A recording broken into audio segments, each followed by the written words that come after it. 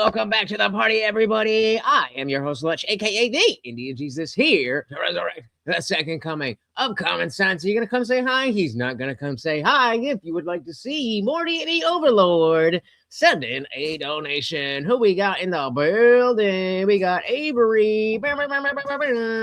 Shout out to Lone Wolf in Cub. What is good? What is good? Avery's already on it. Let's go.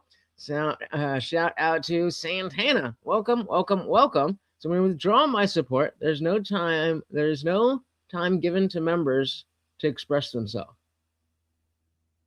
You mean like you're doing right now? Okay, bro. Whatever you say.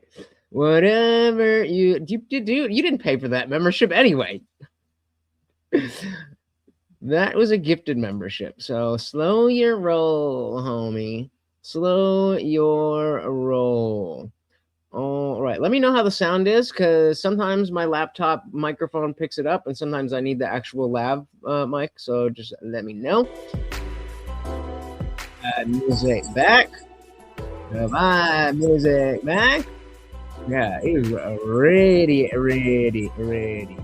All right. So I didn't even get myself set up. So we'll see the entire process. Of course, we've got some sunflower seed treats for Morty. Remember, every donation comes with a treat. Yes, it is important that you use your actual workbook to roll on, because it just makes it that much better. Hey, speaking of membership, Morty, come here. We got Avery signing up as a new member. Thank you, sir. Oh, I think he's got some water. We'll save that for him right here. Thank you so very, very much, sir. Also right here for him when he comes back. Shout out to Brandon. Welcome. So I actually don't know. You'd have to check out Swords of Reason with Speakeasy. Horseradish debates are tonight. So I actually don't know, or actually, I think Horseradish said he wasn't doing debates because of Valentine's Day. But Saturday is debate night, and so I'm sure you guys will find something. Right now, we just chill. So as I will do every single time, this is my PSA that I will do every single time, so that you guys can be perfectly informed for when you do your own thing. I like it. This is the size of the grinder that people usually use. This is the size of grinder that I use. I like this because you can obviously round up a lot more. Oh, there's Morty. Come here. Avery. Come here. Yeah, there we go. Yummy. Thank you. And again, Avery, for 10 months, a member for 10 months, said it's so crazy how fast the world is changing. Indeed. The world never stops turning. No, we got another one for you. There we go. Thank you. So very, very much, sir. Yeah, I mean, shit's moving. It's right now, the biggest thing is about how you feel about Trump's handling of the Epstein stuff. And ironically, I was just walking Morty, and I was talking to my neighbor. You guys know sometimes my neighbor's out there smoking a cigarette, and we'll just chit chat. She was like, "So what are you podcasting about?" And I was like, probably tonight, just doing a roll up and chill thing. But last night Alex Jones was talking about the Epstein files, and she's like, "What are the Epstein files?" What? Like Jeffrey Epstein? You've never heard of Jeffrey Epstein? She's like, no, who's that? Wow. Now, obviously, she's not a Politico or anything like that, but I mean, she's somebody who pays attention, or so I thought, and she had no idea. I was like, all right, be careful with this. but you might be looking into some crazy stuff. Shout out to Wrong Balls Killers. No, I am the Indian Jesus. Thank you very, very much. Welcome, welcome, welcome. But yeah, let me know if any of you guys are debating. What are you debating? And I'll give my take, and I'll help you win. But again, so different grinders, different size. I didn't even realize there's fucking button here. Different size teeth. So yes, you can grind up a lot more with this, but because of the size of the teeth, then you're going to get a much, much finer grind with this than you are with this. So, of course, we have the secret weapon. First, let's get copper in there. I do not even remember why that was in there. Indeed, I am supporting intoxication. Intoxication is very good. Those who do it properly. Dilly.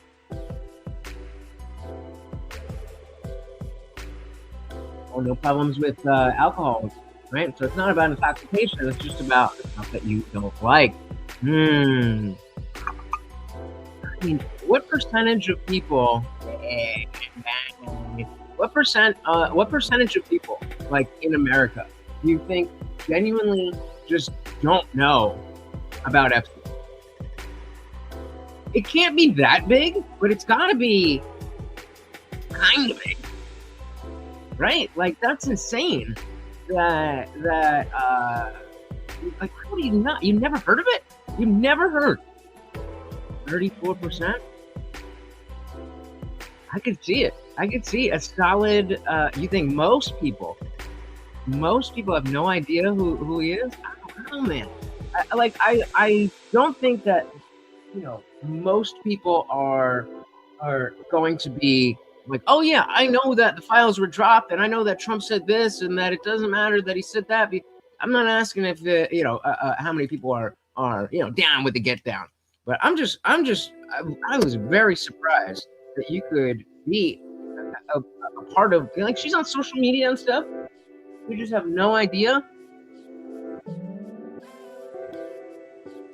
No idea.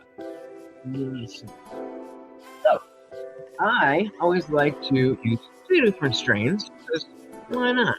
Why not?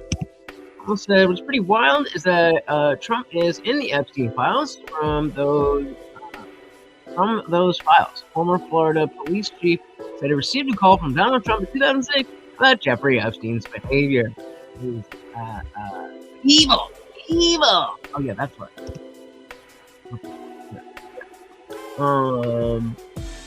Occupied? Yeah, I guess. I mean, I would understand a little bit more if like they, she had young kids or something like that. I mean, no shade to her. Like, we all have our things, and she probably is preoccupied. She works and has stuff going on. I'm just surprised that you could miss all of it. Like, again, yeah, I've heard about Epstein, like Epstein's Island, but I don't really know anything. That's one thing. But you don't even know who that is? I don't know what to believe anymore. Yeah, I mean, that's part of the sadness of how everything has been, or everyone has been siloed into this personal reality with their own For You page and not seeing what everybody else is seeing. Because, I mean, Epstein is all over my social media, but I see my neighbor out there, and she's on TikTok. She's on TikTok or Facebook, and yet none of that comes up. So it really highlights how the algorithms are just going to silo you into, this is what you want to see, and that's all you want to see. Meanwhile, there's a whole world out there. A whole world.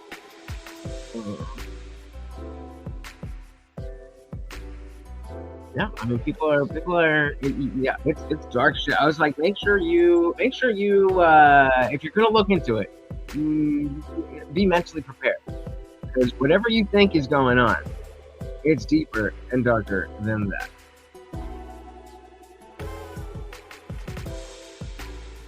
Right? I usually would know which the name of the strain that I'm using, but I switched plugs, and I don't have a good system yet. Like the old plug, they would put the the little GG4. That's on a little like a little label maker, and just, so it's like a little sticker. So just peel it off the bag and slap it on top of the jar. But the new plug doesn't use those. It doesn't really matter. Like once I pick it, like once it's here, it's obviously a strain that I like. That's why it's here. I'll usually just go by. All right, there's keeping an even rotation. So like if there's lots and lots of strain A, and we'll burn some of that up. Otherwise, you get stuck with just one, and that's just not living. That's just not living. Having to smoke joints of only one single strain. It's just not living, guys. It's just not living. Oh, ooh, yummy. I wonder if it would be different. I typically put I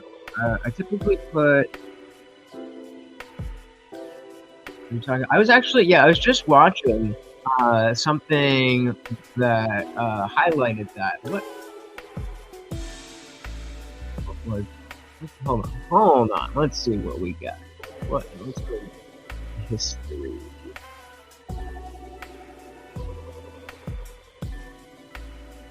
Oh, it was Podcast Cringe. I was talking about how Brendan Schaub for once had a good take and then messed it up. And that Rogan, who's been kind of snuggling up to all these Epstein co-conspirators allegedly,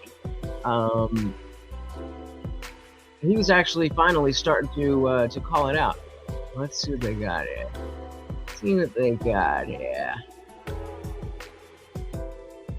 Music. Like Elon Musk and Trump are playing checkers while everybody else is playing chess. What do you mean? Oh, because remember, remember we thought there was a feud between them. Elon goes, Trump's in the Epstein files. Yeah. You need to release him. Yeah. And Donald's like, no, I'm not going to release him. Actually, I am. Check it out. The only thing the Epstein files about Trump is him reporting him to the police. And you know what's even more hilarious? Could be. ABC, CNN, NBC all had to report that yesterday. Let me know if the video is echoing back through the microphone. So everybody, how great is that? Yeah. So check this out. They're letting them into the files one by one for like an hour at a time. What? This is not good. None of this is good for this administration. It looks fucking terrible. Yep. It looks terrible. It looks terrible for Trump when he was saying that none of this was real. This is all a hoax. This is not a hoax. No, and that is the number one reason why, and I'll go back into that. The number one reason that I get frustrated with people who are trying to say that, oh, Trump was absolutely completely innocent in everything. Like, okay, well, if we're talking about being on the island, yes, I have not seen anything where he's been doing anything untoward. That's one thing. But let's not pretend that just because that's such a big deal, that like whether or not you were actually diddling kids on an island, just because that's such a big deal doesn't mean that trying and failing to cover it up isn't a big deal. Let's not act like Trump was always planning on releasing it. At one point, that's what it seemed like, and then he switched up. Eventually he did, and I don't know exactly what changed in his mind and then what changed him back and flip-flopping. I don't know what happened, but he clearly changed his opinion and then was forced is the wrong word, but he definitely didn't want those files to come out. Spartacus, you know who's not in the Epstein files? Joe the Goat Biden. I have never heard him called the goat before, but yeah, I'm not surprised that they were all like, no, you're not invited. You're not invited. Well, see, I'm doing both and alcohol too. Dilly dilly.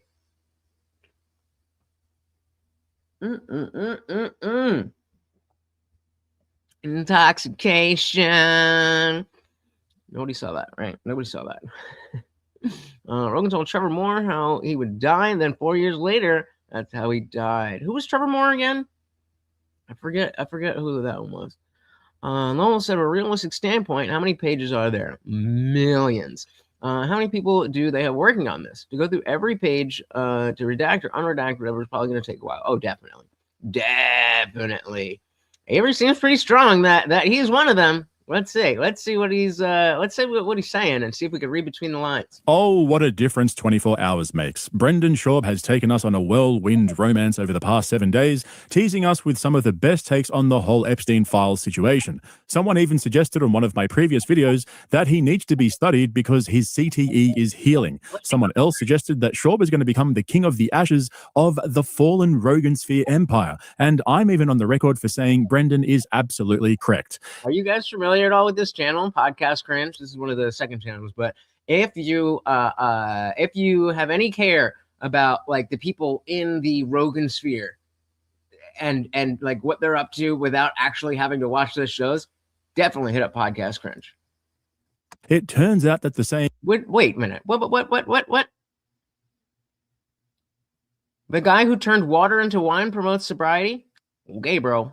Even a broken clock is right twice a day rings true. And for me personally, this cuts really deep. I genuinely thought that we had a legit redemption arc on the cards for Brendan in 2026. I even went and found a fucking clip of a wild horse running on a beach. That's how invested I was. But it wasn't to be. On the latest episode of The Fighter and the Kid, Brendan reminded all of us just how much of a dumbass he really is. The emotional roller coaster over the past week wasn't the beginning of a comeback. It was but a glimpse into the fleeting brilliance of a redacted mind. Remember that episode of The Simpsons where doctors discover that Homer has a crayon lodged in his brain, and then when they remove it, he loses his identity and no longer relates to his buddies? He also becomes a genius, by the way. But then he has Mo lodge it back into his brain and everything goes back to normal. That's what this feels like. Schaub flirted with a life that was never meant for... What the hell? They also did an episode like that with Always Sunny, where it was a play on Flowers for Algernon, and Charlie got all super smart. Him and had us almost... So, real quick, as we are doing what we're doing, so you can see again that now we're full up. We're full up. But if we just grind like normal, we're gonna get a bunch of big like mini nugs, and then when I try to pack them into the joints, it's gonna rip the paper, and we don't want to do that. So the key is you want to just place it on top, and as you twist, turn it upside down. There you go. A little bit of elbow grease sometimes necessary. But now, it's just sitting there getting all ground up. And then,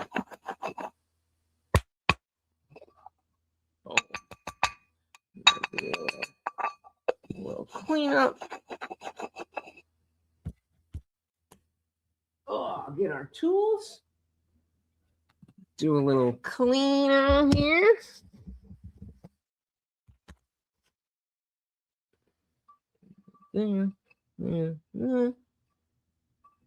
It's nice and packed in there. That's probably at least 2 grams, if not more.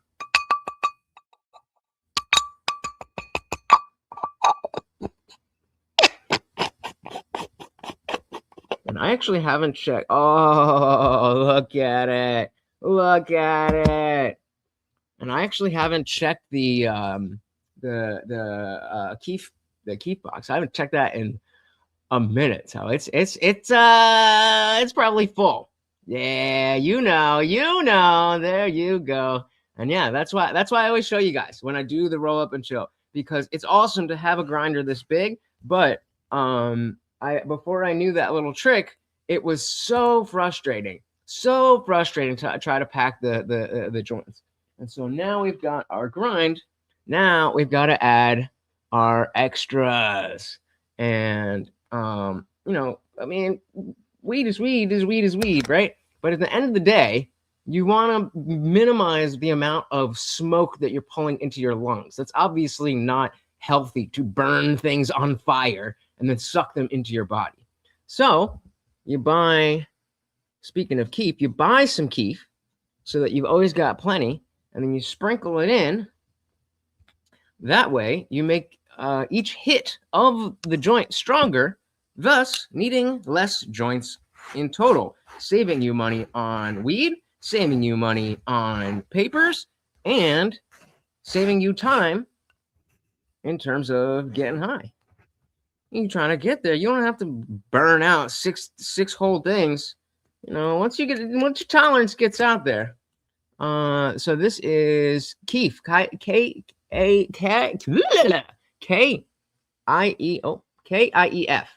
And so this is just crystallized THC.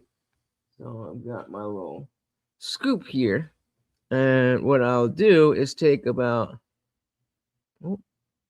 that much, and I'll show you when I do it. Sprinkle it on, mix it in before I pack the flour in there, so that again it's much stronger. And instead of having to smoke 4 joints to get to sleep, I only gotta do 2. That's also, we've got a CBN tincture. I had these gummies. Morty, what are you doing? Get out of there, please. Hey. I had these gummies that I bought from the dispensary. Put the vibe music back on before we get back there. These gummies that were 10 milligrams of regular THC, 10 milligrams of CBD, and 10 milligrams of CBN, which I'd heard of before, but I didn't really fully understand what it was. And it essentially is it's the sleepiness part. It's not intoxicating on its own, but you know, just like how they have CBD lotions and stuff, like that has the effects of the whatever cannabinoids that will help, but it doesn't make you high. And so similarly, the CBN doesn't in and of itself make you high, but I'll take I made the tincture, and so I'll just take a little sip before right before I go to sleep, and yeah, just out. So I mean, hash oil is that's different because of the fact that it has the THC, and edibles work a little bit differently than flower does. So it's a whole thing. And so the CBN has really created the ability to fall asleep quickly. Between adding the keef to the joint and using the CBN, I end up having to smoke a lot less. And the flower, the cannabis flower, is the most expensive part. So if I can minimize that and also minimize the damage on my lungs, we're okay. Now, spliff is when you mix tobacco and weed. That's not what we're doing here. We're just this is just THC. Because THC plus THC equals joint. So then, as you'll see, all right. So we'll do, before we hop back into the video, then you just place the thingamajigger on the thing of the gunger. Start injecting marijuana. I don't think so. I like this whole habit. I like the ritual. I like the effects this way. I don't need to be injecting anything. I've never injected anything. So take a little tiny bit. Even that might be a little bit much. Knock off a little bit like that.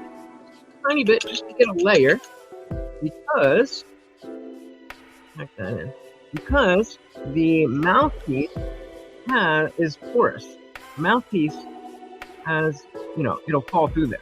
So you want to make sure that the nice keef. This costs like $30 for a thing. It lasts me probably a little more than a week. And I mean, it's a lot cheaper than having to smoke a whole other joint, but it's not cheap. So when I mix this with the flour, I want to make sure all of that is staying in the joint. Get away from the edges a little bit.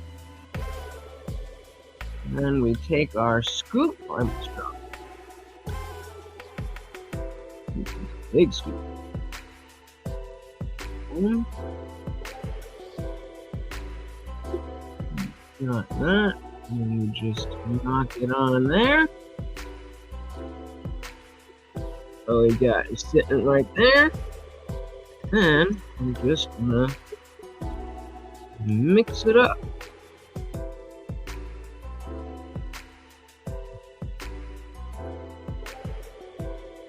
And now, the flour that's in here is significantly more powerful than it was 5 seconds ago. All even. And then you pack that bitch in. That is the secret. All right, let's see what we're talking about here. Convinced that we'd simply misunderstood him for all of these years, only to blurt out the most dogshit take I've ever heard from him. Not only did he get the chess and checkers idiom the wrong way around, he stated completely incorrect facts, drew false conclusions, and then reminded us that he's a partisan hack who cannot think for himself.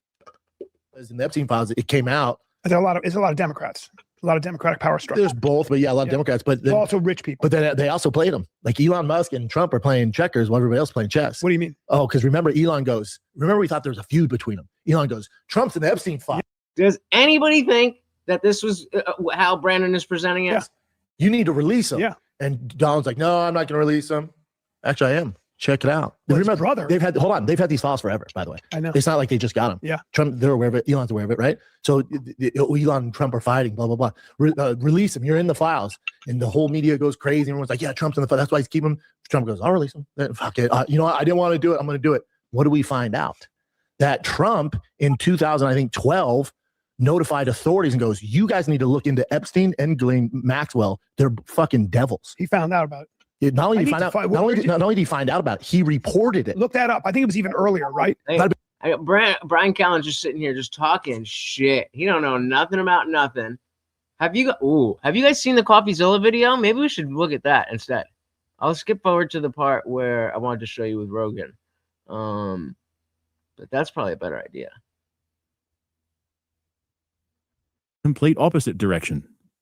When you look at your total conspiracy catalog of things that you like to dive into outside of aliens, because everybody knows that, what are your other ones that you like? Well, aliens is the most fun one. Yeah. This is the one that I hate the most. Yeah. Because this one scares the shit out of me. The fear of these like literally demonic human beings that are running the world and don't give a fuck about human lives and enjoy watching people being tortured, enjoy watching people killed, participating in ritual sacrifice of people. We know that that has always historically been a real thing. And it's been something that you look at in history, you go, God, it's so sick. It's so twisted. It's so disgusting. And everybody wants to think, thank God that's not happening now. Here's one of the craziest ones. The day he was indicted in 2018, the very next day he ordered 330 gallons of sulfuric acid. What do you need that for? What? Yes, that's a lot of sulfuric acid. You know, if I needed 5 gallons for my desalination equipment, but Right. 239 gallons or whatever it is to burn kids. Yeah, to fucking get rid of bodies. Well, it's kind of hard to think of any other use for acid, just in general. Right? Immediately, So you think immediately. Yeah. So it looks like slow. What is Lone Wolf say? Now that I'm older, I need something to help me get some energy to clean the house. Give me the bucket sugar. Who was I just talking? I was just talking to somebody about how like I was never huge into Coke. Like I had a little bit. I had a phase where I was drinking a little bit more than was socially acceptable, we'll say. and being around people, that's gonna, that's gonna come up. And I never really liked the uppers, like the upper aspect, but I just really like the ritual of chopping up, and I just really like that. But now I'm too scared. It's been years and years and years. I don't really know who's got it like that. And then they say there's Fent in all this, and I don't want to do that. Like I just want a couple ribs. That's it. I just want to know somebody who knows what's good. Joe is finally coming to the party and starting to ask questions like he used to. As it turns out, it wasn't the documented international trafficking ring and abuse of girls and women over the last 30 years that bothered him. It was the allegations of satanic ritual sacrifices that got under his skin. But it's not just that, though. While Schaub is hailing Trump the hero of the Epstein saga, Rogan's getting fed up with Trump and his administration for covering all of this up and refusing to release the full unredacted files. Yep. There was one where this one guy is saying to him, "Thank you for the torture video." Mm-hmm. It's literally a part of an email. The actual quote, "Thank you for the torture," like enjoyed the torture video. It's so gross.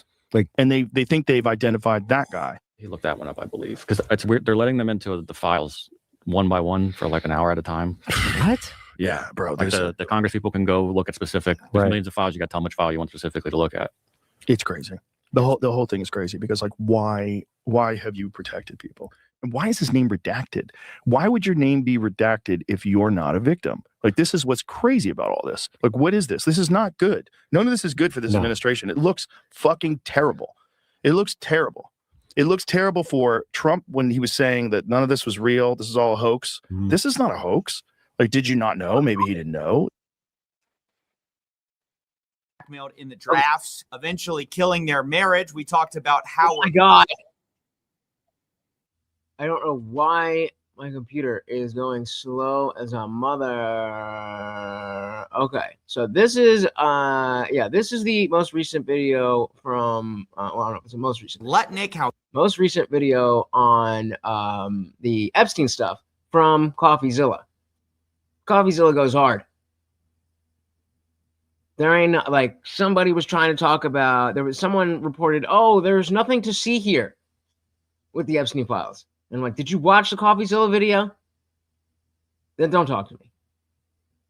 he lied about meeting Epstein, although he still denies this. And we also talked about some horrible accusations against Trump and Bill Clinton, although we were clear that they are unverified. Now, some people have responded to the release, like Elon Musk, saying that no one fought harder for the full release of the Epstein files than I did. Ironically, he claims that he knew that the playbook of the far left propagandists and legacy media is admit nothing, deny everything, and making counter accusations, saying he had never set foot on Epstein's creepy island or attended parties, despite the fact we saw last time that Elon was asking to be invited to the party. What day and night would be the wildest party on your island? Nevertheless, I think it's an interesting point. The playbook, as we get into this much darker side of the 3.5 million files, you're going to notice this trend is true, that everyone... I don't like blow enough to try that. Now, if I was still addicted to painkillers, then I might be in trouble. I might not be able to say no, but I'm far enough away from that I'm good. I'm good. We're going to talk about, basically, they admit nothing, they deny everything, and then they usually make counter accusations against other people in the files. Almost no one has faced any kind of consequences for this whole thing, leading me to wonder, why is it that it seems like really only in the rest of the world has anyone faced anything? I mean, you've got the former Prince Andrew losing his title. You've got the Slovakian National Security Advisor resigning over the Epstein links. But in America, I'm really hard pressed to think of anyone who has actually faced any kind of accountability. I think Larry Summers stepped back voluntarily. But other than that, it's hard to think of anyone who's faced any kind of justice. In fact, arguably, we're not going to see that. Like, people are not going to jail for this. That's the sad reality, that nobody is going to jail. I mean, maybe some low level people, but nobody who has any kind of power is going to go down for this, because too many other people that have power have too much to save themselves from. And it's just one, they're all in the club. It's one big club, and you ain't in it. Ghislaine Maxwell's life is better than it was previously since these Epstein files have dropped. And what's crazy about this is that we know that the government story is false. Remember, the FBI documents showed they had 10 co-conspirators they were investigating. We also got an old draft of an indictment where they had several co-defendants with Epstein. Now, of course, we know these were never ultimately charged. This was back in 2005, but just imagine all the way back in 2005, where these charges are from, we already had evidence that Epstein was not working alone. And like, of course he's not. But now we're going to talk a little bit about how the scheme operated. Now, to be clear, we're going to talk in a second about the laundering of Epstein's reputation, the people who protected him this whole time. But right now, I want to talk about how Epstein got some of these girls in the first place, because the Epstein files provide an interesting look behind the curtains. Obviously, we know Ghislaine Maxwell was Keep this shit. helping, whether it be procure the girls, talk them into stuff. But now we have emails of a different side of the scheme. It says, yesterday I spoke to Daniel Syed, who Jean-Luc Brunel describes as a scout or recruiter of girls or women for Jeffrey Epstein. Attached to this incoming email from Brunel is the contact information he has for Syed. And then they blacked out his number and email. But digging into Jeffrey's emails with Daniel shows that he was constantly sending him links to girls. It shows Jeffrey Epstein paying Daniel 3,000 euros, which, to be clear, was the amount that was agreed to by Jean-Luc Brunel. Quote, Dominique, we will pay him 3,000 euros each month for scouting for a 6-month period. On all models we will get him, we will pay him 5% commission on their earnings. Imagine it's like baseball or it's like basketball. You're scouting for, I hate to use the word talent, but that's really what this guy was doing. He was going around the globe trying to find people for Jeffrey Epstein and Jean-Luc Brunel. According to one lawsuit, Epstein trafficked a Jane Doe to Jean-Luc Brunel many times. It describes their operation as this: many of the girls came from poor countries or impoverished backgrounds. He lured them in with a promise of making good money. Quote, Brunel has been a model scout for various modeling agencies for many years, and he was apparently able to get U.S. passports for young girls to work as models, eventually, of course, being sent to Jeffrey Epstein. Now, it should be noted that Jean-Luc Brunel himself died in prison by hanging, and that's while he was being accused of horrible crimes related to trafficking and minors. I will say this every time. I will say this every time. I still don't believe that he's dead. I still don't have any reason to believe that he was not flown back to the island, because that's the most rational thing. Yep. So it's no wonder why this has been covered up so well. No wonder.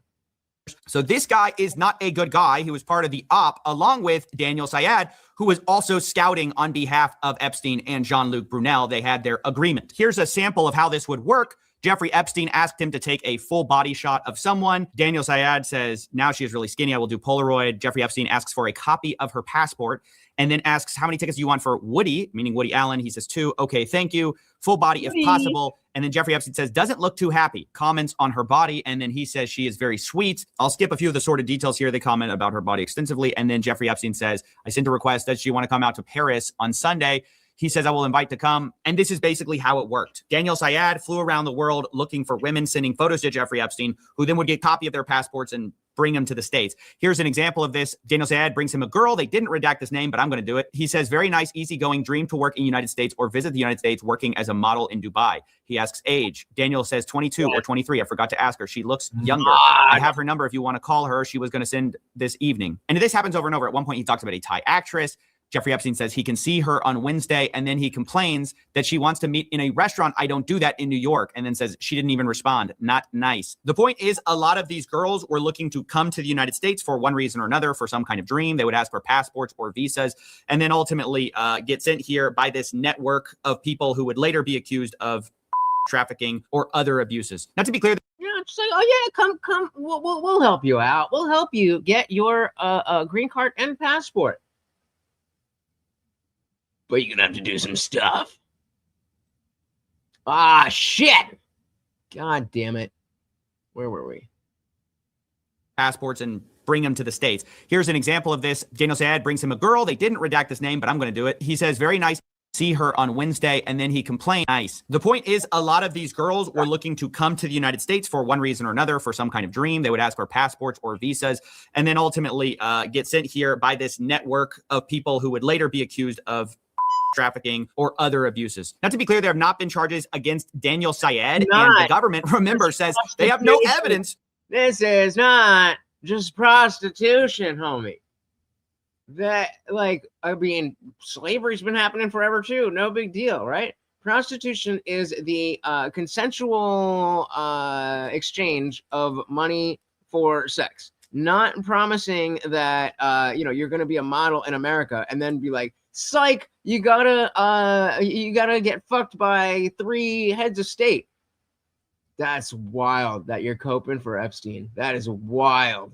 To go even predicate an investigation against Don't talk about marijuana though, right? Marijuana is so bad.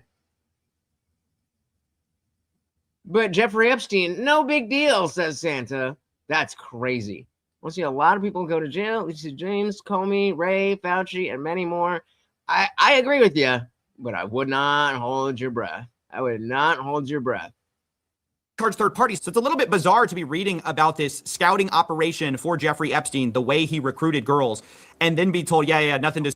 Are you serious? Wait, so do you? I just want to be clear. Do you think that Jeffrey Epstein did anything wrong?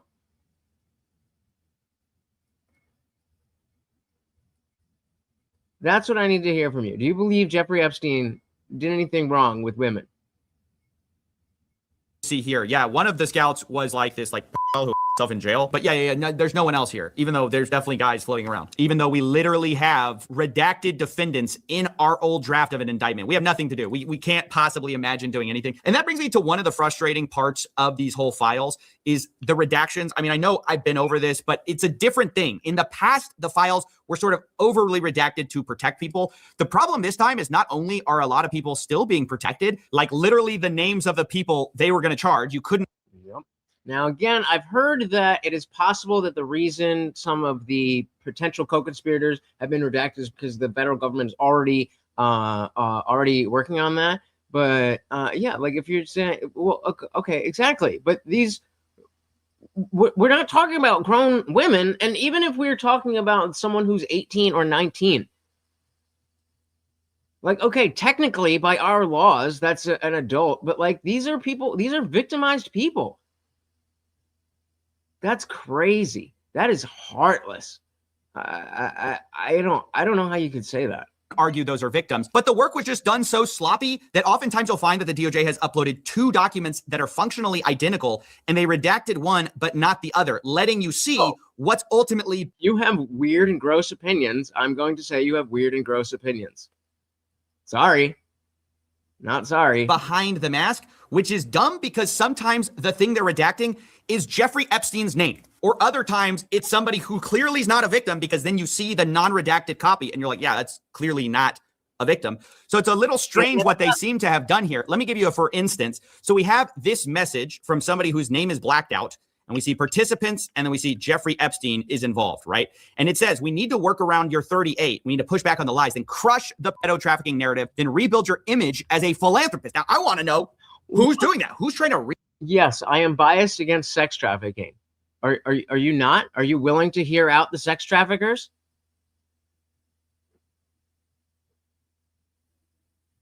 This isn't it's not a question. He's been convicted. We have the files. What bias am I? What are you talking about?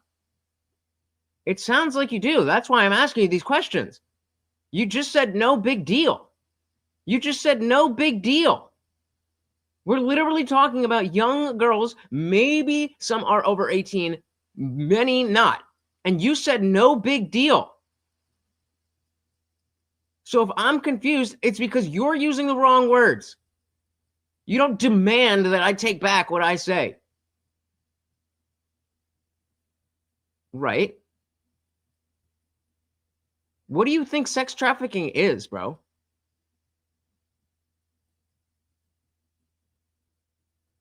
So what would I take back? What do you want me to take back? You're a fucked up dude who said that sex trafficking minors is no big deal. Or excuse me, you don't support the pedophiles. Just as long as they're prostitutes, you can sex traffic. That's insane. That's insane. Do you understand how insane that is? Holy shit. Holy shit. He says, no big deal. No big deal.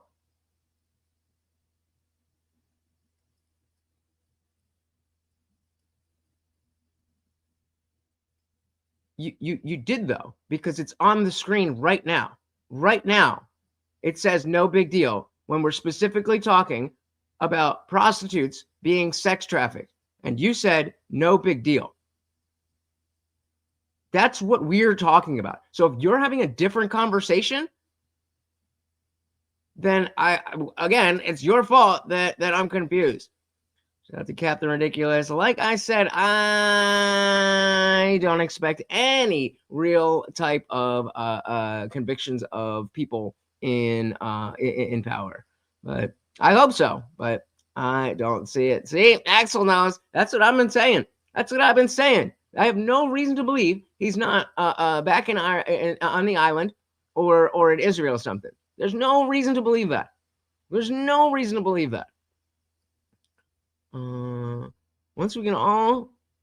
we can agree that anyone on OEP is a prostitute, yes, obviously, if you're on OEP, you are a prostitute.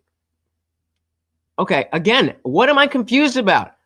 We are watching a video about Jeffrey Epstein trafficking women, and you said they're prostitutes. It's no big deal. Prostitutes, no big deal. What am I confused about? What am I confused about? Oh, I'm not. You're just trying to walk back the fact that you said sex trafficking is no big deal because of the fact that these are sex workers. That's insane. These people were, as we just saw, these people were not sex workers. They were models. They were contracted as models and then thrown into this. But it's no big deal, according to you.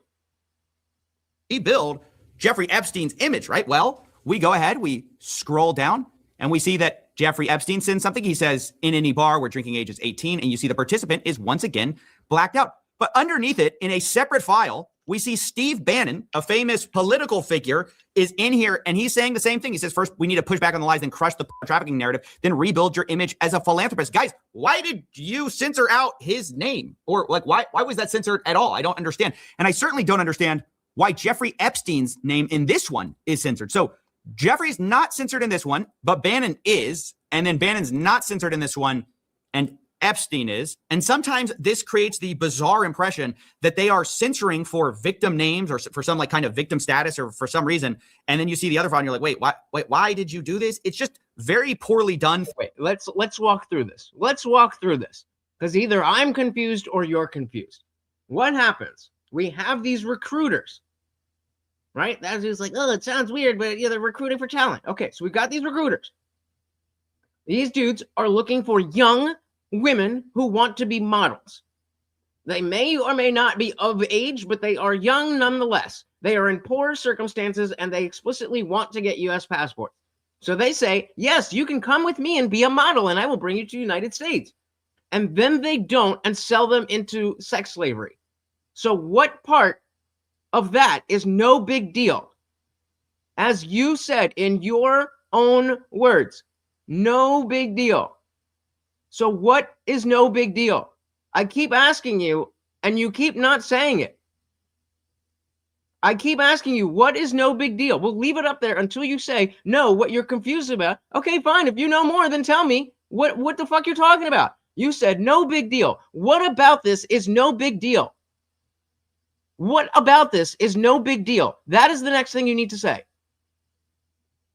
Throughout, that's just something I wanted to comment on, is not only did they once again not fully redact things because they were sloppy, but also like victims' names got stuck in this, like girls' names appear sometimes, and like I'm not sure, are they supposed to be redacted? I understand. So because Jeffrey Epstein got paid for these girls, which technically makes them prostitutes, it's okay that they were unjustly taken from under the idea that they were going to be models, and now they're being sold. You know a lot about this, bro. What the fuck are you talking about? Do you not understand that there's not two groups?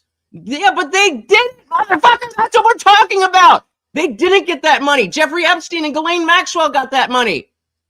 I thought you knew about this, bro. I thought you knew. Oh, you know way more about this. You think these are people just coming in and out and just hanging out? What in the fuck? That's what I'm thank God you guys are here. Thank God you guys are here. Because if I was just, I thought maybe I'm going crazy. Like, did I miss something? That there's a part of this that is no big deal?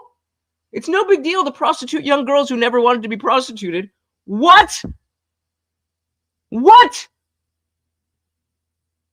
That's an entirely different thing. If you go to a local massage parlor and get that, that has nothing to do with Epstein. What are you talking about? Is that what you think? Is that what you think was happening on Epstein Island? That he was gainfully employing a bunch of women and they just decided to go there? Is that what you think? That is why you need to watch this video, because very clearly, you don't know what the fuck you're talking about. Shout out to Nexus Abyss in the building. Welcome to the party. Yep, we are rolling up and chilling. I got my roll up ready to go. Got my whole setup there. And then a bunch of people here didn't really hadn't seen the CoffeeZilla video, and I had to I had to bring that up. But it said that like shout out to Leslie Sumo. I'm gonna come back to this. Like, yes, it is a problem if a 17-year-old girl or younger is taken under the guise of being a model and then sold into sex slavery. It's not a big deal just because she's 18 and that same thing happens. Do you agree or do you disagree with that? Because it sounds like you disagree. That, oh, well, she's 18, so she's a prostitute. No big deal. It's only the underage ones that get stolen from home and sold into slavery that matters. That's what it sounds like you're saying. So if that's not what you're saying, I'm asking you, what is it that you didn't say? What is it that you're saying is no big deal? And you keep not answering. Which leads me to believe that you're walking back where you say, well, the girls that were overage, even though they were stolen away and sold into slavery, it doesn't matter because they weren't underage. That is an insane position, and you know a lot less about this than you thought, if that's your position. Sorry, Leslie Simo, welcome to the party. In 1971, a corporate lawyer, corporate lawyer, or a lawyer for the court, wrote a memo about how corporations should pool money together to buy/bribe both political parties. In 72, that lawyer became Supreme Court Justice, and the CIA got caught breaking into Democratic offices to steal up research on the last few Dems that would go to legalize bribery. What I'm saying is that both Dems and GOP have the same donors on this, and this is both a GOP and Democrat problem. Indeed. I will shout at whoever the fuck I want. You're coping for sex slavery, so I will shout at you. Okay, so which part of it is no big deal? Which part? What were you talking about when you said this? What were you talking about when you said these things? That's all I want to know. That's all I want to know. What were you talking about? What is it is no big deal? What is no big deal? Just tell me no big deal is. This is no big deal. Just say those things. Just say those things. And yet you still can't answer the question. You still can't answer the question. Now you're going to, you're yelling at me and you're full of shit. I just said words and now I don't know how to back them up. What is no big deal? You said it's no big deal. What is no big deal? You said these girls are being sold into prostitution. It's no big deal. What is no big deal? You tell me. You tell me. Because to me, this is a big deal. Names got stuck in this. Like, girls' names appear sometimes, and like, I'm not sure, are they supposed to be redacted? Because they're redacted over here. They're not over here. I can kind of figure out who it is. It's just kind of a mess. I needed to point that out. You know, other times we have things like this, like Brock Pierce, a co-founder of Tether, also known as the biggest stable coin in the world. He's into message to Jeffrey Epstein with the subject line Anastasia, and then it's just a bunch of God. So you're saying in general, prostitution is no big deal. Great addition to the conversation. Back to Epstein, where the prostitution is a big deal because they're sex trafficked, you moron. of redacted stuff with a few untitled JPEGs in here. And so, you know, you're thinking to yourself, what is this? Is he sending some illicit media? Like, what is this? Well, then we have this page where it wasn't redacted. I put that little dark square. I didn't know if this should have been redacted or not. There's like a bunch of JPEGs. Now, does that contain victims? Is Brock Pierce sending photos of victims? I don't know because of the way the government did this. But underneath, it says the Ukraine is now my favorite country, smiley face, Brock Pierce, with the subject line, Anastasia. I don't know what to make of that. I'm just saying the redactions, like the way they did this. All right, you guys choose. Is the guy who says that Jeffrey Epstein is no big deal, is he the moron or am I the moron?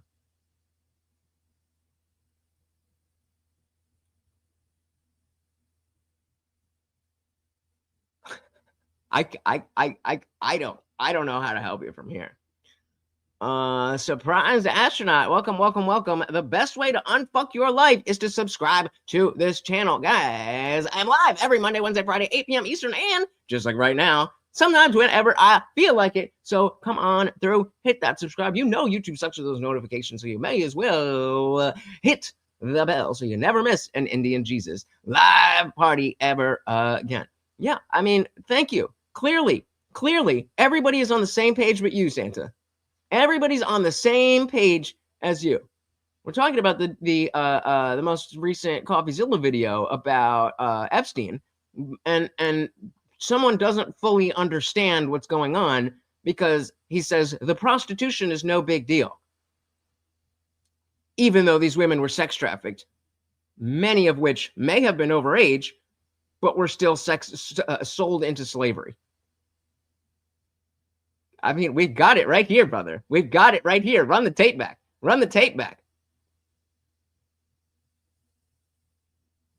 This is not good. But now let's return to Steve Bannon and his "we're going to crush the trafficking" narrative, because this guy, that might be what it is. There might be an aspect of like, this is somehow potentially, going to make Trump look bad, so I'm going to cope for it. It could be that. I don't know Santa well enough to think that that's what he's doing, but it's weird. It's weird how many people are ignoring the fact that Trump tried to cover this up. Greatest president of my fucking lifetime. All politicians are awful, and Trump is clearly one of them. And this was a big cover-up. All of those things can be true at the same time. Leslie Sumo said, Santana trying to, I call him Santa, trying to mitigate files and sex trafficking because his political party is involved in covering it up. Sounds like it. Let's see more of what is being covered up. And his "we're going to crush the trafficking" narrative, because this guy, oh boy, has been revealed in the files to being like Jeffrey's right-hand PR man. I mean, this guy was filming basically a documentary about Jeffrey Epstein in order to rehabilitate his image. And some of it has actually leaked to the public. It's been interesting to watch how that's been received. But the funny thing is that originally Jeffrey Epstein's plan was to just do a YouTube video, like an apology. Wait a minute. Jeffrey Epstein is no big deal, but Trump is the worst. Okay, dude, if that's what you think, then there is nothing I can say to you. Holy shit. Old school 2016, turn on the camera for authenticity and saying, he says, "Do you think I can do my own video interview and upload it to YouTube? No sandbagging, interview format, or like a diary piece." Steve Bannon says, "If you do an interview, it can't be like Johnny does a YouTube. It has to be amazingly professional and perfectly cut." Then Jeffrey Epstein responds, Woody, we assume Woody Allen, because they were close, said he would help edit. Not sure how to stage, what points to make, but better than trying to do an interview that I have no experience doing. Goal is to humanize the monster.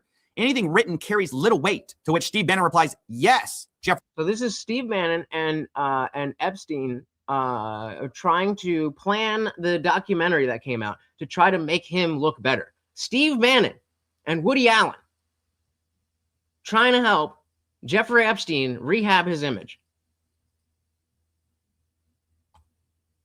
Both sides. Nobody is clean in this. Jeffrey Epstein, should it be an interview format, interviewed by me? They start talking about, like, how do we do this? Humor, apology, how did I get rich? Question mark topics. They're brainstorming. How do we trick the public into seeing me? Where's my projection whistle?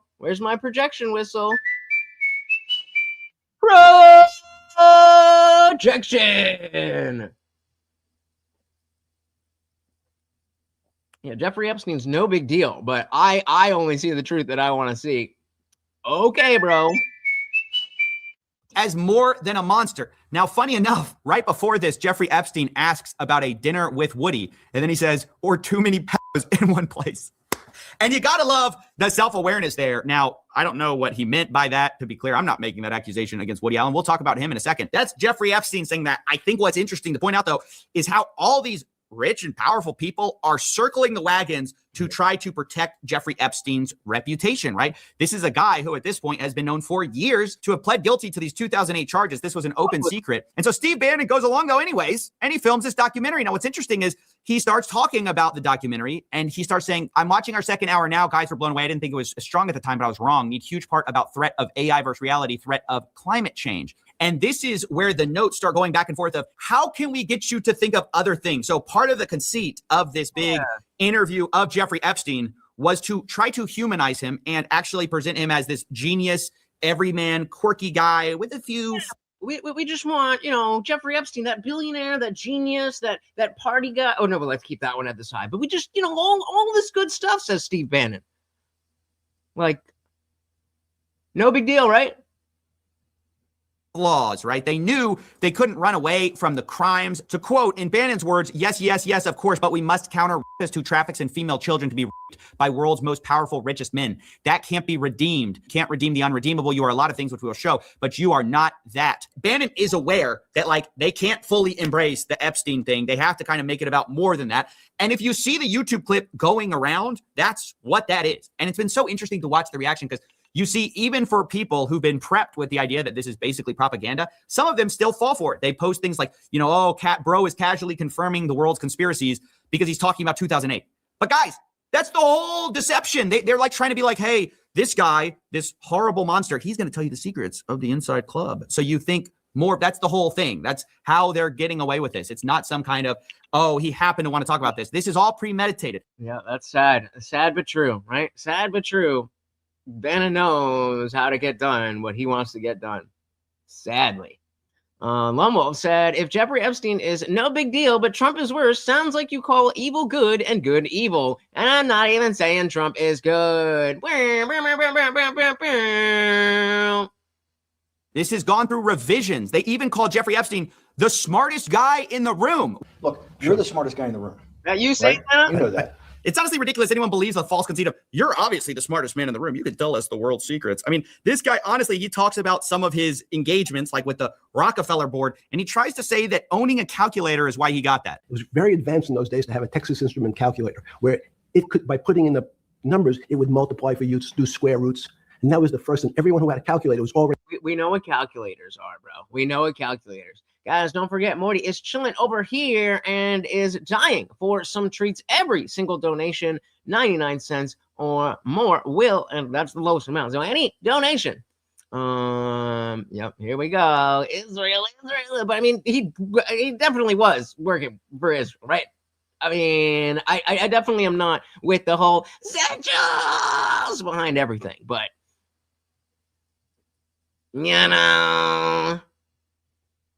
advanced on Wall Street. The most important parts of business were really now going to calculate. According to you, that's no big deal, right? That's no big deal, right? I thought you said that's no big deal.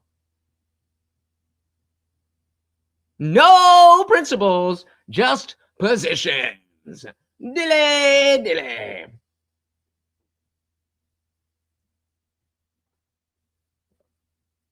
You can't make this shit up.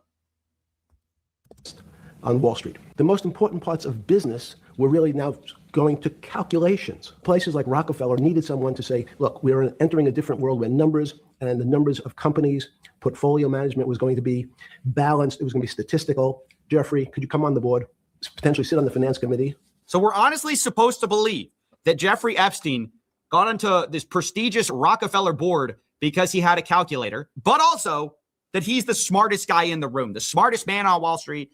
And let's not talk about those horrific crimes he committed because, he's not really such a bad guy after all. But it wasn't just Steve Bannon that was trying to humanize or giving advice on how to humanize Epstein. It was also Richard Branson, the famous billionaire. He was caught emailing Jeffrey Epstein saying, "Dear Jeffrey, it was really nice seeing you yesterday. The boys in water sports can't stop speaking about it. Anytime you are in the area, would love to see you as long as you bring your harem." I don't know. That's not that ambiguous, guys. I think we can imagine what that means. But anyways, he says, one, I think if Bill Gates was willing to say that you've been a brilliant advisor to him. Do you guys think that there was certain people who were better at being low key, and because and if you've been in the drug world, certain people be like, "Hey, can I get 3 grams of marijuana?" And then, other people will know, be like, yo, I just got the bread for 3 G's or whatever, keeping it just a little bit low key and not spelling it out. Over here, Richard Branson's like, yo, you got your harem? You think Epstein was like, bro, can you fucking chill a little bit? Or like, yeah, we got a harem. We run the world. It doesn't matter. It doesn't matter what we say. They will never catch us. Imagine what that means. But anyways, he says, one, I think if Bill Gates was willing to say that you've been a brilliant advisor to him, that you slipped up many years ago by sleeping with a 17-and-a-half-year-old and were punished for it, that you've more than learned your lesson and have done nothing that's against the law since. And yes, as a single man, you have a penchant for women, but there's nothing wrong with that. Anyway, something along those lines. He's giving him PR advice. That's the line. That's the line. I only, says Jeffrey Epstein, slept with one underage girl. Yikes. Yikes. How to get your reputation back. Hey, Jeffrey, privately, I loved you. You can come back anytime with your harem. Jeffrey Epstein responds, nice seeing you. Thanks for your hospitality. I appreciate your public relations thoughts. Now, according to the New York Times, a Branson representative said the two had a business meeting and stressed the women were adults and had not attended the meeting. All above board. That's what everyone says, by the way. Remember what Elon Musk said, right? That's the playbook. Admit nothing, deny everything. Speaking of, remember Howard Lutnick, who we showed on video saying that he had never seen Epstein since 2005? So I was never in the room with him socially, for business, or for even philanthropy. If that guy was there, I wasn't going because he's gross. Although also calling him the greatest just philandering blackmailer ever. This guy was the greatest blackmailer ever. Well, also according to the Times, Lutnick said he spent zero time with him, even though there are emails basically to the contrary, where Epstein is saying, nice seeing you after the conviction. I mean, these people, not only are they lying, they won't even admit when they've been caught lying.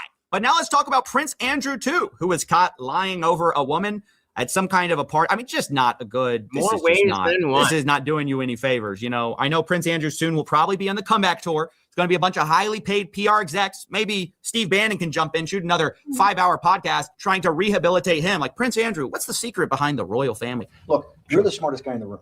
But again, bro, just give it up. Like, just go away. Just go away.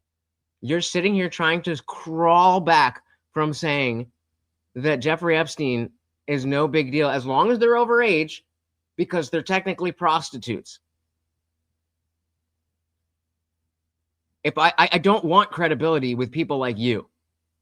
If that's what you think, and then ironically, you're asking the question that I asked to you when at fucking 7:17 over half an hour ago, I said, okay, wait, just to be clear, no big deal to what? And you wouldn't answer. And now you're trying to say that I'm losing credibility. If I'm losing credibility with you, that means I must be doing something right.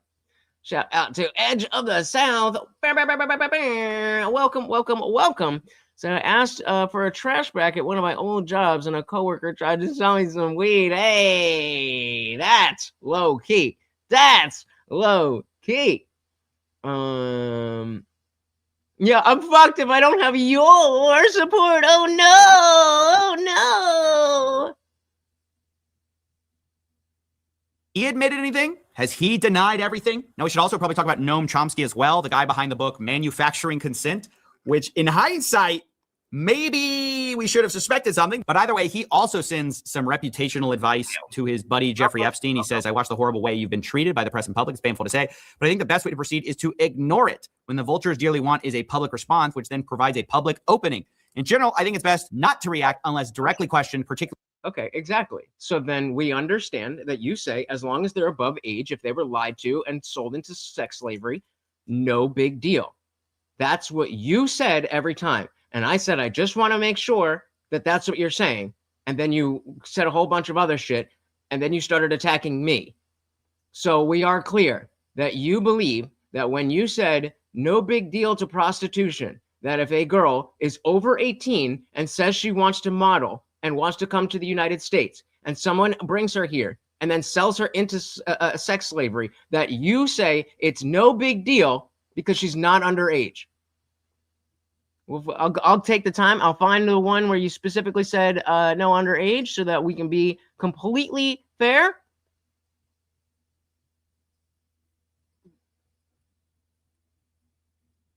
Because I understand what you think you're saying.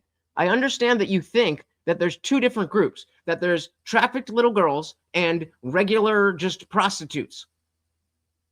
That's not what this is. That's what this video I'm showing you is specifically saying.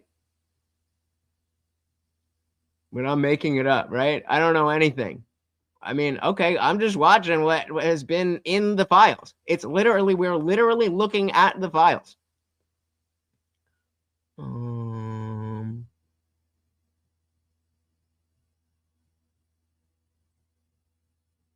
Yep, but no big deal, right? No big deal.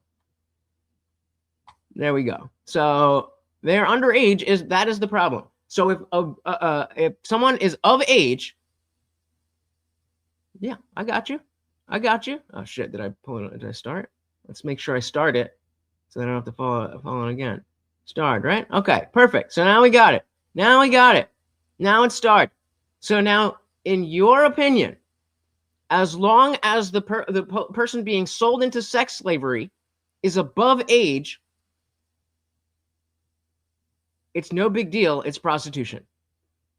That is an insane position, or a grave lack of understanding of what we are talking about. You pick.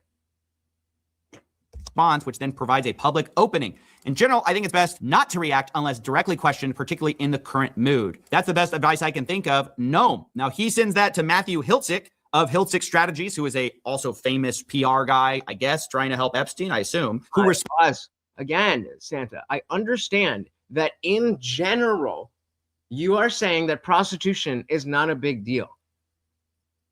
That's not what we are talking about. We're not talking about some lady who decides to start an OF or some lady who decides to go walk the streets and a John comes. That's not what we are talking about. That's why I'm showing you this video, because this video is showing you that they are explicitly saying that's not what is happening. It is not willing participants. It is people who have been sold into this. And so it doesn't matter how old they are.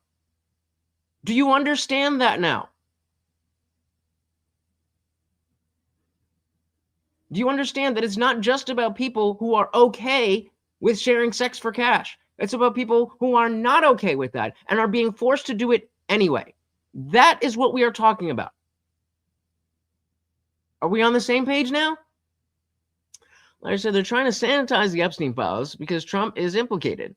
And when they thought it was just Bill Clinton and other Dems, they had a completely different attitude. Yep. It's a team game. Just too many people. This is real life. Bonds, I think that is wise. Now, later talking with Bannon, Epstein loops in Hiltzik again. He says, Matt Hiltzik thought your idea was epic. Hypocrisy of the liberal left. And he says, yep, he would confidentially like to sit and help if you like. This is Matthew Hiltzik. You know, a lot of powerful people basically were bending over backwards, left, right, center, trying to rehabilitate this guy's image. And the question is, why? Why were all these guys so interested in their precious Jeffrey Epstein if they had no involvement? I mean, that's the Well, because, of course, they were involved. part I can't figure out it, because all of them deny it. All of them don't admit anything. And so what exactly is the problem? But now it's time to talk about Elon Musk's brother, Kimball Musk. He was also in the files. Jeffrey was copied on an email talking about Kimball's 40th birthday, where the password to the secret party was Pussy Riot. And then in all caps, Boris, the sender of this email, says, I am not joking about the password. This was in 2012 in September. And now that's important because a little bit later, Kimball Musk is emailing Boris Nikolic and Jeffrey Epstein, and he's talking to them about being connected with some redacted name and saying, I believe you both played a role, whatever that means. Now, whether this was at the party or, right after their meeting in October, I don't know. But what's interesting is Boris responds and says, Kimball, just FYI, you better be nice to redacted. Jeffrey goes crazy when someone mistreats his girls/friends. So better be very nice to her. Kimball Musk responds, message received, wide and clear. Then he says, seriously, I'm very happy with my time so far with Jennifer. She's great. Now, again, was that supposed to be a redacted name we just read? I don't know. They've been redacting it in earlier emails, and all of a sudden you just get Jennifer. I can't really figure that out. But what I can figure out is that a little while later, a few days later, Jeffrey Epstein gets an email. Now, we know Kimball credits the meetup and says Boris and Epstein were responsible in some way for this. But now Jeffrey Epstein's being emailed about Jen's schedule. Is that Jennifer? Sure. When you said the prostitution is no big deal in a conversation about Jeffrey Epstein, I misunderstood that you were talking about a random massage parlor and not talking about the conversation that we're having. Fair? Good. I mean, it seems like it because Jin's schedule for the rest of the year. And it seems like the assistant has copy and pasted Jin's response because she says, Sue, these would be dates in November. And then starts saying, this, she can go to New York. What the fuck is happening? I feel like I did explicitly ask you to explain yourself, and then you didn't. But hey, I'll take the L that, I didn't understand. I misunderstood that you were talking about random massage parlors when we were talking about Jeffrey fucking Epstein. My bad. New York. She says the 29th to the 7th, she's free. Kimball to New York. Then she says Kimball, Jin, London. Kimball, Jin, London to Morocco, ? Then she has a break, and then it's Jin, Kimball, St. Bart's, assuming we're not sick of each other by the end of November. Now, I can't figure out why is she running this schedule about when she's hanging out with Kimball, who Jeffrey set her up with. Like, why is she running this by Elon Musk? To be clear, I don't know. There could be, I guess, innocent explanations for this. Maybe. I don't know. But all I see are constant, powerful people. I'm about to time you out. This is getting annoying now. You literally just, you should admit that you did it. And I did that. And you're still bitching. Shut up or be timed out. Jesus fucking Christ. You are a little woman. Holy fuck.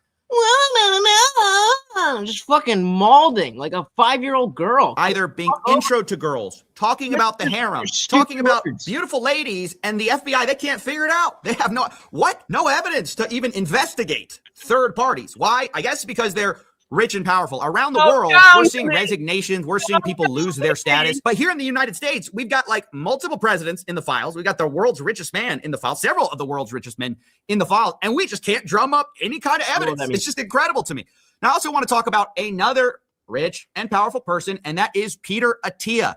He's a podcast bro. He's a longevity expert. And actually, funny enough, I read his book, and that's going to come into play here in a second because, oh boy, did I get some additional context. But let's start here with something that Peter Attia sent Jeffrey Epstein. He says, subject, got a fresh shipment. And then Epstein responds, me too. And there's a completely redacted image. Is that a girl? Is this bad redactions? We don't know, although we'll find out in a second because later Peter responded to this. But Peter says, please tell me you found that picture online. Jeffrey responds, got a fresh shipment. Afraid not. Peter responds, the biggest problem with becoming friends with you. The life you lead is so outrageous, yet I can't tell a soul. Why, Peter? Damn. Well, that doesn't sound or look good. Why can't you tell a soul? Why don't you tell us now? Now that it's all out in the open, why don't you tell us why you can't tell a soul the secrets or the life that Epstein leads? And then we get another redacted photo, right? And then some more images. And Peter says, please tell me that's not where you actually are. And Jeffrey says, you can see the gym in the middle, just me and four. And Peter says, I think you might have a more interesting life than the Dos Equis guy. Is this off the coast of France? No, it's my island in the Caribbean near St. Thomas. If you go to Google Earth and type in Little St. James. Beautiful. Isn't that nice? Behind closed doors, it's beautiful. In public, we'll hear about what a monster this guy is, right? But behind closed doors, when nobody's watching, it's beautiful. There's some other stuff Peter Attia said, which I'm not going to get into. I don't think it's very, They're all in on it. This has to be, you have to take away from this an understanding that there is a class of people that both have power and can use it and also engage in this behavior. Doesn't mean everyone who has power is necessarily doing the worst of the worst, but it's really hard to believe that anybody is in this network that didn't, at the very least, know explicitly that illegal activity, maybe not exactly what happened, but at least that illegal activity was a normal occurrence on this island. And nobody said shit. Left or right. Appropriate for medical professionals to be saying such things, but this wasn't all business, right? This wasn't just doctor-patient kind of stuff. There's a lot of guy talk, a lot of banter between the fellas about ladies. And maybe that's why Peter Attia says that hopefully Jeffrey Epstein is in town when I'm back in 2 weeks. I go into Jeffrey Epstein withdrawal when I don't see him. So guys, these two were close. I mean, apparently so close that, Peter Attia goes into withdrawal when he doesn't see him. Peter Attia says, are you on island? Jeffrey Epstein says, P Beach, probably Palm Beach. And he says, what do you do when you get there? Jeffrey Epstein, guess. Peter Attia, besides that, they're not even trying to hide it, guys. This is barely code at this point. What do you do? Is there anything that I could say to you guys? What kind of question could I answer that, well, what do you think? That I do so much that you would know. I mean, I guess the weed, are you going to smoke tonight? What do you think? That means that it's so common.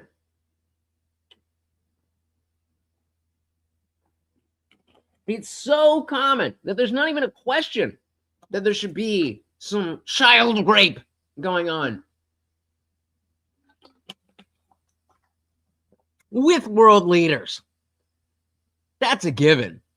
I was talking about where you're going to lunch, Jeffrey. Jesus Christ. New Generation said the confusing part is that 95% of you call this conspiracy theories for the past 10 years. Yep. Name one conspiracy. Well, there's been a lot over the last, let's say, 7 years. That's probably been the best for a conspiracy theorist. Again and again and again. Exactly.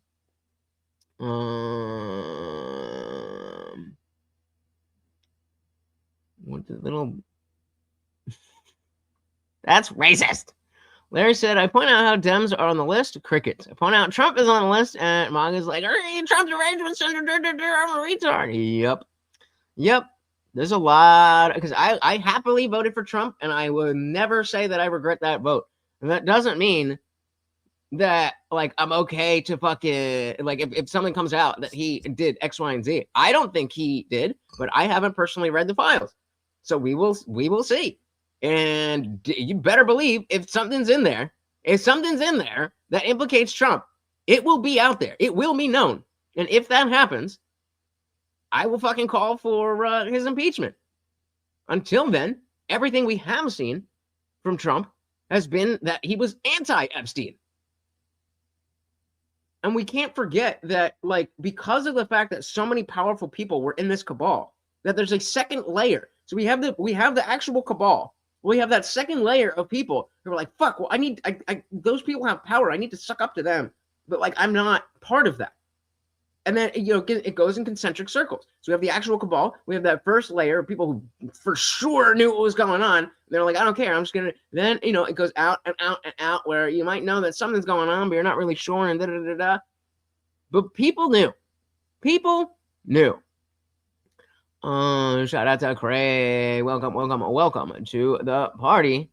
Every fucking buddy is on the list. Indeed. Well said. Somebody did say something about Epstein in 2006. It was Trump to the former chief of police. We got that from the files. It's not Trump's fault. The police didn't do anything about it. Yep. Am I okay with Trump? In what context? As the president? Yes. Am I happy that he tried to cover this up? No. It's not a political thing. It's not a political thing. If you were engaged in having sex with women who didn't want to be having sex with you, then I don't like you. It doesn't matter if you did great things for our country. Unfortunately, that supersedes it. So for right now, yes, I'm okay with Trump. I'm not happy with everything that he does, but I'm okay with Trump. This is not a very deep question. Trump's the only president to release the files. Very true. But let's not forget that he tried to not. He gave in. And I think that somebody got to him. But it is true. This has been coming up a lot. I did not know how closely connected. You're talking about Chester Bennington and Chris Cornell. I didn't realize how closely connected they were to this. It's really hard because it's very clear. It's very clear that Chester Bennington had, issues. But it also makes a lot of sense that, being abused when he was younger, that this exact type of thing is what he was trying to expose. And there you go. Yeah, so Jay's saying, like, closed borders. Yes, I'm okay with Trump because there's a lot of other things happening that are unfortunately directly more relevant to my life. As horrible as it is, like whether I'm just going to pick a random name, whether a Marco Rubio specifically was on the island or was not on the island doesn't really exactly change my day-to-day life. This does. Was there another option? Was there another option, Brian? Was there a non-baby eating party? I didn't realize that. Larry said the emails between Epstein and Wolf already implicate Trump. Michael Wolf tells Epstein, if asked about Epstein, he could save Trump jetting in a debt. Why would Trump need saving if he's innocent? Fair question. Fair question. Shout out to Blueberry Street. Welcome to the party. Remember, guys, if you're on the vertical stream and you want to be on the regular landscape stream, the link will always be pinned to the top of that chat. If you're enjoying the vertical, enjoy. But either way is up to you. All right, let's Yep. All right, let's dive back into the video, and I'm on my last joint, and you guys probably got debates starting soon, so let's do it. Guess. Well, besides that, Jeffrey, we know what you do, right? So it's so funny that the FBI's like, we don't know. We can't tell what's out there. We have no evidence, right? No evidence that could predicate an investigation against uncharged third parties, and then proceed to dump on us a ton of evidence, at least to investigate, right? I'm not saying these people are guilty. Obviously, all of them deny, don't admit, blame other people, say other people are responsible for everything. So that is taken as a given. I am not accusing anyone here. I'm just saying, seems like we got a few leads here, fellas. Some people to look at. Now, I want to address the fact that Peter Attia has actually responded to this whole debacle. He says the following email is what I sent my team last night. I sent a similar version to my patients as well. You put your trust, your credibility, your hard work, what we built together, and I take that responsibility seriously. You deserve a complete and honest account of what did and did not happen. I apologize. It did not get this out sooner. I wanted to be thorough. He says, I was not involved in any criminal activity. My interactions had nothing to do with his abuse or exploitation of anyone. I was never on his plane, never on his island, never present at any parties. That said, I apologize for regret putting myself in a position where emails, some of them embarrassing, tasteless, and indefensible, are now public. So it's this apology. He addresses some of the things, and he says that some of it's just banter, right? Like I said, it's just guy talk, whatever that means. He claims that his Got a Fresh shipment was in reference to a photograph of bottles of meth. You sure about that? You're sure about that? How do you know that?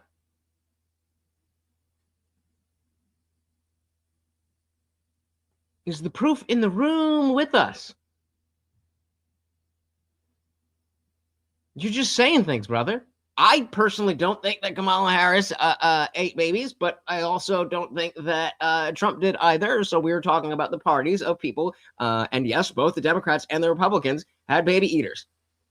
So my question stands: was there another option? No, there was not. There was not. And so I will take the baby eating supporter who is going to help America over the baby eating supporter who is going to hurt America. Call me crazy. Call me crazy. Foreman, and then Jeffrey responded with a photograph of an adult woman. I responded with crude, tasteless banter. He says one line in that exchange about his life being outrageous and me not being able to tell anyone is being interpreted as awareness of wrongdoing. That's not how I meant it at all. What I was referring to poorly and flippantly was the discretion commanded by those socials and professional circles. The idea you don't talk about who you meet. I don't know, Peter. This seems like revisionist history a little bit. I mean, personally, to me, as I'm viewing this, third hand, right? Just from the outsider perspective. Now, Peter says he did ask Jeffrey about his 2008 conviction because all this happened afterwards, right? He characterized it as prostitution-related charges. In 2018, I learned that this was grossly minimized. I was incredibly naive to believe him, and then later explains that in 2018, November, he read the Miami Herald investigative article, told him he needed to accept responsibility for what he did, and said he even asked Epstein to provide therapy to Bam, bam, bam, bam, bam, bam, bam, bam. Only one candidate cheered babies being murdered. Dilly fucking dilly to that. It was not Donald Trump. Let's fucking go. Let's fucking go. All the way to 9 months. Dilly fucking dilly. Oh, man. Oh man, and this is the level of cope. It's just, I don't know you, but I say you pedo, so I win. I don't know you, but I say you pedo, so I win. You're too stupid for this conversation. Go argue with some more retards, and then come back when you gain some IQ. If you don't lose to the retards. Epstein's victims, which is an interesting approach to have here. Now, the funny thing is, there are some more emails between Peter Attia that we need to read. because remember that he said he read this 2018 article from the Miami Herald. I believe it's this one by Julia K. Brown in November 28th. It's about Jeffrey Epstein assembling a large cult-like network of underage girls. But in December, Peter Attia says, home is very good, work stressful, making some changes. He asks him, what's the fallout from the recent story? Apparently talking about the Miami Herald. Now, maybe I just didn't see the emails, that where he was demanding accountability. I don't know what that's about. But Jeffrey Epstein says, same as usual, just tougher. Peter Attia says, legally, any change. Jeffrey Epstein, 0. So, I don't know. Maybe this whole you got to provide therapy to, these victims happened. I haven't seen it yet. I definitely could see it, but it's just kind of shocking. I just kind of don't buy it. Like the whole, is there any change legally? That more sounds like you're covering yourself. I mean, just to be honest. But maybe I could look past all of that if not for the thing we're about to see, which just in my mind is maybe the worst thing I've seen in the files. Not for its, explicitness, the amount of simping that people did for Jeffrey Epstein. Now they all say, oh, it was a personal mistake, blah, blah, blah. I regret it. I didn't look into it enough. What? But the level is just, you've never seen anything like it. So remember I said I read a book by Peter Attia. It was called Outlive. And he's supposed to be this doctor who knows a lot about longevity. So he writes it, and I picked it up. We want to go down this road? This very age-old, stupid Martin Bailey? So what is the issue? The reason that lefties make this argument about, well, you don't care when they're born. Yeah, because it's not my fucking kid. That doesn't mean I want it to die, you moron. The reason that you make this argument is because you don't understand our position. We genuinely believe that you are murdering a baby. So just because I don't want somebody murdered doesn't mean that I want the responsibility to take care of them. Do you want the bum on the street murdered? Well, then why don't you pay for his housing? Do you understand how stupid that is? Please, for your own sake, please stop using heavily debunked arguments from 15 years ago. You're just making yourself look stupid and your entire party look worse. Right, we're getting rid of these crimes. I need to live forever in order to try to stop some of these scams. But as I pick up this book, and one of the things in the book is Peter Attia kind of reflecting internally about how he's kind of been a bit, and I'm paraphrasing here, but a bit of a psycho in his life. Okay, I'm being a little bit petty now. But who wants to bet Let Freedom Ring went to college?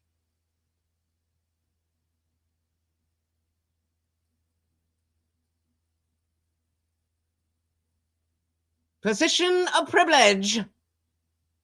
And he needed to focus on family stuff. And so he it's almost a confessional of some embarrassing things in his life. And honestly, it comes off as very vulnerable, very self-reflective. He's this doctor telling other people what to do, but he's not a very good patient. That's kind of how it comes off. And one of the stories is awful. I won't go too much into it, but basically his son has this horrible medical emergency. It's described in this book like this. A few months ago, Tuesday, July 11th, 2017, that date is important. At 5:45 to be exact, I received a call from Jill, my wife. She was in an ambulance with our infant son. Now, again, I'm not going to get into the details here because, it's tragic and I'm not trying to bring that into it. What is relevant is that Peter Attia talks about how he stayed in New York and didn't show up because he was, quote, busy with his important work. Even today, just thinking about what happened, I feel nauseous about my behavior. I can't believe I did that to my family. Now, at the time I read that and I was like, well, it's at least as good that you self-reflected on that. It's horrible, but yeah, you were a bit of a psycho. But what's crazy? Now we find out some of the important work. I mean, it's a little unclear, but some of the important work may have been Jeffrey Epstein, which is just, it's so dark to imagine. Remember, he says July 11th, 2017 is when this all happened. And then he says he did not come home to San Diego until Friday the following week, 10 days later. So July 11th, 2017, 2 days after this happens, he's talking to Jeffrey Epstein. And they seem to be coordinating about something. Sure, what time? Jeffrey Epstein, 9:30. Peter Attia responds, sure, I can come earlier. Also, the projection. You want them murdered. But I don't care about unborn babies. I, the one who doesn't want them murdered. Holy shit. Dilly dilly to the fucking projection.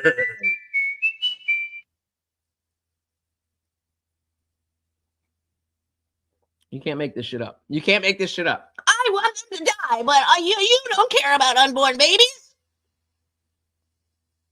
Mirror. A mirror. Think about something. Sure, what time? Jeffrey Epstein, 9:30. Peter Attia responds, sure, I can come earlier. Also, if you have a hard stop at 10, let me know. you're hanging out with Jeffrey. I don't even know what to say. This is out of pocket. I mean, there's no explanation for this. I mean, I didn't see this in the response from Peter. I mean, maybe he thinks he's addressing. Yeah, and that's why they use the argument of like, well, what about after it's born? Because if you care about this, then you must feel that it's your responsibility to take care of it for the entirety of life. Otherwise, you don't actually care.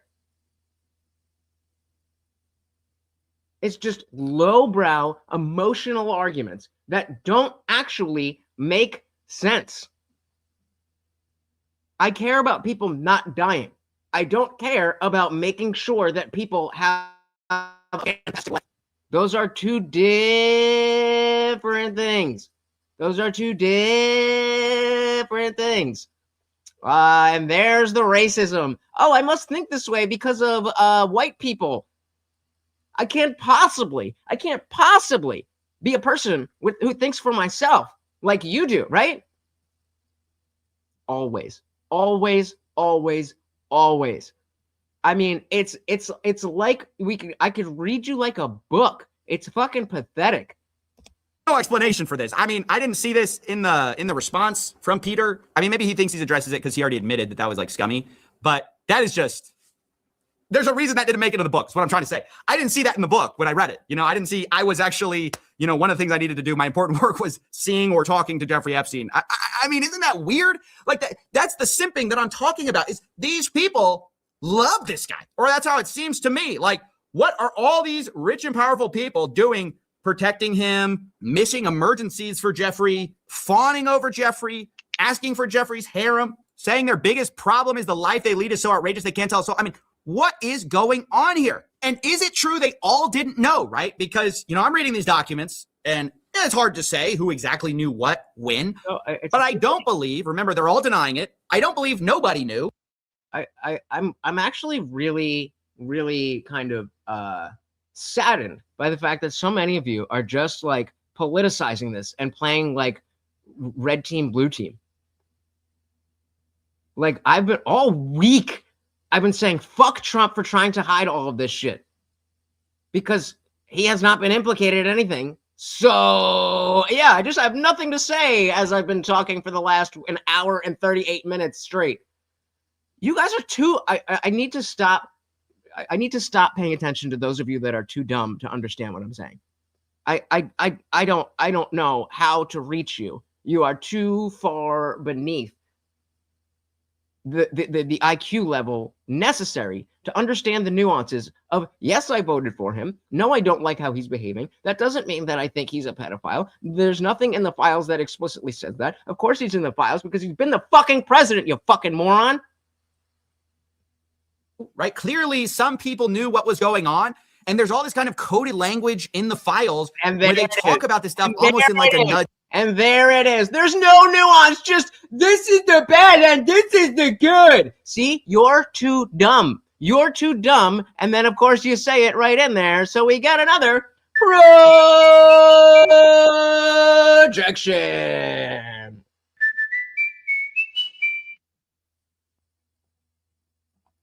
Dunning-Kruger. Nudge kind of way. I mean, here's some Woody Allen stuff. He was in the files.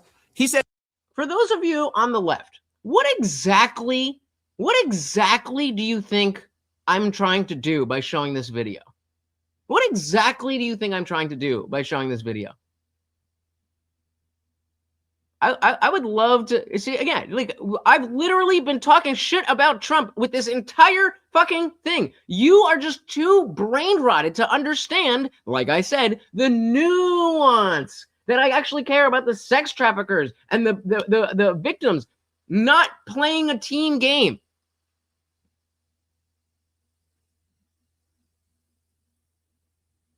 I am literally speechless. I am literally speechless. Like a nudge kind of way. I mean, here's some Woody Allen stuff. He was in the files. He says his business office, if you can make out the check to me, it looks very bad because then it looks like a gift to me. He says that to Epstein. He says, I don't want to be one of your women, or should I say girls. And what's that? How do we, come on. Come on, guys. Woody says, I would be much more expensive than your girls. You wouldn't be able to afford me. Jeffrey responds, yes, the price to pay would be too. Which pedophile am I defending? Which pedophile am I defending?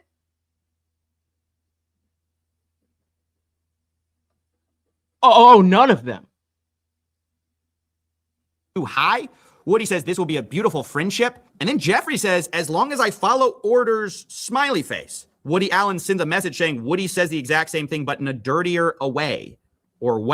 Jeffrey responds, what did he say? Woody Allen, are you kidding? I can't put it in writing. Video. I mean, no evidence, got no evidence. We're literally watching a video exposing that. That's what I'm doing. I'm saying, hey, look how bad the elite pedophiles are. And you take from that, I say elite pedophiles bad, and you think he's defending pedophiles. Liberal logic. Come on. I think I see a little bit of evidence. I'm squinting, but I think I can see a little bit of evidence. I mean, guys, like Jeffrey Epstein right here, where he's talking to a guy, he says Paris with Woody, and the person responds, for le pedophile convention. And Jeffrey says, I think pedophile is the plural. I mean, no evidence. I mean, is that no evidence? That's nothing. We don't even want to question these people. There's no investigations going on. So yeah, it's honestly really sad to see how, look, I'm not saying people around the world are having crazy consequences, but a few people are resigning. Thank goodness. You know, a few people are at least facing a little bit of scrutiny, but here Elon Musk lays out the playbook apparently for our guys. You know, we admit nothing. I think that's about as far as it's gonna go. I think it's as far as it's gonna go. Sucks for you because I'm an atheist, so you swear to nothing. Yeah, I think people resigning is as far as it's gonna go. We are not getting any real arrests. I don't even think we're gonna get any significant resignations. I think that everybody is going to, everybody's going to find some way to push this along and go to the next level. You know, like I was saying, the cabal people are going to make the second layer people the fall guys. If the second layer people can make the third level people, and it's going to go down like that. Ain't nobody of importance going to get arrested. Of scrutiny, but here Elon Musk lays out the playbook apparently for our guys. You know, we admit nothing, we deny everything, and we blame others. We just push the spotlight onto other people. And unfortunately, that's what you've seen the whole time from all the people in the files. You know, all of them say, oh, I was so happy these files came out. It's about shining accountability and justice for the victims, but I had nothing to do with it. Okay, so then where's the justice for the victims? So nobody, you know, all of you say somebody else had something to do with it, but everybody says nobody had anything to do with it. The FBI says they don't have any other, you know, investigations, any other kind of leads, despite the fact we have one of the procurers of the women just walking free, apparently, like no charges against him. Have we investigated him? I mean, it's just shocking how much the Epstein files show the powerful, how they protect their own, how so many of them knew what was going on to the extent they found out later. A lot of them tried to protect Epstein, like literally make PR campaigns for his reputation. And this is a dark look at the state of the world, honestly, because Epstein happened a while ago, but the reason everyone cares is because there's other Epsteins around, right? There's other people evading accountability all the time. There's other people that this band of billionaires and power brokers and PR people, even lawmakers, they circle the wagons and protect their own to the point you can never get accountability for anything. So anyway, that's it. It's a hard look at the Epstein files, but it's one we needed to do. But I want to make the disclaimer once again that, look, I've tried to read people's individual denials where I could, but you should just assume everyone that we are talking about firmly denies any kind of criminal wrongdoing. They deny anything untowards about any kind of minors. And given the fact that our government doesn't seem to want to investigate anyone, I would just assume everybody here is completely clear. And so I want to get all those caveats in here because we are talking about some very powerful people with enormous. But yeah, so clearly it's the notion of trying to politicize this is really sad, because this should again be on yeah, just because you're too stupid to fucking understand it doesn't mean I don't know. I can't. So we should all be on the same page because we should be collectively against this. But so many of you are on both sides are politicizing it, and that is going to be their protection. So you are literally I know that you said you don't hate Trump, so therefore, without any evidence, he's a pedophile and you're bad. But you are literally creating the circumstances for these elite pedophiles to get away with what we know they have been doing, because you are politicizing it and you are going to continue to create this left-right dynamic instead of a human dynamic where we want to get rid of the people who actually did horrible things. Not, oh, Trump was mentioned because somebody sent him an article about this, or he was mentioned telling the police that he was a really bad guy, that they should look into it. It's sad and it's pathetic. And I mean, I wish I thought better of you guys in general. But I certainly shouldn't have, and it makes perfect sense that you guys are coming in here and making it all about Trump when it's just not about that. And you know, again, I've been all week, I've been saying how pissed off I am, or pissed off I have been at Trump for his role in the cover-up.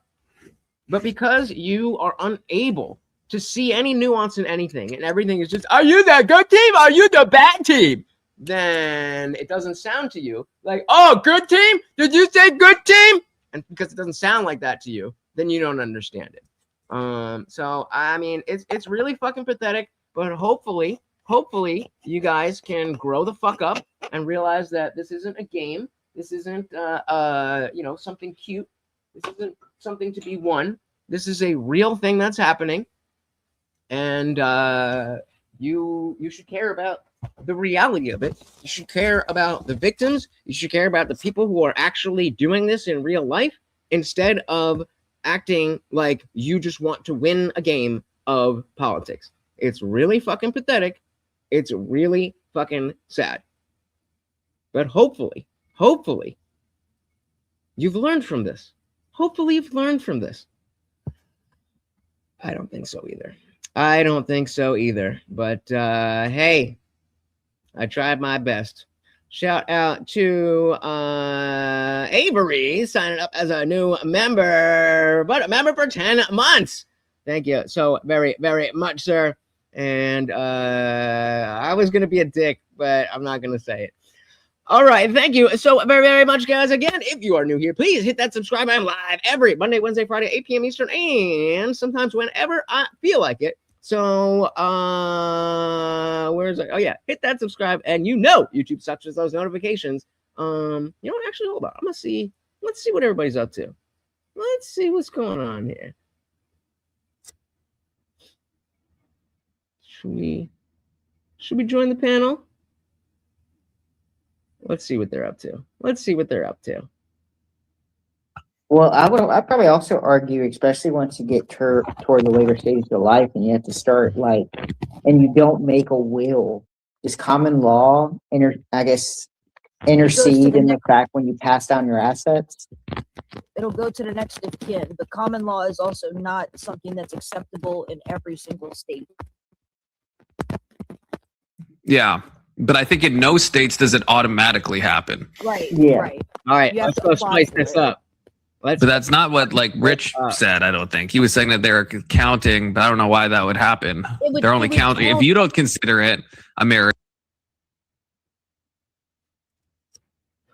All right, here we go. Just for a little while.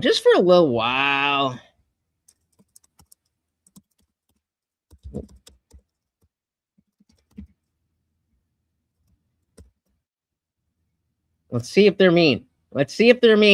If I get kicked off, then I'm never coming back. This is the only opportunity they have to have me come back.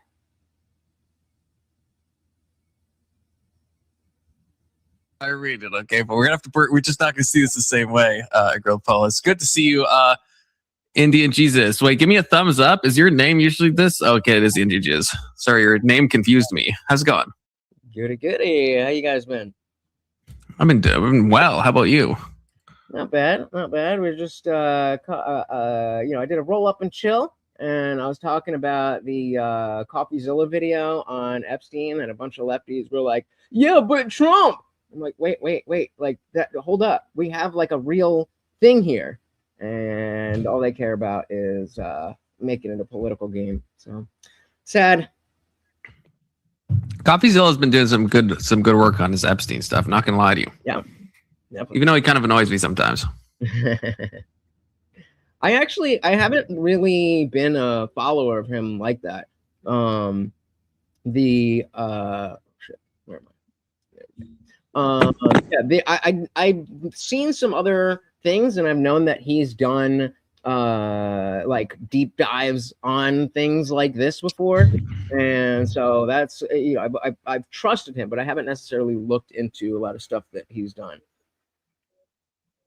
I've seen him just from his like crypto stuff that he always did, and then from the Epstein stuff. Because he was even when the original footage was released, where it's like like there was a minute cut out. Like I was watching a lot of his stuff where he was like going through all that stuff. So I was like, oh, he seems to be like breaking it down good. But yeah, I think Trump is gonna get fucked from this. I'm not gonna lie to you. Yeah, how do you mean? I think that we're gonna lose the midterms, and I think he's gonna get impeached. Like and impeached for real this time, not just like one of the meme impeachments. Yeah, I could see that. It depends on. So I mean, obviously, I don't think anybody like at all has been able to have the time to go through all of the files and see what's in there. But people are talking about, well, Trump's all over the files so many times, and it's like, okay, but he's in there like specifically saying like he was bad. Check this guy out.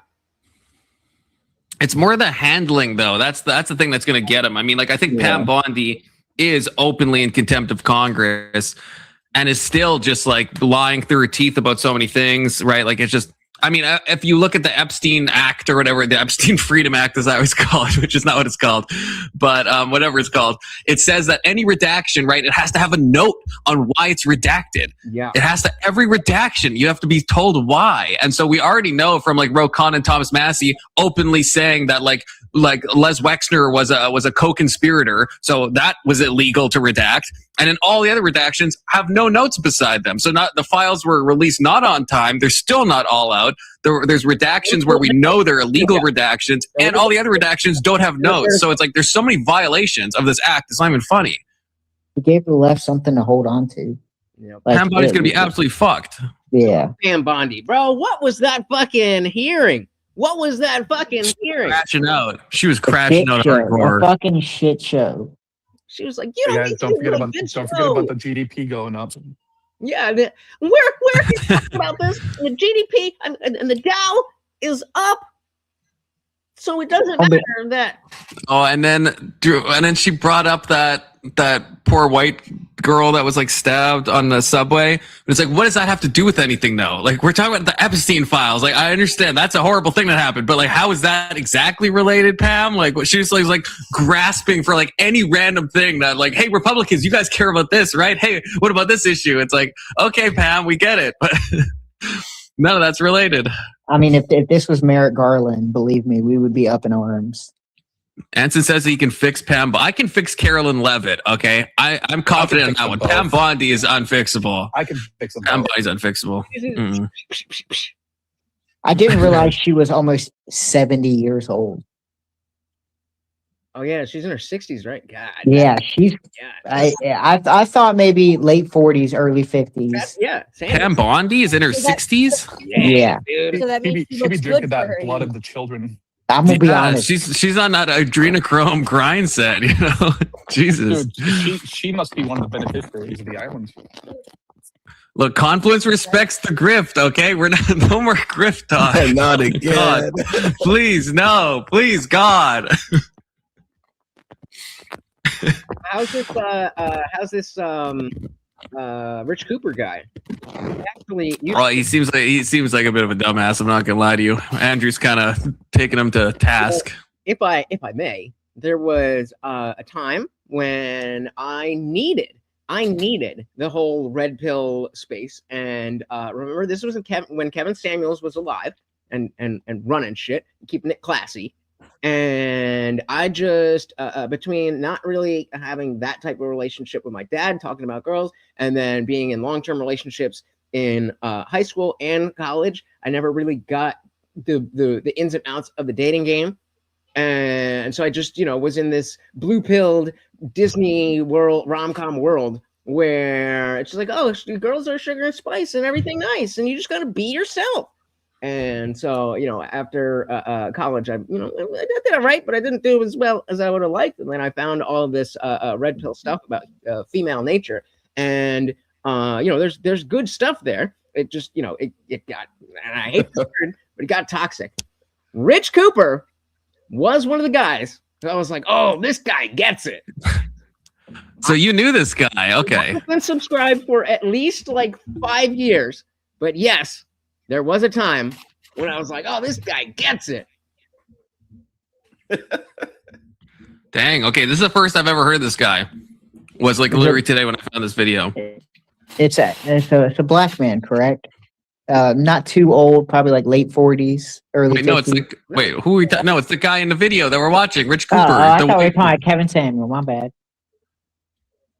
Guys, do we really have to flesh this out again? Maybe Indian Jesus can add some insight because he is a creator as well. Maybe we all have to come back on panel and fucking bury this goddamn retarded ass hatchet. Jesus Christ. You got to think about the old lady who got her ribs cracked for that $5. There was contention in the chat yesterday over a $2 donation from Ag and a $5 donation from Young Christian. And Man Clown didn't donate anything, so I don't know why he's demanding a dono refund. Broke bitches. Listen. All right, full screen me real quick, please. This is a free fucking show. We show up. Confluence shows up every single day. Sits here. Maybe some of you are going to be a kind. Shout out to, I see K2 donating a lot. I see a couple people donating a lot. But every single day, hours and hours and hours and hours, y'all sitting here and getting a free show. So just saying, how many times do you guys go to work and not expect any money? Boom. Donation. Dilly fucking dilly.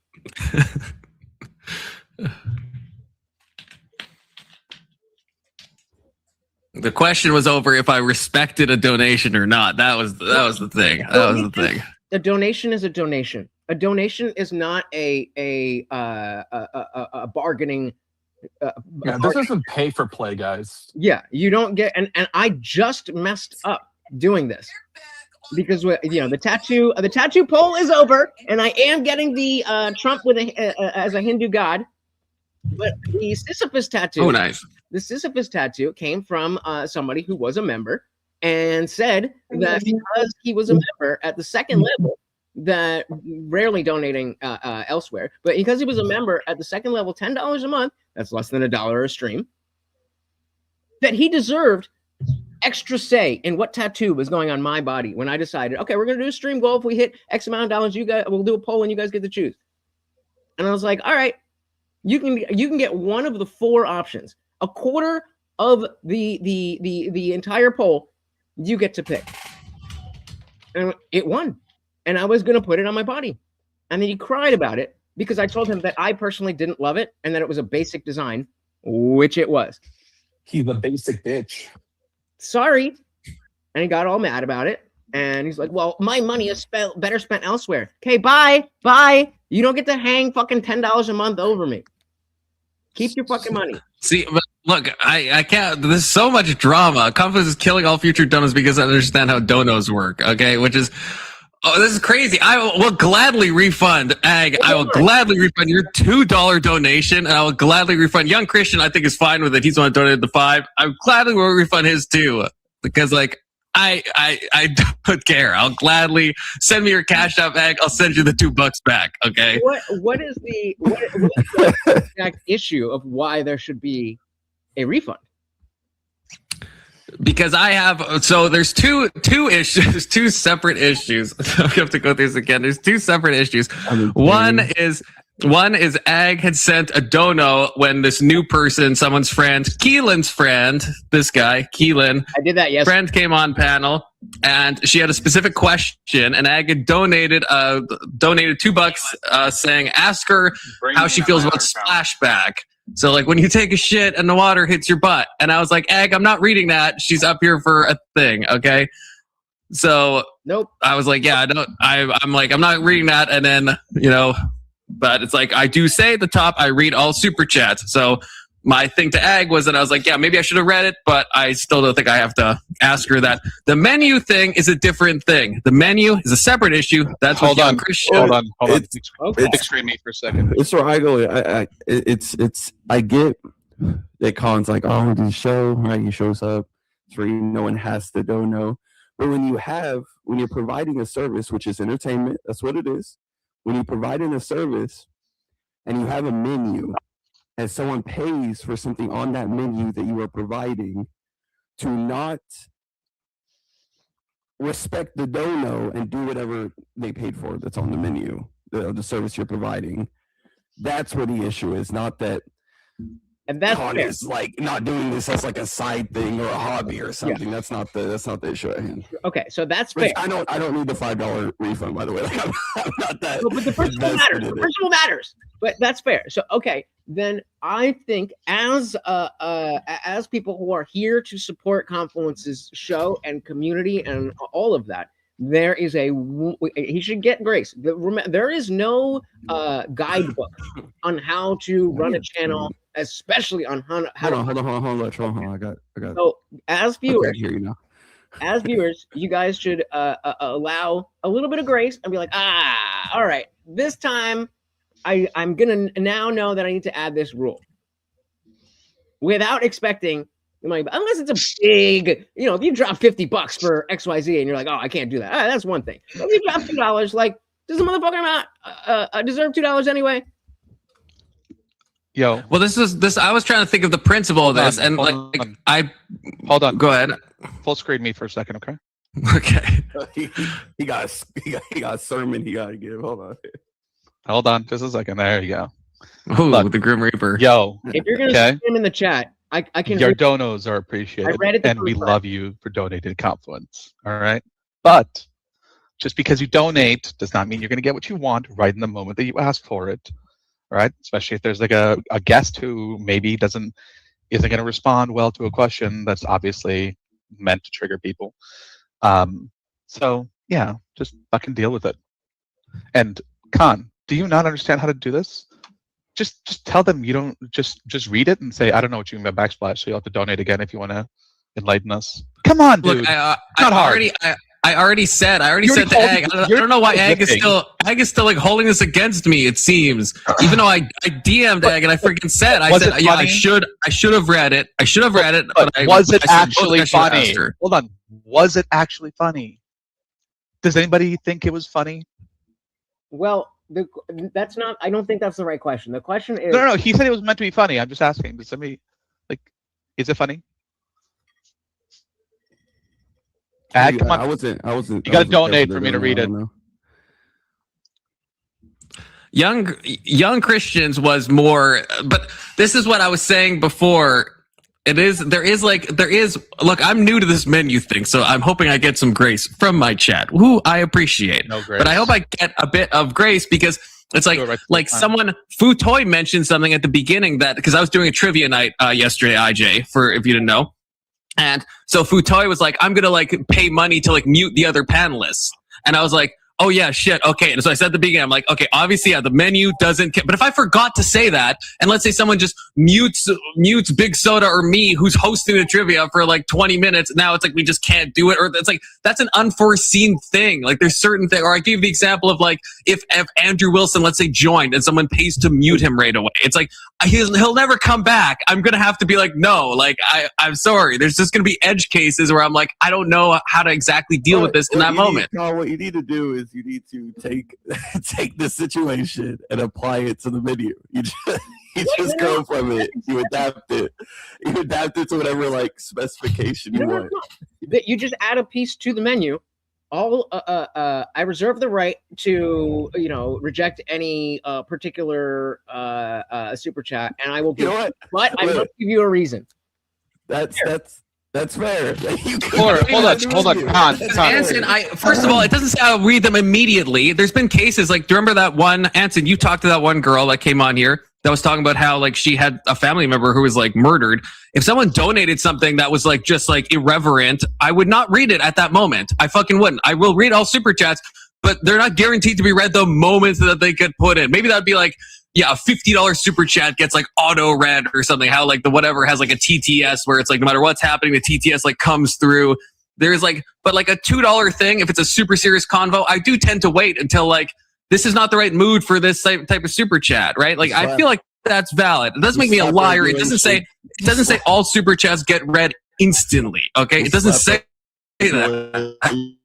It's just slap You need a TOS. You need terms and conditions. Yeah. Right, that's the thing. And the other problem is Nightbot can only have so many things, so it's like kind of limited. But yes, it's like have it say like obviously things if a new person comes on and someone puts like a really mean super chat against that person, I'm not going to read that either to them. If it's a brand new person and they're like, you know, you're this, why do you have this ugly ass person? I'm not going to read that. I'm sorry. Like, I feel like that there has to be some like give and take of like understanding of like, look, for $2, I'm not going to like insult some brand new person and make them have a horrible time and they just leave right away. I'm not going to do that. Knows you donate $1,000. I'm pretty sure Confluence will say anything you wanted to say. All right. I mean, that is true. That is the. I feel like I'm in this like weird Faustian bargain where it's like it is true that if someone donates $200, I'm probably just going to read it. But how do we know that? Well, I think that's pretty obvious, right? So if Andrew Wilson was on and someone paid $200 to mute him immediately, you'd mute Andrew Wilson immediately. I don't know. Like, that's what I mean. Like, I don't. No. These are questions that's like, how do we guarantee that? How should a viewer who donos guarantee that the dono is going to be like? I don't say I read them instantly, Anson. How hard is this for you to understand, Anson? Unremoved. It's okay. You can do that. So the other thing is, like, you gotta take your channel by the. Seems like you're a grifter. Fuck off, Anson. You fucking retard. Yeah. Exactly. That's the energy you need. They come here for you, brother. You didn't come here for them. They came here for you. They came here for you. You were here. And they just showed up. We gonna be fine without you. I don't know how to clean things up with Ag, because Anson hates me anyway. Ag is obviously angry. And Ag, it's like then be angry. I don't know. Then be angry. I don't know how to make it. I already said I should have read it, but I still don't think I should have asked her, because that's not a super chat thing. It's not like I will just ask whatever questions that is donated for $2. That's not a part of it. I should have read it. I already said that. I don't know how to make it right. You know what I mean? I don't know how to make it right. I already said, yeah. In the moment, I was like, is this going to be off-putting? I read it last night. Read it again. Read it again. It's okay. The thing is, I have to remember it. It was, what's your ask her what her thoughts on Splashback is. That was the super chat. Because I read it after, and it's like, yeah, I didn't want to read it at the time. Sweet, it's read. Any other questions? But it's like I feel like Ag is like unhappy with me, and I don't like that. This is weird that's happening publicly, but Ag, I don't want you.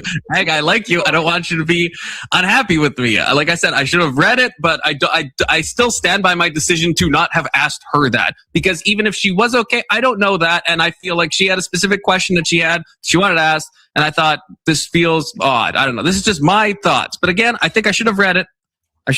Okay. I mean. True.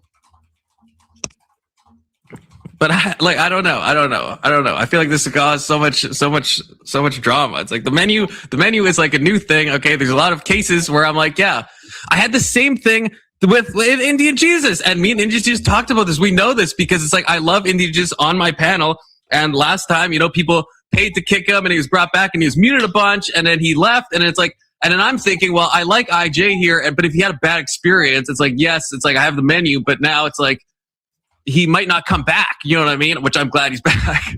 And it's like, it's just, it's something that it's like I hadn't really thought about that. And then I started thinking about, if someone timed out like a bigger guest that joins, let's say it is Andrew Wilson, it's like, really, does the dollar a mute thing apply to him? It's like he'll never come back to the channel. Like there has to be some like, a bit of like a wiggle room on like, I don't know, but there's no refund for super chats. So I don't know. Can you check Discord? Just use some like, use some common sense, guys. We talk about it all the time, common sense, right? Just.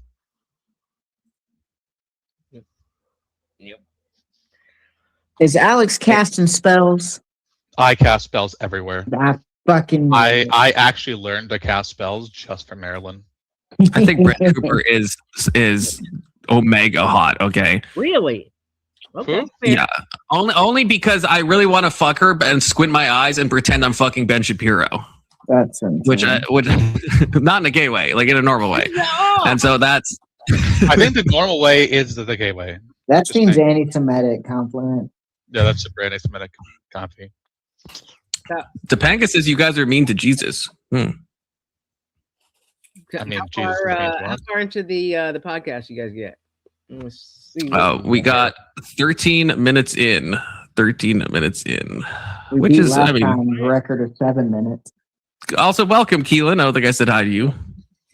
I was in my fifis. How dare you have those? What are you, a human? You're just a fake. Not allowed to be a human. You liberal. Hell out of here. Yeah, we can. Confluence does need to be more triggered, okay, by this guy, by the schmuck. Cultural values that support that. There's a lot of environmental factors that support strong unions in a perpetuity with the Amish, right? That doesn't exist in the rest of the world. It does. It does. The idea in religious marriage, and the reason the divorce rates are so much lower, when you dive into the literature behind this, because it's actually a very studied phenomenon, because of a support network. The Amish, you're saying? No. To all of these various religious groups that I cited. This would include Mormons, Catholics, Orthodox, various reasons cited for their divorces and why the divorce rates are so much lower than the national average. And it seems to really come down to this, and this is a concession I can generally get out of the people I debate in your sphere, because I think it's just kind of obvious and true, that if women don't have a reinforcement mechanism for behaviors, then, and this is true of men too. What a loser must you be? I mean, like, I'm going to watch it. No, this is a descriptive is argument. It is the case right now, factually, that these rates of divorce and the highly religious are much, much lower than the national average. So significantly, in fact, that your chances of getting a divorce seem to be mitigated in the acceptable risk factor, at least in comparison to the historic standard. Mm-hmm. That's descriptively true. So that's not a prescription. Like, are we talking about Christianity here? No, we would talk, well, There's no way you believe that, Anson. There's no way you believe that. Let's take all of marriage, and then we're going to break it into the categories. I refuse to believe you believe that. So so people who are getting married are going to fall under different categorizations. They could be secularists, they could be swingers, they could be polygamists, they could be atheists, they could be devout Catholics, they could be devout Orthodox. The thing is, the reason it's more useful to break it up that way is because then we can peer in and see if each of these groups has the same. Notice that he's leaning now, Big Soda. He's not standing. His standing idea he realizes it's a bad idea. He's like, this is kind of tiring. Right now, he's 20 minutes into the debate, and he's like, "This is a horrible idea." That is much Should have more got a fucking chair. The more religious you are, seemingly the more. And then now he's got to write it out through his pride. Divorce rates become. So your answer is just be. He's got to hold frame. Religious. No, what I'm asking is, what is the thing that's causing this?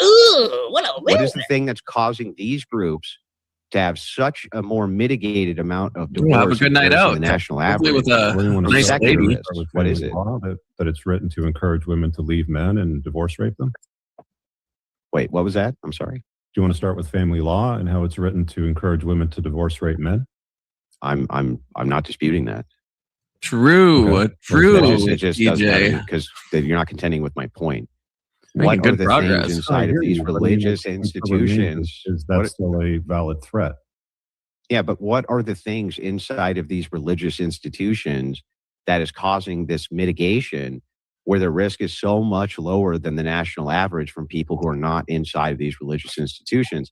Not asking whether or not people should be more religious. I'm asking us to make an assessment on what are the factors here that are contributing to them having such a low rate in comparison to the national average. That's the question.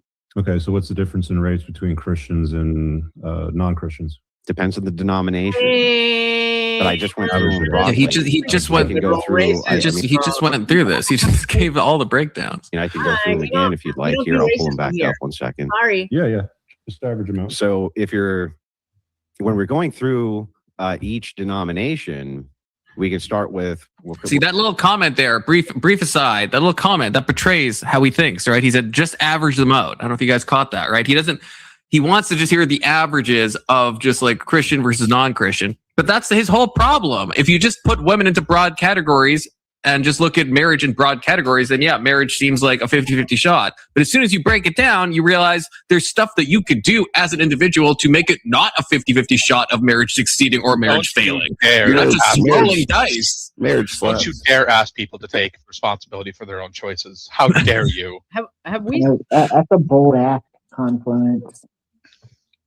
Have we? Actually, what do we all think? Let's go clockwise, snakewise, starting with IJ. What do we think about marriage? Just now, we have a couple of new people here that I'm not sure their stance is on. So should men get married? Yeah. Okay. So that's a really question. But so I think marriage is a good thing. I think that the ideal situation for anyone is to be in a nuclear family, a man, a woman, children by that man and that woman. That is the ideal situation. Outside of or expanding further, I do as a non-theist. Oh, I don't know if you guys knew this, but some real quick aside, someone with atheist in their name said some real fucked up shit on my community tab post when I talked about my grandma dying. So I'm no longer going by atheist. I am an agnostic non-theist. But as an agnostic non-theist, I do understand the issues that Christians have with gay marriage, and I think it was very dumb for the country to merge a religious institution with legal things, because then you don't have any justification to say you can't be a part of this. You should have the justification to say that if you're gay, you can't be married, but we live in a country where everyone should have the same rights. So the big thing for America, secular America, should be civil unions, not marriages. But I think that is more in the semantics. Find someone of the opposite sex, stay together, have children with them. Okay, based Big Soda. How meta do we want to get in this conversation? As meta as you can. As meta as possible, brother. Marriage should only be an institution for Christians. I think if anybody else who wants to share in a civil union should have that contract through the government, but it's not marriage. I think marriage should only be an institution for Christian men and Christian women. So you don't pause. Okay, no crosstalk. No crosstalk. No, sorry. Okay. Rich Page. I'd have to agree with Indian Jesus and with Big Soda, except I don't think marriage is a right. I don't think that you have the right to be married other than like Christians have the ability to, if that makes sense. And I think it should. I don't see an issue with gays get married. I just think that it should be called something different, like civil union.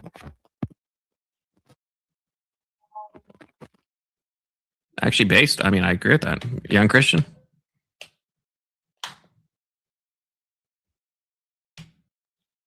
Young Christian. And Christian's not here. Why? He's asking why. Time to Anson out, because Anson's just constantly talking about the same shit over and over, and he's saying he's leaving, which is fine. He can leave, but I'm just done. I'm done. Okay, Yeah, I'm back. Not the fact that she died. Is it my turn? Yeah. Okay. So thoughts on marriage? I think marriage is given by God, and it's a beautiful thing. I don't think all men or all women should be married. All right, I'll give you the pass. That's okay. I'm a little sensitive. Alex? Fair enough. Fair enough. I think everyone should be forced to marry at 18.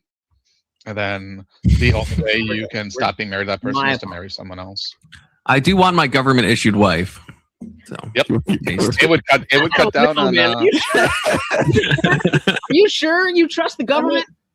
I don't know. Like I I mean, said, you're technically married. to Find your someone parents. better. Move on. You're technically married to your parents before you turn. True, you don't have a choice 18, in and that. then 18, you start being an adult, and then find your own spouse or caregiver. Yep. So the thing is, marriage. All right, Mr. Tabernac. I think anyone who wants to be married should have the ability to get married for any reason and to anyone they want to get married to, because I don't think it really matters. Okay. Okay, real quick. So, And I will the say, I marriage think, is a religious institution. I That think Rage doesn't Page mean said this. that, Is my gay stance. I think people that or anybody else shouldn't have the same marriage. rights. I'm open to common the law issue between is that, same sex marriage was a people, religious but I think marriage should thing. be between a man and a unions, woman. being able But I think to none of say, it should probably be me and this handled at person a government are level. But in the way the system is now, I think people should get married. And I guess I want to. Well, that's the end of my time. So crosstalk now, and now I want to ask. I guess Big Soda. It was the government You said that Christian, only Christians. that taking the religious Okay, thing, so the religious thing. I would allow putting Jews, illegal but things I'm on it. going to keep a watchful eye on it. You always got to keep a watchful eye on. So if we just were, No, I guess I is no should have big deal, reframed it's my just a argument Christian better. I thing. should have said It's the civil marriage should union only be that an actually institution shows for two that people under you God. are a family. Right. That would have been better. And for I guess I everybody, because misspoke then when I nobody say would it should have only cared apply to about Christians, civil because there are unions people who between share our God. gay people. Nope, just pick them all. See, okay, you're right. I'm gonna double down on it. Yeah, only Christian men and women. Fuck everybody else. I don't know why you wouldn't. Fuck it. I'm sorry. Yeah, I'm sorry. They can call it something else, whatever it is in their language. You know. Yeah, common law, civil union. What is it? What is it called in deviant the Christian behavior. language? What's marriage called in the Christian language? I'm confused. Marriage. Yes, if Is that English? if you say Yeah. marriage, What it's does a that even relationship mean, between Keelan? two people in Well, I was gonna say, and why would you want to get I think he's trying to say that marriage, that Christian the language? You should marriage care is Original not. Bible written No, in the English? concept. About The the concept civil of unions. marriage. Why does It that was matter? developed No, in English I was by talking about the Christians. language of. They can call It was whatever they developed want. by Jews that then turned into Christians. Yes, In English, though.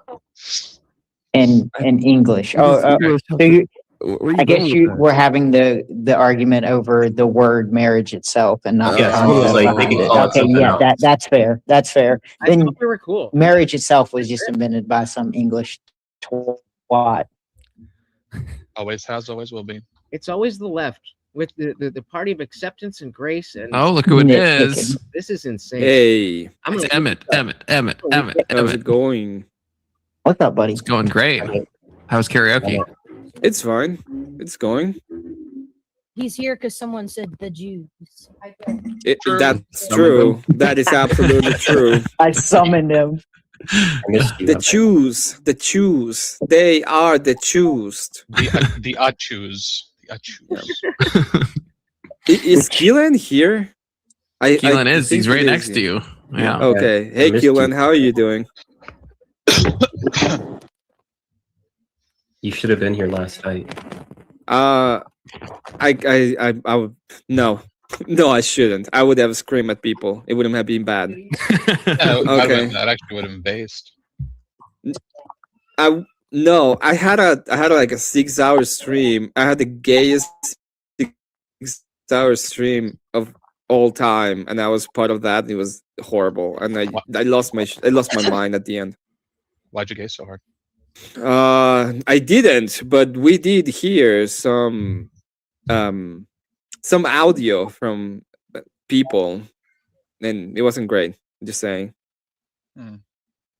Keelan, I want to offer the services of the internet in my channel to your friend. I want to do the love audit. Do you think that's possible? I'm not gonna troll her. Like we had a little disagreement. I can ask her, but she was pretty hesitant to even come on this channel. But now you're Well, it's not gonna be a panel. It's not like there's gonna be dog piling. It's just gonna be a conversation, with me. like I did with Confluence. I'm gonna have to watch one of these love audits. They're awesome. Nah. Watch the Confluence one. That one's the best. Yeah, the Confluence one is so far the best, but it's because Confluence is Confluence. He flies to sun too close to the sun. That's the saying. What? Hey, Lodge, how you doing? Doing all right. We got some bitch making fun of the fact that my grandma died this week, but other than that, That's diabolical. pretty good. What? You know, Who is this person? I'm gonna go ahead and put it on. You know, good 80. PURDY. Okay. Good 80. Well, first of all, Lodge, my condolences to you. My heart goes to you. Hope you have hope you find acceptance soon and that everything goes well. I did call Aggie when I found out. The first thing I did, I was sitting right here. I found out, and my parents were actually at a concert. So it was my sister who got a text from someone in the family. The first thing I did, I was like, all right, you know, we don't have really a relation. We didn't really have a relationship like that. And if there, you know, I care about the truth. And she was very religious. My parents are very religious. And you know, I called out in a very genuine manner that if there is some truth that I am missing, that if there's any way that you could whisper in God's ear or anything like that, then I'd be gratefully appreciative of that. So waiting on that. Well, at the end of the day, I'm not gonna go into religion right now, but I'm just sorry for your loss. I hope you find solace and that everything goes well in your family. And that, I mean that. I'm not trying to make fun of you or anything. I appreciate it. Just saying. Appreciate it. And yeah, hopefully he can maybe she can intercede for you and things will get better, you know? If Never know. That's the truth. I'm all for it. For it.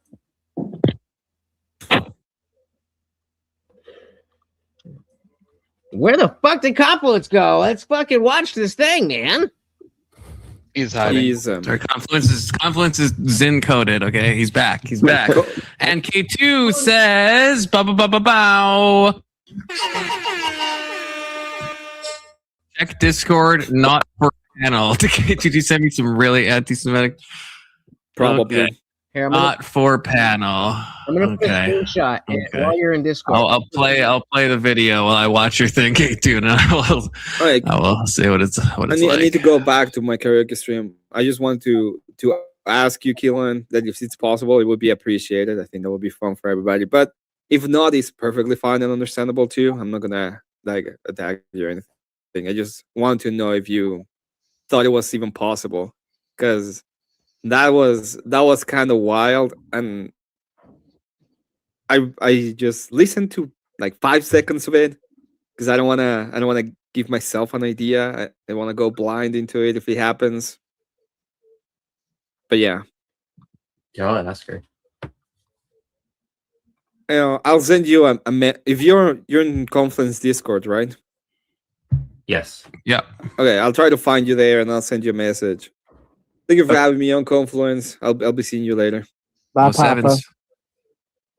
Peace and love. So did you say bye, Papa? Yeah, that's my dad. Confluence. I just Hi, sent you a Poppy. of a picture. Hi, Poppy. I'd be able to see what the panel thinks of the type of liberal love, acceptance, tolerance that we're seeing from that picture. Okay, 1 second. I'm just watching some super anti-Semitic thing from K2 right now. 109. I'm not going to say 109 what. I'm not going to say what the 109 refers to. Okay. That's a lot of crazy shit, K2. The number of the pairs of shoes. This is a lot of crazy shit. Okay, so this, oh God, I hate when people send me images, but I guess, yeah, there's no other way to... Like copy link and open and tap. I don't know if well, hang on, let me see if this works. Just save it as a file. Oh, no, it does work. Okay, it does work. Okay, images actually work. It's when videos, then I have to download them and try to like load them and it becomes a whole convoluted thing. Am I sharing the right thing? Maybe. Yes. Okay. Tell me if that is A, what you expect from the left, and B, if that's something that is that we should be talking to the manner in which we should be talking to each other. Oh yeah, that's a perma ban. That's a perma ban, surely. Yeah, that's insane. That's fucked up. I'd probably ban his children for that. Yeah, that's I would call his mom for that. Nope, just letting them give me more engagement. Engagement. Making me money. Oh, this is someone who just said this, because I didn't even realize that this is us on the screen. Yep. And but this is a different comment than the one you said was left on your. Yeah, is this the same guy, or do you just have like two out how common it is and? Yeah, no. The other comment was, and I really don't care to call the person out like that, because like the individual person is not. It's not that big of a deal because I know them all. But the fact that it's like you are the one that would make some cheeky little joke on a post like this. The post is basically like, I'm not religious, but my parents are religious, my grandparents are religious. So if you're religious and you want to do that, I think they would appreciate that. And somebody just made like a joke about it, and I was like, you know what, this is when you have atheist in your name like that, like of course it would be you. So every fucking Christian who is going to come by and leave nice words and see that even though I don't believe, I'm trying to open that up and so all of that stuff, they're going to see, oh, the atheist. I don't want to defend my fellow atheists here at all, never. But like, are you gonna let just? I mean, that one guy just had atheist in his name. I mean, that guy's probably a piece of shit. Question. He actually could have been a Christian trying to turn you against atheists. No, he was. I know he was an atheist, but that's a good question. And so no, but that was the final straw. I've been talking about how a lot of my involvement specifically with the Atheist for Liberty group. They're like, the based atheist group. That's like not the new atheist, not the left wing atheist. And part of their thing is to rehab the title of atheism. And maybe a year ago, I had the president on my show, and I was like, well, how is this different from the word feminism, where there's a lot of just normal chicks out there who are just like, yeah, well, we just want equality for under the law and X, Y, and Z. And that's feminism. It's like, is it though? Because when I hear feminism, I think a lot darker shit. And, all that time I've been like, no, okay, I want to stick to my principles and stay on this word because that's what the word means. And that's what I am. But at a certain point, it's like words are meant for communication. And so if I'm not communicating what I mean to communicate when I say the word, then the word is not what I want to say. I want to say what will send the idea. That's what words are for. Send the idea that's in my head into yours. And I don't have a belief. I don't have any anger towards Christianity. I'm very familiar with what Christianity is. And it's good. I just don't believe in a lot of the claims. Agnostic, non-theist. Non-theist is better, I guess. I guess that's a step in the right direction. Okay. I mean, I haven't changed anything about it. But why not just call yourself a deist? You obviously believe there's something. You just don't. Yeah, just be deist build. Because I don't. I think that's probably the most likely. That's probably the most likely thing that there is some deistic. Hold on. You don't what? You don't know if you believe that there's something. No. That's the agnostic part. How can you not believe that there's something? I mean, whatever, I think there might whatever like variation you want to give it, whether it has like personal knowledge of you or not. Right. It just sounds like you're confused. I don't think I'm. I think I'm like I'm confused at the answer to is there a God? Sure, that's the agnostic part.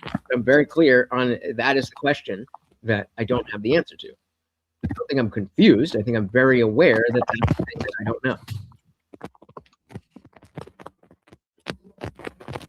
I feel like this is, I don't know, it's just like a weird way to think that, I I don't know. I mean, I understand what you're saying. I just. It seems your best guess Why do is some type of deist god, though. Like if you had to bet money on it. Even if it's just like a supreme being of some sort that like rules over the universe. When you bring in the being aspect, I don't know that it is a being. When you can say like when I say God, like quote, when I say God, I'm talking about the ultimate good or the fundamental truth of reality, or when people say things like that, like okay, that's a deistic God, but there's no being there. You're assigning, but I don't know that, and neither do you. I think. Well, I mean, I think we're just you're kind of saying the conflating what a being is. You Hold have on, to you give some cannot- type of word to it, and I. Yeah, that's the thing. I guess, yeah. We're probably getting hung up on the word being. Well, no, hold on. You cannot have a higher good without something to grant that good. Okay, how do you know that? Because logically, that just doesn't work. That's not right. What do you mean? So, what created God then? I'm not talking about what creates it. I'm saying something has obviously assigned the concept of good. That's not here. correct. That's not correct. What's not correct? You don't have to have something assigning good for good to exist. The universe can have a teleology. He's without saying a that universal good. existing. You're saying that there is a universal good without something. Yeah, that can assigning it? exist. That can exist without like some supreme being.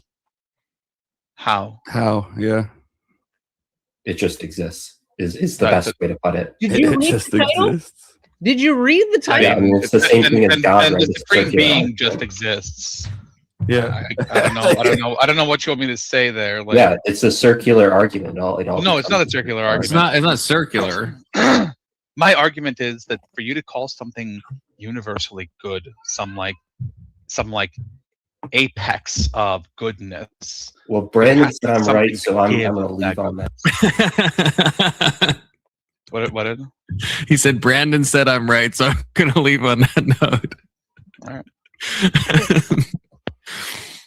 Yeah, Brandon also thinks that it's like possible to have like an afterlife without a god and all this stuff. And it's like maybe from a philosophy bro point of view, it's possible in some like far flung theoretical world. But this thing I'm not understanding how.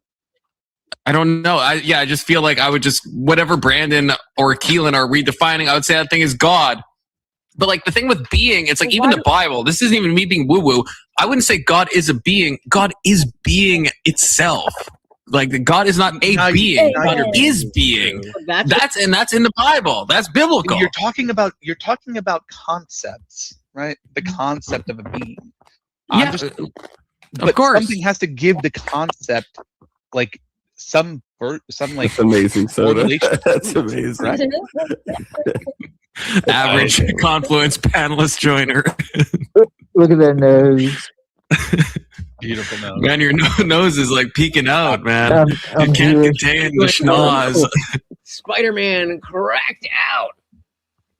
My autistic child's got an obsession with costumes and masks. If I can read this from my Spider-Man side, came with, you can like, have an green balls. afterlife. So you can have an afterlife. Ishmael said you can have an afterlife without a higher being, just like you can have a higher being without an afterlife. Both of them are supernatural, so there's equal possibilities for both. I don't think. I just don't know what the even. I don't even know what the hypothesis would be afterlife. that we have like an afterlife and a whole spiritual realm, but there's like no God. Like I guess it's probably like philosophically possible, but it just seems like really confusing. Spiritual realm. I'm talking about an actual like the concept of good being a universal thing. Like the same thing is good universally. That requires something to make it universally good. Otherwise, it defaults to my preferences. So what? Wait. What if the world really? Okay. What if the world just play devil or humor me? Humor me. What if the world really was just my preferences? Then there wouldn't be a higher good. Okay. Good would be And there would good be would no be purpose to relevant. anything, and I feel like that negates itself. Yeah, good would be relevant to you only. So maybe other people might share in that good, but it wouldn't change anything about like them actually Well, what I'm Shut up, baby Alex. What I'm trying to get at is like I don't know. Just if you, noticed the glass of I don't know soda. if you guys saw Andrew Wilson talking to Papa Gunn. It was a very similar type of thing to when he was talking to Dave Smith for the first time, where it's just like we're getting right to the semantics. Well, where do you get that from? You know, the Andrew Wilson playbook, and like fair. Okay, when you're talking about well, what's your shit grounded in? It's not grounded in anything. It's just my preferences. Okay, but most people do actually just go based on that. Even most Christian people are not sitting down and working out the logic of what Andrew Wilson says. So there is some aspect of this can exist without at least people understanding what the truth is and just going based on their preferences. So what would if it was? But then I feel like you're spot on with that. Like that makes a lot of sense to me, at least. But most people have kind of almost an inherent sense of something being wrong or something being good. Like it's kind of something that we all kind of already have from young ages. Like if you don't, that's when it becomes like concerning. Like if you see a child grabbing an animal and ripping its head off, that's concerning. But children don't inherently do that.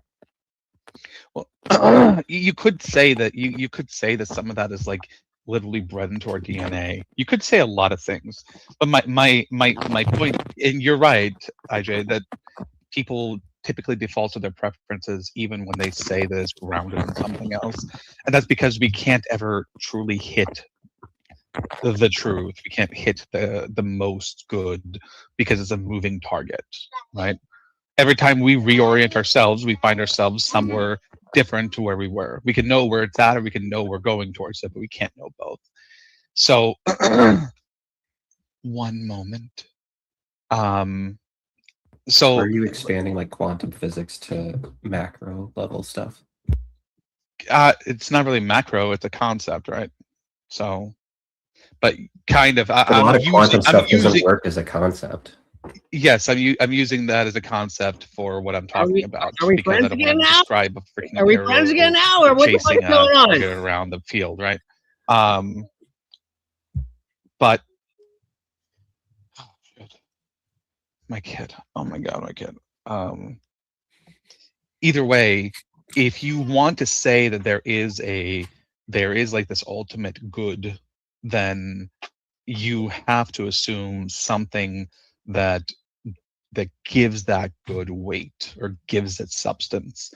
And if you don't want to say that, if you want to say it's all preferences, then that's a legitimate thing to say. Just then you can't talk about God of any kind, right? You could say that.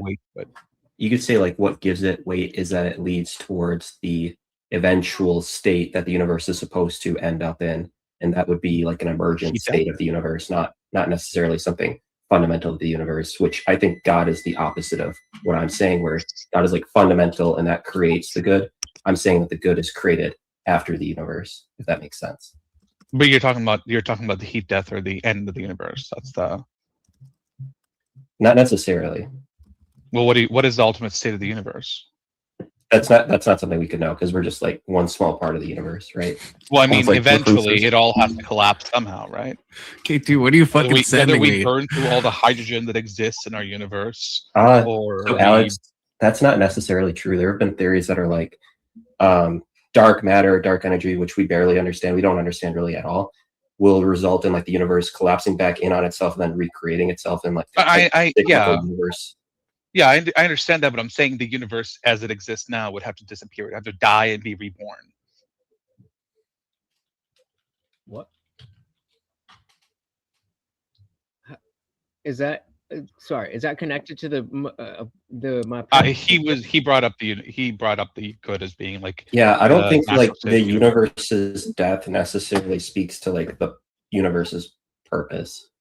Well, we're not talking about purpose, right? Purpose is I was talking about purpose. Well, purpose is given. It's not something that just naturally exists. That's not true. How so? Purpose can be emergent too. Bro, what is happening right now? It can be emergent, yes. but not really for living animals. Like an organ can have an emergent purpose. A conscious being doesn't. Go see what that baby I don't wants. think you can argue that. I absolutely can. Yeah, but I need to go take a big bed.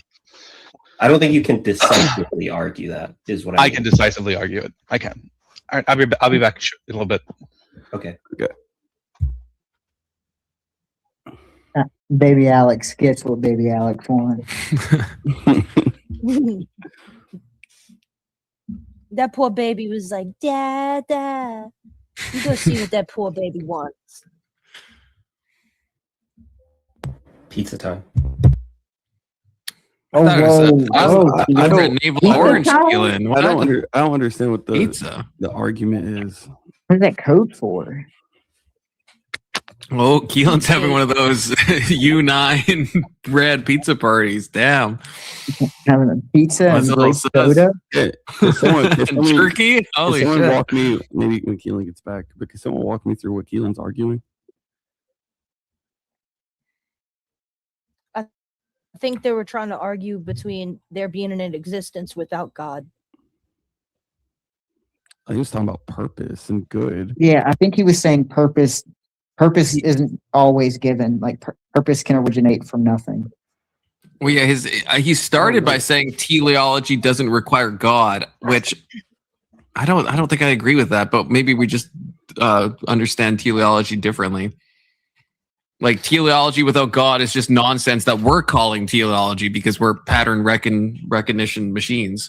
But I don't think there's any like real design going on then, right? It's all kind of just what happens, and then we just look backwards and we're like, oh yeah, we're designed, we're beautifully and wonderfully made, but then we're actually not if atheism is true.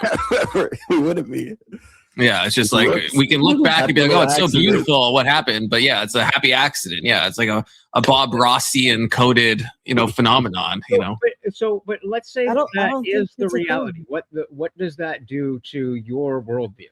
Assuming that we had something that determined that there really was nothing, just hypothetically, how would that affect like your daily life or your view on the universe? Or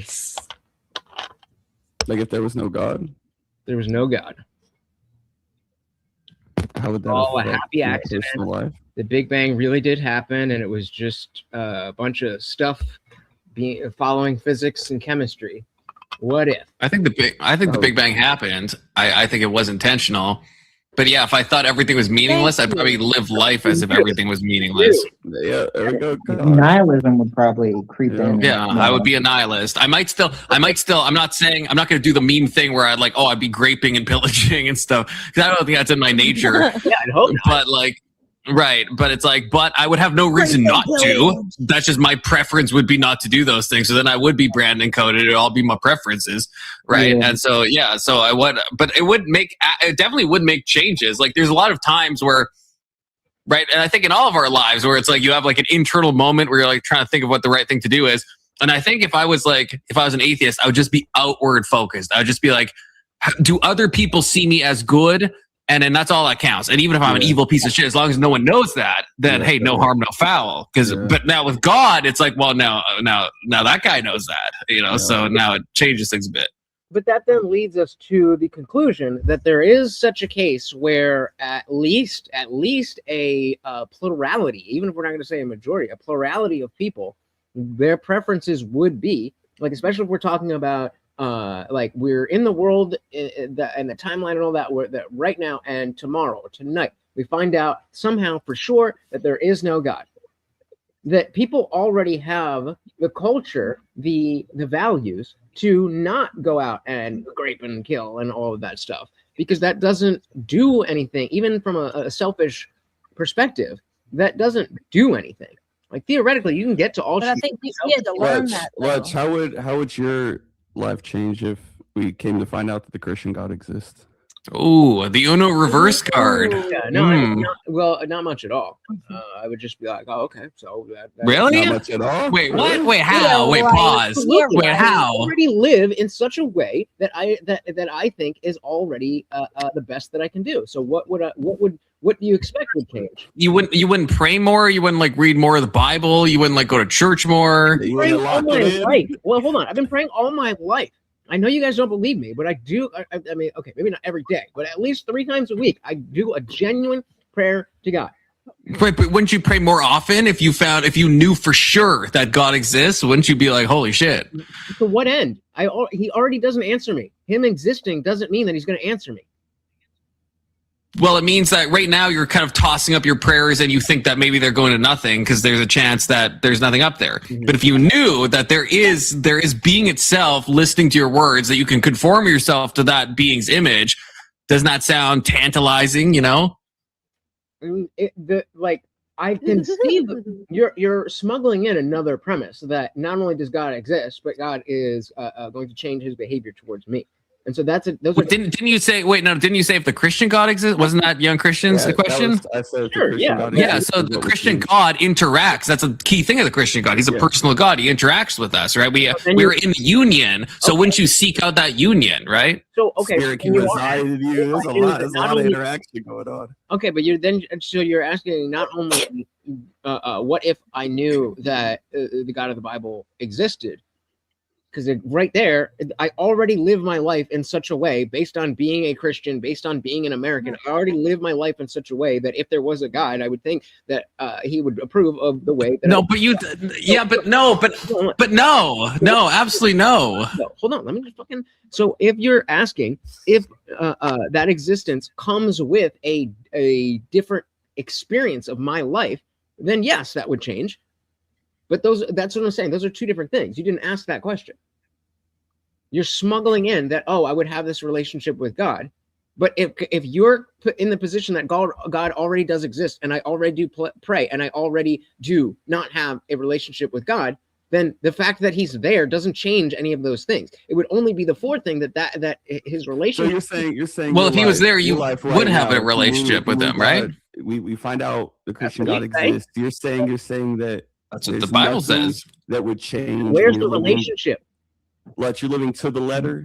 You're saying if the God of the Bible existed, then you could have a relationship with him. So if we're granting the premise that the God of the Bible exists, then you can have a relationship with him. And so then if that God was real, you would have a relationship with him. And wouldn't you change your life? Real, correct? What? You believe that God is real, correct?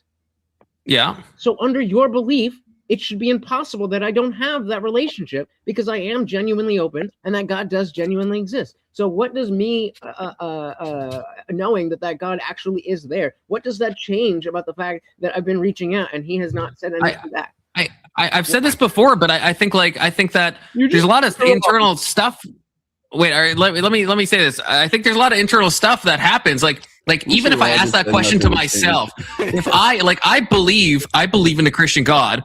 But if I, let's say, absolutely knew, I would probably change a lot of my life. Like, even though I say I believe in stuff and I think I'm doing my best, there's probably times where I'm like, I may be making concessions I wouldn't otherwise make. Like, if I actually knew, I would probably live differently. I probably would pray more. I probably would, I would change things. Like, and that's as a Christian. I would, like, if I knew for sure, 100% certainty, I'd probably live differently. That doesn't really I get what you're saying. I understand.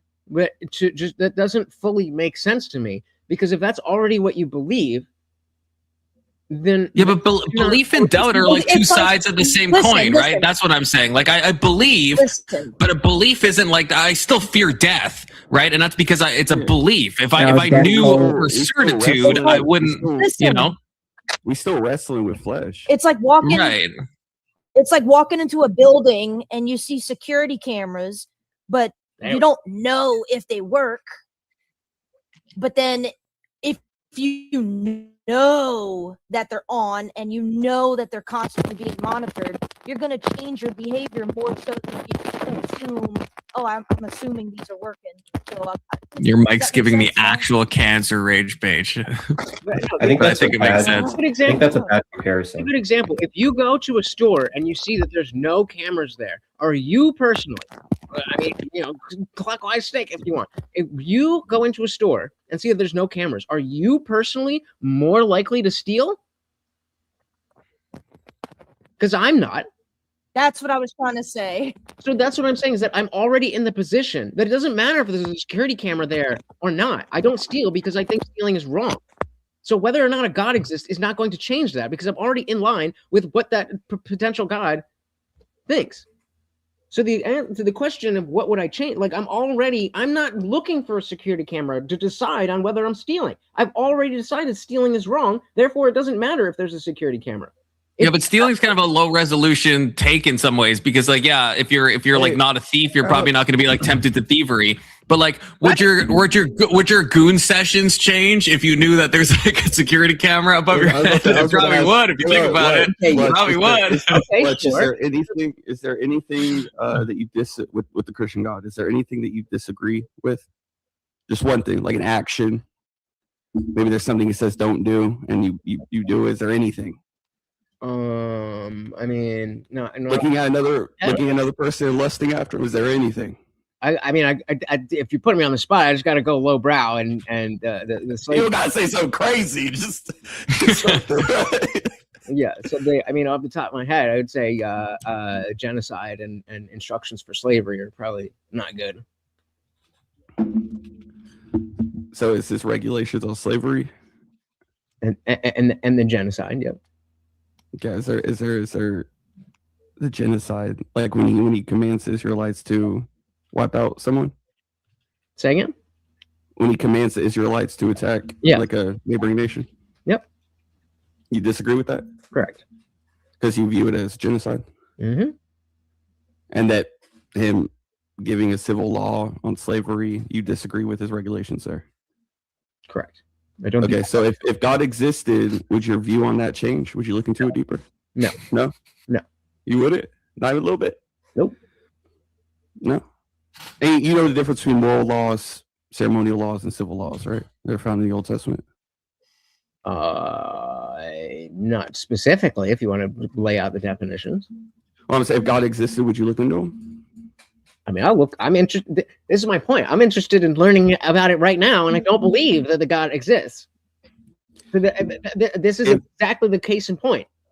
I want to know because I want to know. You haven't looked into them? It doesn't exist. I want to know because that's information that I don't have. About moral, ceremonial, and civil laws? Yeah, I don't. I'm not specifically familiar with the different definitions according to the Bible of those. So you wholeheartedly disagreed with something that you didn't look into? I wholeheartedly disagreed with a concept that I didn't know which specific category it falls into. I don't think. It's my streamer is cuck, so I can't pull it up. So I'll have to read it from my Chromebook. Okay. Just to note, if you know he's real, then any act of disobedience would mean hell. Well, wait, pause. Well, thank you, Alex, for the super chat. But for Alex, do you mean for the believer or for the? Because I'm a Christian. I don't think just because I do something untoward, which I do commonly, that I'm going to hell for that. But if you mean for IJ, if he's not a Christian, then yeah, he would know that. So it just depends what you mean. Wait, what am I saying? How do you think that, IJ? He says, just to note, if you know he's real, then any act of disobedience would mean hell. So I guess for an atheist, then that's true. Then you would know that. Right. But then would you give your life to Christ? I guess would be my question. Well, what exactly does that mean? What does that entail? Picking up your cross? If God's going to burn me forever, I'll gladly worship God to avoid that. That's a good I don't think cost risk or cost benefit ratio. I guess if we're talking about Alex is here. If we're talking about I've been here. worship or sorry. No. Well, what I'm saying is right now, since you can only have faith, you still have doubt, and that doubt allows you to not follow things perfectly, allows you to make mistakes. But absolute knowledge in his existence would mean that any act of disobedience would be a spit in his face directly. Right. Wait, is this directed to me or IJ? Everyone. The whole How does that- this would be Okay, true of but everyone. if it's directed to me, I don't think even if I do a direct act of disobedience, I go to hell. I mean, heck, I do Yeah, some acts of disobedience. That's not that ain't biblical, you know. That completely opts out grace, mercy. Yeah, What mercy can you have for somebody who directly disobeys you? bro, it's like that's the whole gospel, man. We're it's the whole gospel. No. I mean, you're not a No, parent without telling in me you're not a history, parent. only a handful of people actually knew with certainty that God existed according to the Bible. Right? No, but I mean, even Paul talks about like if we keep on sinning after we know about God. It's a bad, terrible paraphrase, right? But Paul talks about this. In a non-absolutist sense. I know, but where in the Bible are you getting that if you know that there's If you were God? absolutely certain that God existed, if you knew because he showed himself to you, you're telling me that you wouldn't be punished more heavily for disobedience? I'm telling you that you can't. I mean, this is a tenet. This is a key tenet, and I mean, I can't. I think Young Christian disagrees with me on this, which is crazy. But you cannot lose salvation. So as a Christian, I can go out and I could freaking murder somebody, and I would still go to heaven, baby. But you know, This is. I think you're exactly right. well, an angel's not a human. Jesus didn't die for angels. Jesus What died do for angels have freaking that this we guy don't? right here. Okay. What do angels have that we don't? Knowledge. Like saying, Well, there's a lot of different. They're ontologically different classes of beings, Angels right? I mean, also it's aren't made it's in the impossible to image of God. compare. very superficial way Who cares? to That's be not the looking at point. this stuff. The point is there's no grace for them because they have knowledge. They know what it is. Why they're do I doing need the by security camera betraying. not to steal? How do you know there's no grace for angels? Where do you get that from? Well, whenever he brings Lucifer out of and all the demons that fell out of hell, then you let me know, okay? What happens after Christ's reign after 1,000 years?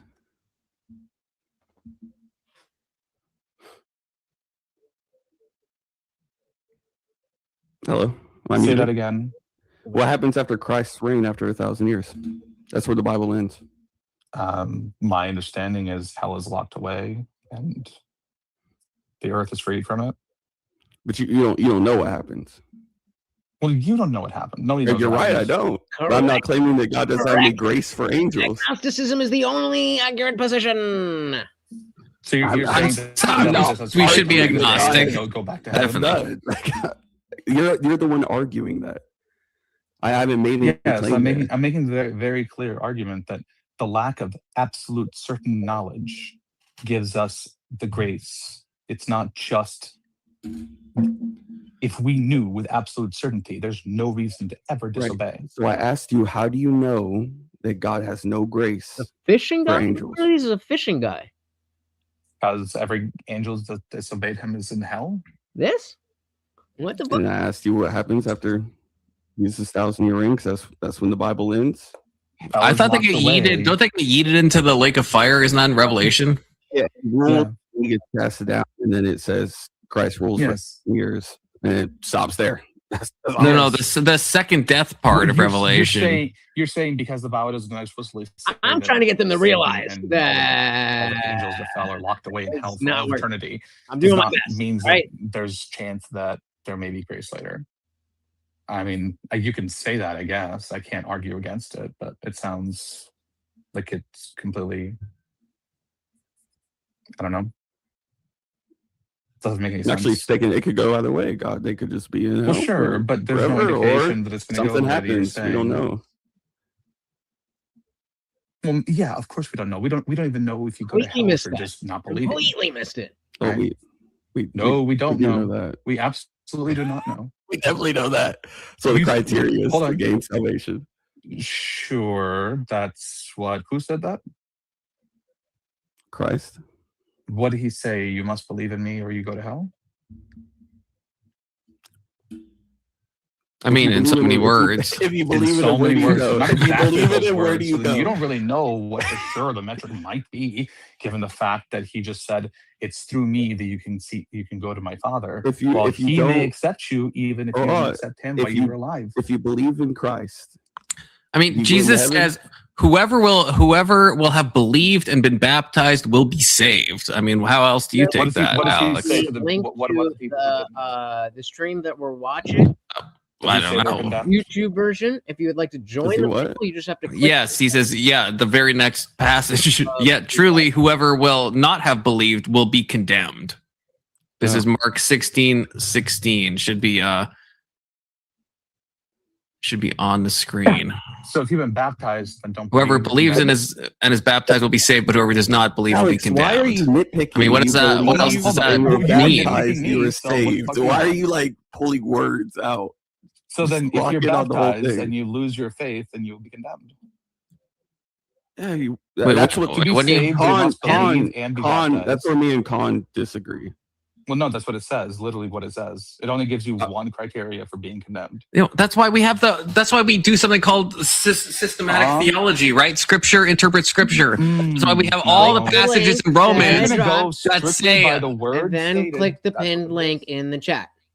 Alex, you gotta Does someone try to join, take, AJ? you gotta take all the scripture. Sorry, I didn't. Why? You can't You just didn't you take can't pick all and the scripture. choose. Who, me?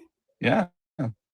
I take all the You're scripture. saying you're saying you don't know what happens after the 1,000-year reign because it's not in the Yeah, Bible, but it's everything not else found indicates in the Bible. that once you're in hell, you never come back, right? No, it doesn't say that. It doesn't say that. It doesn't say that. Condemned. You're just you're casting spells, Alex. You're casting spells, brother. Pretty It's sure Maryland coded. it's in there. No, not. it's not. It's not in there. It's absolutely not in there. I'm confident in that. It's not in Chapter there. and verse, Alex. Chapter and verse. Yes, I'll find it. Yeah, the closest thing is after death comes judgment. That's the closest verse, right? This is why we can be C.S. Lewis coded and say that the gates of hell are locked from the inside, which is base. Omni coded. What other context in the Bible is there for what condemned and what was the word that you just used? The confluence? Judgment?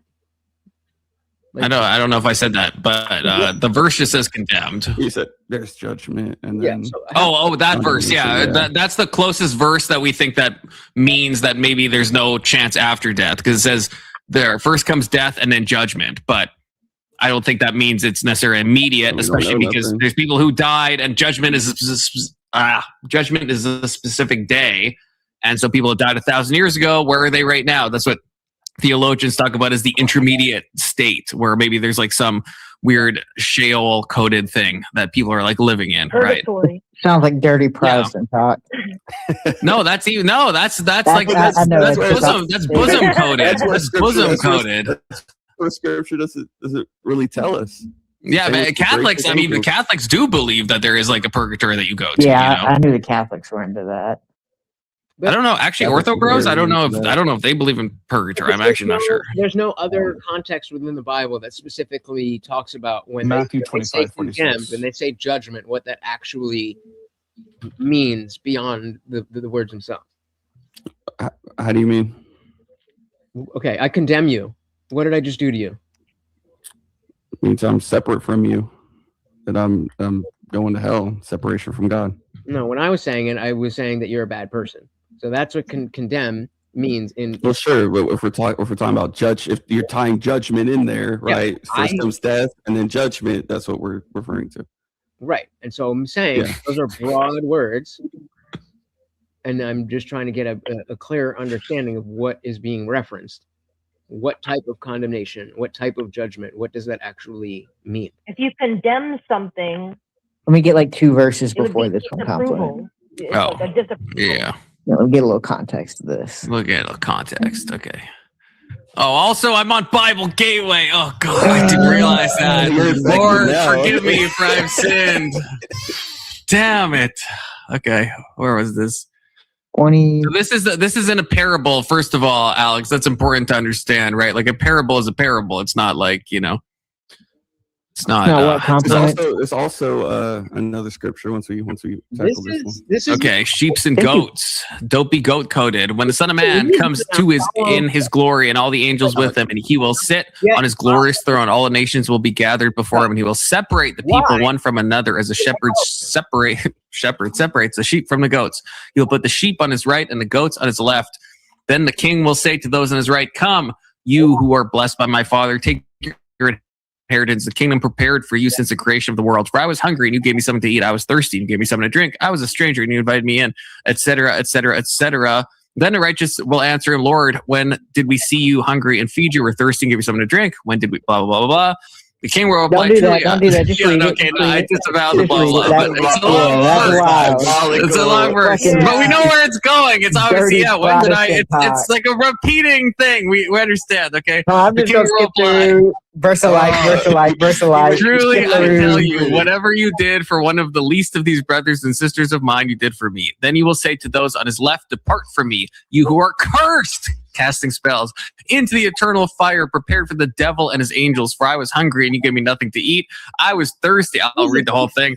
And you gave me nothing to drink. I was a stranger and you did not invite me in. I needed clothes and you did not clothe me. I was sick and in prison and you did not look after me. They also will answer, Lord, when did we see you hungry or thirsty or a stranger or needing clothes or sick or in prison and did not help you? A lot of repetition. He will reply, truly I tell you, whatever you did not do for one of the least of these, you did not do for me. Then they will go away to eternal punishment, but the righteous to eternal life. Okay, I the like word this. of I our like Lord. this. Praise be to God. He's comparing actions. So someone who's not helping the needy, and then people who help the needy. Right? These are actions. It's intention. goats and the sheep. So can we go to Matthew 8:12? Oh, I'm loving this. We go to Matthew 8:12. Let's just go ahead and read all of Matthew. This is actually what C.S. Lewis gets. Let's go for the Genesis. In the beginning, God created the heavens and the earth. Also, Revelation 20:10. Yeah, this is where C.S. Lewis gets the gates of hell are locked from the inside. Is what? Matthew 8:12. Why the Matthew gates of hell are 8:12. locked, yeah, from the inside. Okay, we're gonna use Bible Hub this time because we're not gay like don't wanna that. stay on gay- And We're not conflict. gay like that. Not on this channel. In the beginning was In the this word. house, we worship the Lord, young Christian. Okay. Blah blah blah blah blah. Read a bunch of Bible verses. I'm gonna head out. Look, we're circling in on something. Okay. It's like I reading tell study. you, many will come from the east and west and recline at table with Abraham, Isaac, and Jacob in the kingdom of heaven, while the sons of the kingdom will be thrown into the outer darkness. In that place, there will be weeping and gnashing of teeth. So unrepentant from those found in hell. Silent G, gnashing. No, I'm hard G'ing that one. Okay, just So for there's emphasis. The ones that are found in hell, they're separate from God, they're condemned, aren't interested in salvation. So when you find the eternal punishment, the gates being locked on the inside, it's because they have no repentance in hell. Gnashing of teeth. Preach. That's it. I mean, that was the end of the sermon. All right, I'm going home now. Yeah. Yeah, no, I mean, yeah, all this parable. I mean, parables are parables, It's also you know. it's also in Revelations, and it's also in Lazarus. Oh, bosom coded again. We're going back to the bosom. It's always back to the Under the- bosom with you under the people. gospel of Luke. Can I ask a question from my chat? Absolutely. Tiger said, question for the panel: are parables real events, or were they made up like Aesop's fables? They're made up like Aesop's fables. That's what a parable means, brother. It's to describe. I guess I would say it's to describe a phenomenon or describe something in human comprehension. Yes, to convey. Yeah. Because I mean, there's multiple places where Christ describes hell differently. So what? So Wait, hold on. What is there a difference? Is there a difference between the parables? I'll be right back. And Aesop's fables? Well, one's inspired, one's not, but that they fall in the same literary category, like the same literary genre. So it's like the Psalms. The Psalms is poetry, but they're not the same as like, I don't know, reading like, you know, I don't know, fucking some, I don't know, some random other ass poet, right? It's not the same. So basically, So it's the same literary genre in the same way that like Kings is written as like history, but it's not the same as reading, you know, the fucking Josephus's, you know, shit that he wrote. I mean, he wrote good stuff, but you know, I'm not trying to throw shade against Josephus, but Antiquity of the Jews. Hold on, the sheep and Antiquity of the thing Blue you Jays. just read? You say what? The sheep and goat thing you just read, doesn't that indicate that people who do the works will be saved? Does he talk about believing in him No, during 'cause- that? and we have other scriptures where I'm pretty sure. This it is why doesn't. scripture interprets scripture. This is why Yes. systematic theology is so important. You're right. We should all just go to become orthos. I feel like No, it's just that is even Protestants believe that scripture interprets scripture. You can't just look at one. If you look at one verse, you're going to get like misguided all the time. Like you have to look at the whole Bible as a cohesive That's package. what Christians usually do is cherry pick, right? No, well, hopefully, I mean that's what often they That's do. what But we're you trying ought not to not. do that. Yeah, we're Yeah, trying that's not what- to do that. Protestants are the worst at it. They are terrible at cherry picking. So wait, I don't know if because I got Uno reversed, but I don't know if I ever got an answer to my original question from the panel. That what if it is just my preferences? How does that change? Then you need to have really good preferences. I think I do. You're talking about like the Do you parable? though? Do you No, know no, what are separate those? from that. Okay. Yeah, So what how do you know your preferences are really good? This is actually something I'm working on. So what are your preferences based on? My preferences are based on the basic Aristotelian virtue ethics, the spectrum between human suffering and human well-being, or human flourishing, and the empiricism that dictates that if you punch someone in the face, then that's not going to help them flourish. But also, What if they makes have a those really dangerous good? bug on their face? if you have someone going around, like graping little children, then punching that person in the face actually does help human flourishing. And those things that you cited, what makes those good? Do you have to? You're He's following told that it into the attempts to basic achieve. No, he's providing the basic premise of human flourishing. You just have to Sure, take but- that as the idea, as truth, as a You fact. know what? If God didn't exist, sure, we could probably. That's what he's asking about. The question That's is, what he's what if asking you about. found out that everything that we do is actually just based on preferences, and it is your preference to accept the notion of a God, but that isn't actually the case? I do like pedantic. You're right, Manclown. Manclown. Oh, clown. Okay, sorry. Clown is an idiot, so I have to reply to him whenever he says something stupid. That's Anson, if you didn't know. Oh, I know. many I know. I'm accounts just does he gonna have? call him clown from now on. 72. He just changes his name. I'm pretty sure. Is that a Muslim? Rick? Yeah. I don't know. I feel like 2 this is weeks. something I've been working on for a while, and I think even just on I think you have to start at such a basic premise, not even well-being necessarily, but something so basic that it just can't be argued against. I think well-being is a little too difficult because it's hard to measure well-being. Fine, that's fair enough. But that's an issue with how I am viewing the world, which that's not what I'm asking. I'm asking, okay, now we know that there is nothing objective about morality in the universe. Now Sure. what? How does that change your worldview? It doesn't at all. How so? Well, I don't know. I think that would mean your worldview would be dependent on your culture, and so it would be up to whims of whatever the culture feels is right. And we've seen times where culture has gone wrong. My worldview is based on the human species as a whole. So then it doesn't. So it's not out of the realm of possibility that we could all agree upon a set of preferences that work. Yeah. Well, could we get someone to? I mean, could we get enough people to agree on that? I mean, Well, how hold many on. people do you know that think that murder should be legal? Well, I see that we've become very polarized on what we believe, and we double down. So IJ, you can't tailor morality to the people who don't accept any form of morality for Sure. themselves, right? Sure. So you have to kind of tailor it to all of humanity, and the people who can't either get in line or won't because they have some underlying preference to upheave or take what they want or destroy who they want. And those people just have to be gotten rid of. Well, I guess with every system, you kind of have to deal with that, don't you? Yeah, Yeah. there's no system that doesn't deal with that. Yeah. Like you can't convince a sociopath Welcome. that Good to they see you, should Mel. trust God's version of morality, right? Well, you're not welcome, Confluence, but thank you. Confluence. You mad at me too, Mel? join the club. Oh, hey. I can tell you've been a vegan, Clown. I can tell. You have the intellect of one. Hey, Brandon is vegan, okay? The person who just joined in the bottom corner. Brandon's pretty smart. Not long enough to turn into Anson. Just so you know, that is a Alexander, this is your first time talking to Indian Jesus? No. Oh, okay. Why? What about me? Oh, just the vegan comment made me think that. Oh, I know. I don't care. I don't. I always keep the straight. And anytime you hear something, Mel, you're like, I think that's Ledge. I think that's the end of Jesus. That's like the third time you tell that.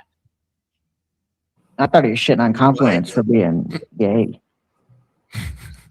We accept gay people here. We don't like them. Yeah. No. I think if you start with the premise of like, you want to be able to experience something like joy or happiness now and in the future up until you die, you can start that as the premise to basically create a worldview that is not only complete but also accommodates for everything we think of today as good, as well as some things that we currently know are good but don't have a proper excuse to do.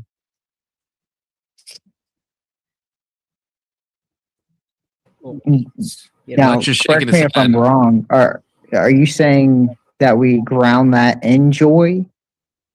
Sure. Yeah. I mean, that would be what you're chasing, right? Joy. I've been smothered by. Damn, Anson, you feel Anson, smothered put by your my put your ego. dick away. Holy Put your shit. dick away, Anson. Yeah, you gotta put Stop that thing gooning away in the chat. I don't want you gooning to my face. Can I answer the topic title topic, the topic in the title? Sure. Yeah. Yeah, it's whatever floats your boat, but just don't expect other people to do it.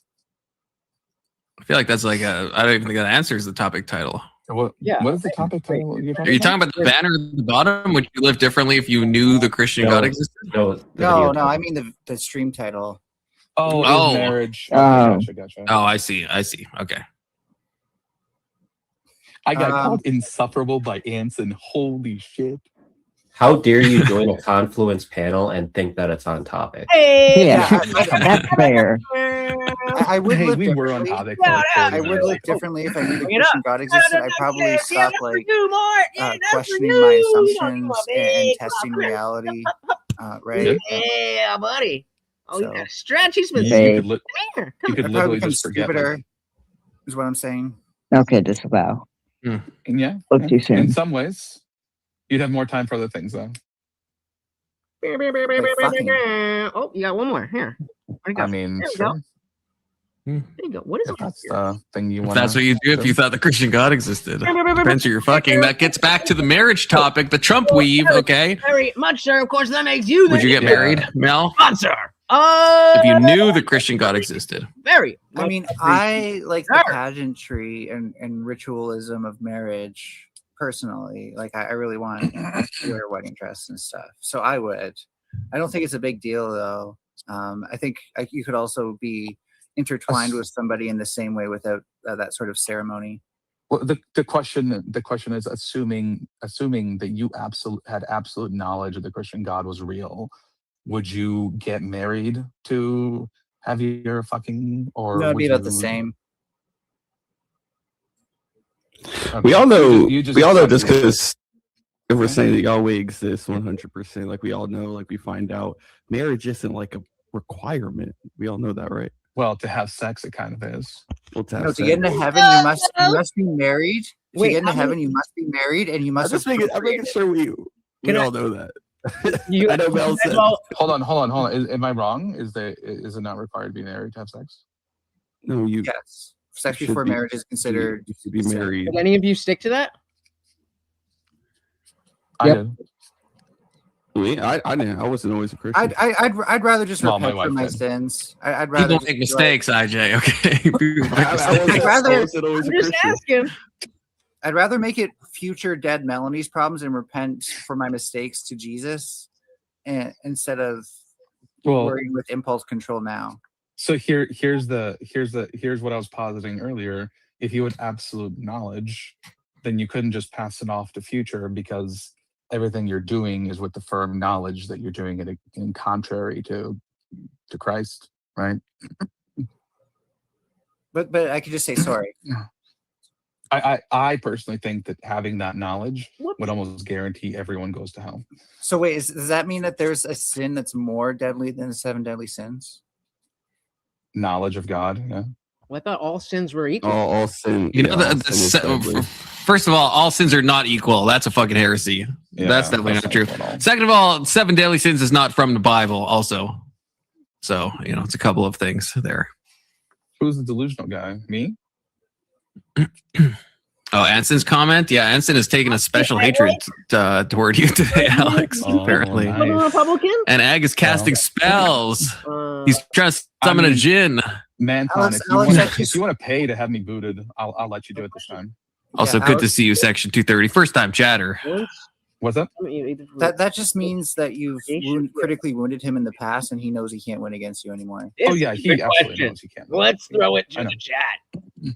Not just once. I don't know if we can 15 get times it now. right away, but this is a good question. I take special pleasure in turning him upside down. You know, raccoons can learn to avoid stuff like that only after only one time. It took Anson quite a bit. I would argue raccoons are probably smarter than Anson. I mean, I think most people. This raccoon probably is, if you think are about it. not as smart as, you know. Pretty good at trivia.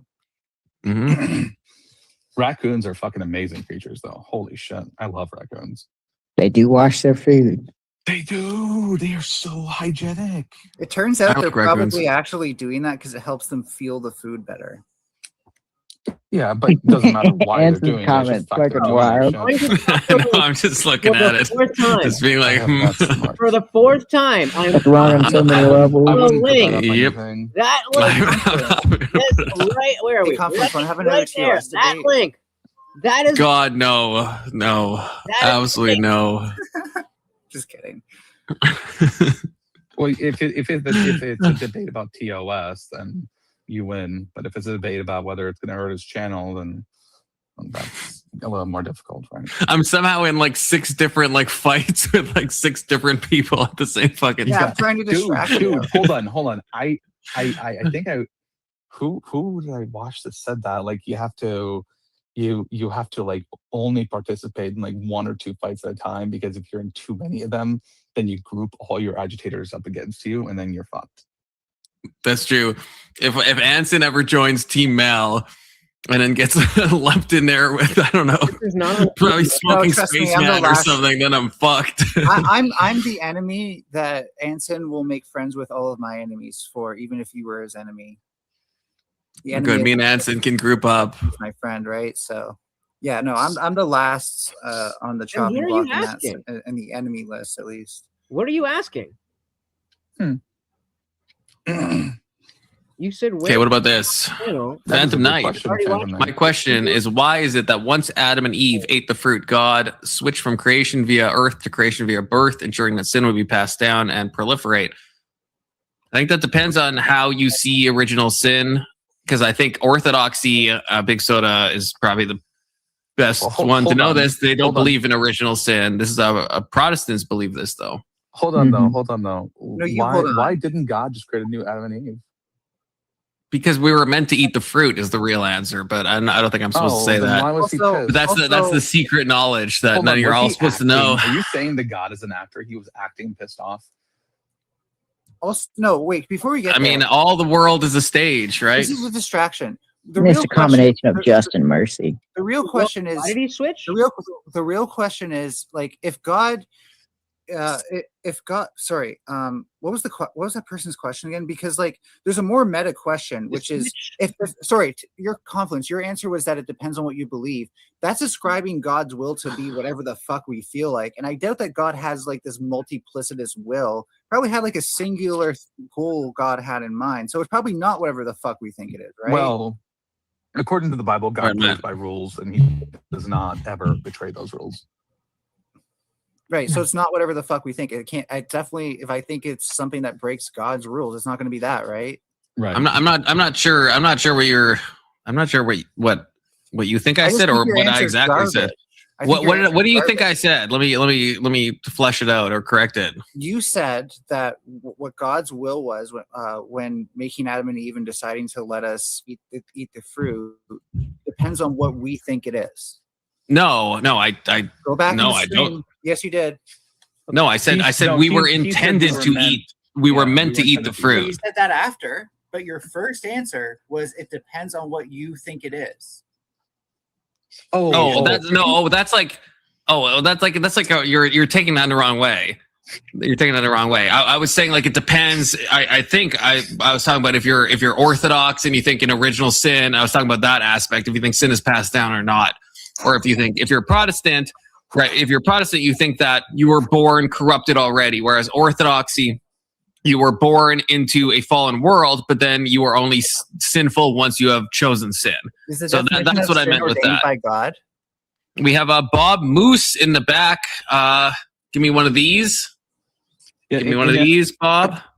In essence, different denominations view. And then No, I two thumbs understand. downs. I understand, but confluence. Question. Okay, I'm bringing you up. No, I still have a question for confluence. Confluence is the definition of sin ordained by God.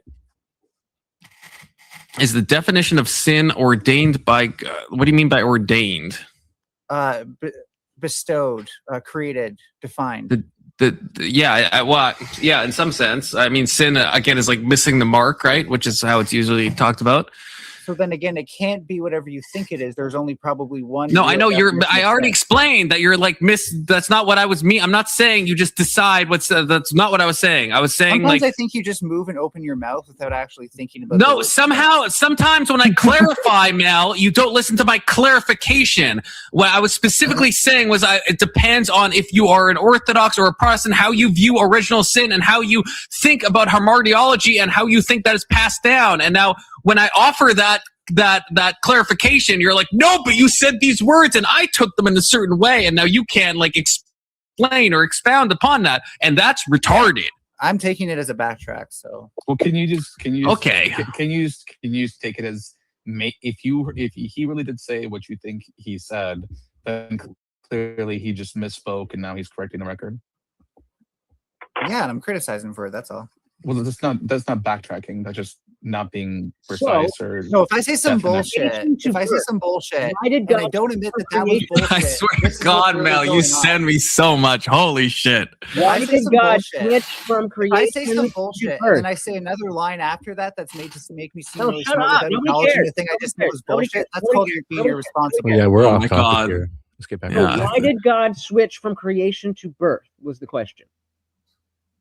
Did he ever switch? What do you Yeah, mean? he did. He only When created Jesus was created born, Adam, neither of which and then could he give created Eve, to and then themselves. the rest of humanity was born. No. Well, no, hold on. By So sin, why did he and then switch? because of Eve that, could he not give needed a new birth to seed, Adam which because was Adam was Jesus. first. And then from that seed, there was no sin. And then from him not being born without sin, that's how it all came to be. But, So that's hold the on, way. just a second. Asking Who would have why given he birth to got Adam next. or Eve? I understand that he created. No, they were created. No, I'm saying who would have given We birth were to born. them? So the question is, why the switch? But I don't think it was a switch. But I think it it is was just different. So why is it different? Why aren't we all just created? and because Adam and Eve they're created. because there was no way to give birth to Adam and Eve without another Adam and Eve. before What's them, right? what's the point in the question? Okay, I do. I have a chat from Keelan, but I actually do want this as well. Bob Moose, I don't think you've joined before. So what is your thoughts on this as a actual first time chatter? Well, I would say that the part with the creation Just is that they dodging needed that the because fucking question. when we were initially Dodging created, the there was fucking tainted, question. part of it. So everyone offspring from Adam at that point was tainted. So they needed a new offspring, Taint. which would have been Jesus, would have been sinless. And then from there, we would be able to have the eternal sacrifice. But they had to veil that. So the evil one couldn't thwart it. Because if they knew that killing him was actually the goal, then they wouldn't have actually killed him. Stories on But stories I on. think I went a little off right there, but yeah, that's the gist of it. Not That's only why one you that need can- the Moose, birth. I don't know if it's your mic or your voice. And sorry, Rage Page, I'll let you go next. But can you Did I just say answer the taint question? one more time without any other words before? No, I'm so gonna don't indulge Mel. Weird. No, it's a base description. I mean, that doesn't, unless I'm stupid and I missed it, I apologize. I don't necessarily see how that requires the switch. If God is just creating people in his image, where does the biology aspect of it come in? Why not just create all the people and then you don't have to flood the world because you created them? Well, that was probably the initial idea at first, but I don't know what the initial understand plan was. the But argument the or rule the- was don't eat the fruit of like evil, knowledge of good and evil. So Why are we Hold talking on, about? are you? I don't know why we're creating on versus this. Hold on. birthing? Are you indicating? Yeah, Are you I'm not indicating sure you what think the that point is, but the I do know original? that that's the reason. Hold on. Are you saying you think let's, the original setup was that God would create every human in existence, but then because they fucked No, up, they got no. to deal with birth? Or No. okay, It's because creation, he created people and then people were supposed to be born. Creation is built around birth. We were born and then Adam and Eve had children, and those children, one of them killed the other, and that set apart the whole Canaan versus Abel tribe. And then that's where you get Wait, the that happened Canaanites. in the Garden of Eden? no, No, not the garden. No, that was after the fall. That was way after the fall. Right. So when God made Adam and Eve, did they have their reproductive organs? Damn Yeah. straight. yeah. So then, But they were like, there is. He's indicating so that then that yeah, seems to fit theology that Confluence's you might- narrative. I just want to point out Confluence has a point here. What's where it my seems- narrative? I don't even know what my that narrative it's- is. It seems like God was intending them for them to have free will and for them to produce on their own will and not. Well, you have to have free will Just to have create people. love. Like you can't. He wants you to love him, so he can't just show himself, or else that'd be a forced love. You'd be like, oh shoot, I guess now I have to, or else I'm gonna get in trouble. No, he wants you to accept him. You can't. That's just very accept him. relatable for right? God to want to It's be loved. I want to be loved too. So God's a lot like me, it seems. Yeah, I mean, It's almost like we're made in his image. That's Yeah. crazy, Mel. That's crazy. That's so Yeah. crazy. What a weird coincidence. So to So be it's clear, you we can't just should take be you able and put to you in a room and comprehend say, hey, God's glory. We should be able to comprehend God. We should be able that's not love. to All thoughts at the imagine same God. time, because that's the best way to understand each other. But just to be clear, you believe if we were to see God, we'd be able to process that imagery. no, you would just die. No, yeah. Well, the only way you could see God would have been through Jesus. Then Which how is does it make sense that when we're in made back in the day his when they said image? I saw God, they were actually seeing Jesus. The those image is times always when lesser than the original. was actually referring to him, Right, but Jesus. so, When like, they let's- spoke or ate with him, that was Jesus. Wait, does that mean that God can give birth? like a lesser sun is a If you flame, and wanted that to, still it's not gonna burns be me. power. Like There's a not lesser no- sun. No, you're right talking now. about a lesser sun, but an image of the sun can't burn you. Right. No, Well, like, actually, but I when guess they're- it So could that if means it's a that really, means that really we big should be able to until the new draw heaven, God. so it's like, So then we it don't sounds have like to we worry should be about able that. to. It seems we should be able to draw God, like depict God, without burning alive. Like Satan If would do us, you could know apparently. what he looked like, sure. Mel, where are you going? I don't know where she's going right now, but It seems like a contradiction that we're made in God's image, but we also can't possibly imagine what God looks like. What does it mean to be made in God's image? it's not a contradiction. It's more like it's just outside of our comprehension. If you could think of a all-powerful, all like whatever being that's outside of time and space, you can't comprehend that. Somewhere that could be everywhere. So what do you everyone. mean by If we to could, be then that made in wouldn't be God's God, image if we right? can't comprehend it? Mhm. What do you mean that we're made in God's image if we can't even comprehend what God's image is? How do you know? Well, we're shown what we have. Like We could be made in We Satan's can image. we can reason, we can create. Yeah. The fact that we can reason, But we could be made in logic, Satan's image, and since we have have no idea what morals. God looks like, we just wouldn't know the difference. What? Yeah. We could be made. I'm sorry. We could be made in Satan's image. And because we have no idea what God looks like, I don't think the Imago Dei is like a super literal, like physical look, Mel. I feel like you're kind of like misunderstanding that. Yeah, I think what Sure. I think if I think I could parse it. So when Otherwise, everyone you will guys look the are saying same, right? Made in God's image, then Mel is saying, okay, what is that image? But the way that it's being said is not like a physical image. It's a I mean, you know, I'm the non-theist here, so I'm just trying to bridge the gap. But made in the manner that God wanted. And so it makes sense that there are similarities in our nature and God's nature because God, according to them, made us to be like him. So how do we know that this is what God wanted? What do you mean? It's written. Like, has anyone asked Which them? part? Which part? I've asked him. Have you, Mel? You asked him? I do know the guy, actually. Welcome. Long time no see. Very glad Give me to enough of see one. you. It sounds fishy to me, almost like Okay, so that's someone's weird. made it up to explain things they Well, couldn't what's weird? What's weird? comprehend yet. I think many people would just say it's written in the Bible. Great. Welcome. No, I welcome. think So no. I glad believe in to an see you. Hope active you've been spiritual doing well. life. I think you can What's communicate with the that? creator of heaven and earth. Yeah, if that's schizophrenic, then I'm schizophrenic. I think I If can. you can't click the link, I think just you copy can and too, paste Mel. the link. How do I know that you're not? I don't know what you want me to do. You don't know that. You have no idea. I Why could be would a pea I do that? zombie for all you know, exists. philosophically. Yeah, Well, why we could go into all sorts of rabbit holes. Why would I take your word for it? Don't ask Don't. yourself. That's the whole Go on point. your own adventure. Cut your own fucking way through the jungle, Mel. That's what everyone is supposed to do. So I ask myself, and the answer I get is either this is a God that can somehow tangibly interact with this world in some way, so they can create things, and we should be able to see evidence of something that happened spontaneously without cause or effect, which we don't actually see in anything, including the fossil record. Or this is a God that's like in like a The platonic person solid right now is that- a furry. is an ideal, but can't actually Pause. can't actually interact with this world at all, and thus is kind of meaningless because it's just happening in some sort of alternate universe. I mean, I where- don't think God is a platonic solid. To be clear, I didn't say that. Plato was referring to something, and Socrates or Aristotle criticized The it, like, what's the point of unmovable, believing the in a God? unmover. What's the The point of unmoved believing in a mover. God that can't act or be seen in this universe in any way? And that's when Jesus That's what I'm comes in. referring to. Bizarre. I'm illiterate. Just ignore me. But no, that's, I mean, I'm not really sure what you're asking. No, well, you told me to ask myself, and the answer myself. No, I gives is- didn't. I didn't tell you to ask her. I never said that. I never said Yes, ask you did. yourself. You literally just said that. See, you seem No, to I forget what you didn't. said about Mel, conference. you keep saying I say stuff that I'm like not saying. I never said ask yourself. You kind of did.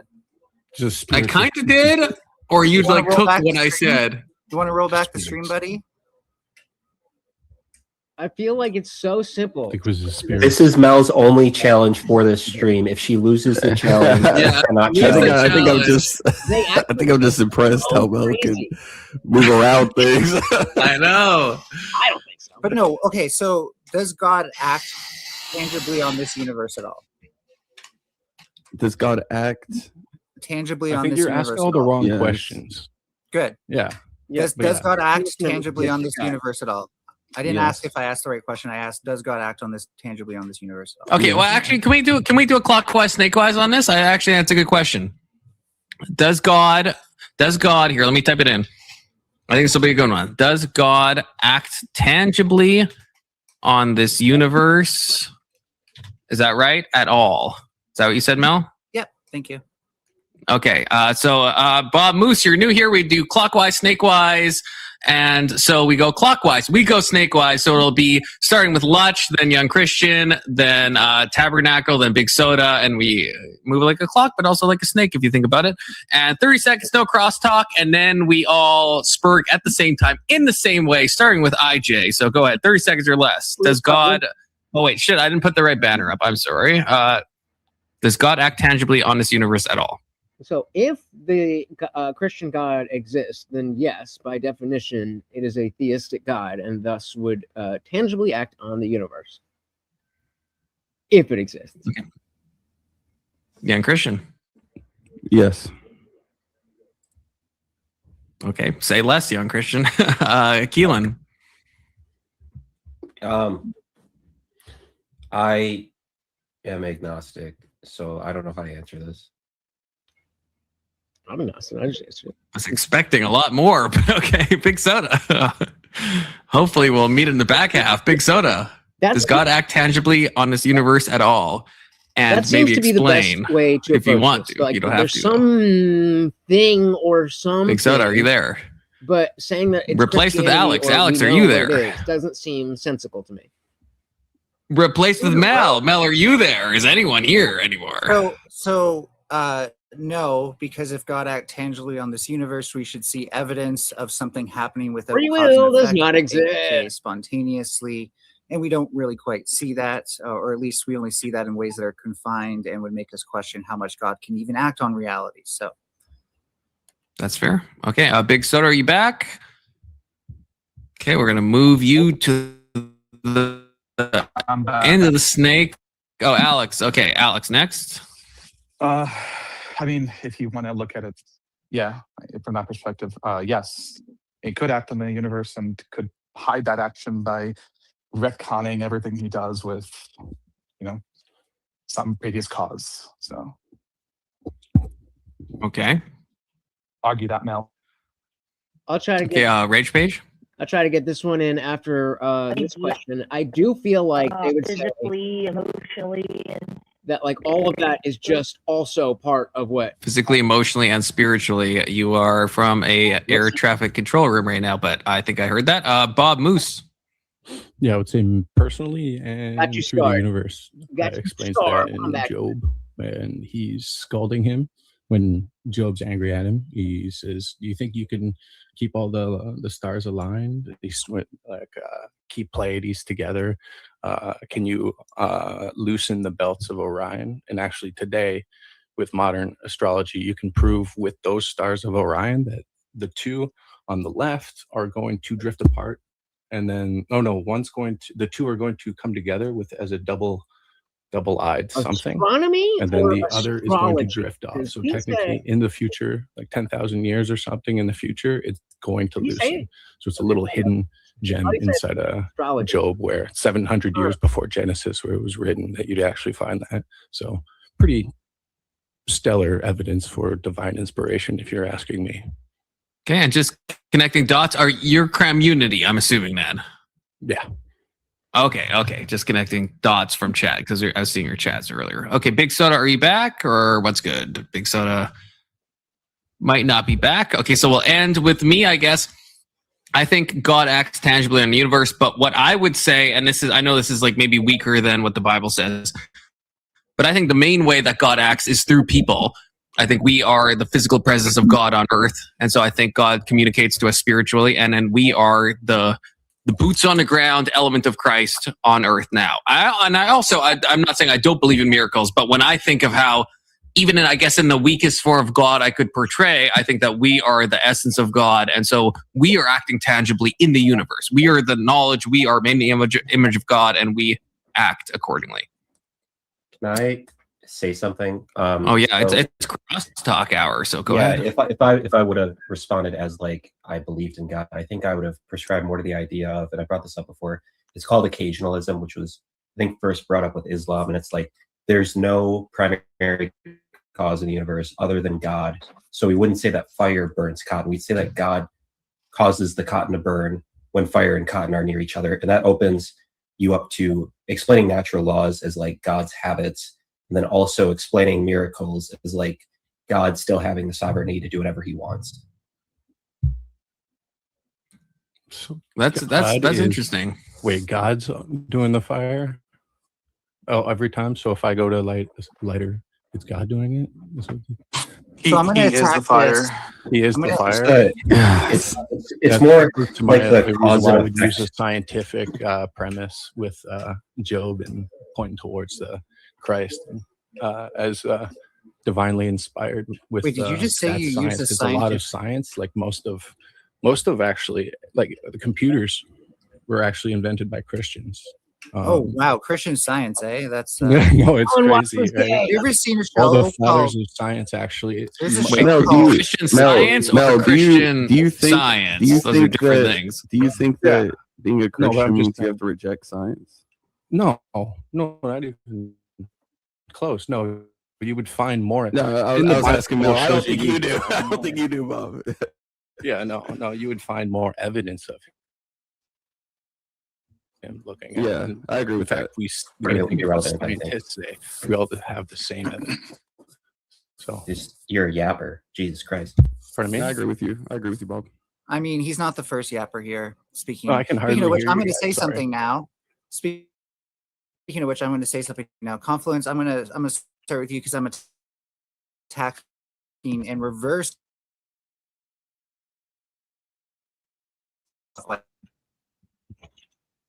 Snake wise order.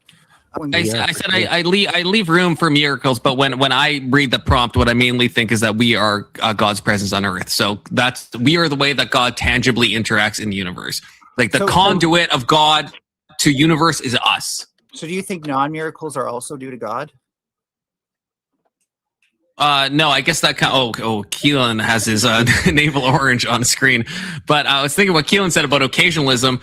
No, I think that's an interesting theory, and I'd have to think more about what Keelan was saying about that. But in general, no, I think that God set up a universe, right, with a design, and that there is natural law and things kind of work according to that. And I think, and this is I guess like faith coded, but yeah, I think God can supersede those natural laws and intervene into his creation. But I think that's kind of my more faith-based claim. My more, I think, a claim that I'm more readily able to I think be very confident in is that we are God's presence on earth, and that is the key way that God interacts with the universe. I think so. I mean, I'm not going to claim that I know that, but that seems like the most according to the Bible, both. The most. So your God is a potentially vengeful God.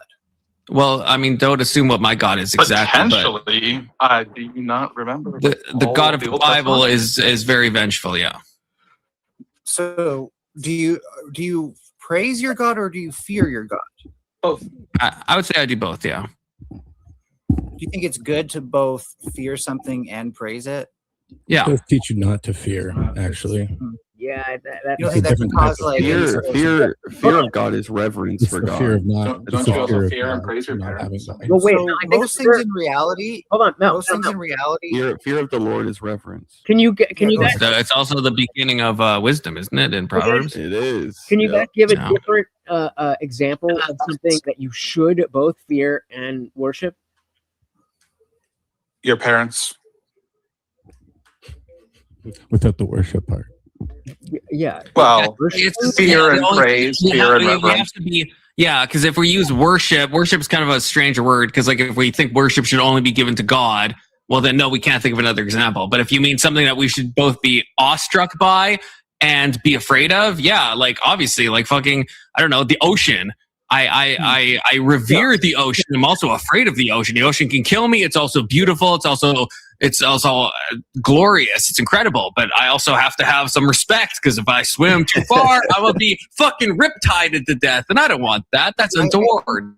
And so I think the reason is that I would agree that we should fear our parents and revere them. Just because I'm not trying to be too semantical here, is because they offer us tangible benefits.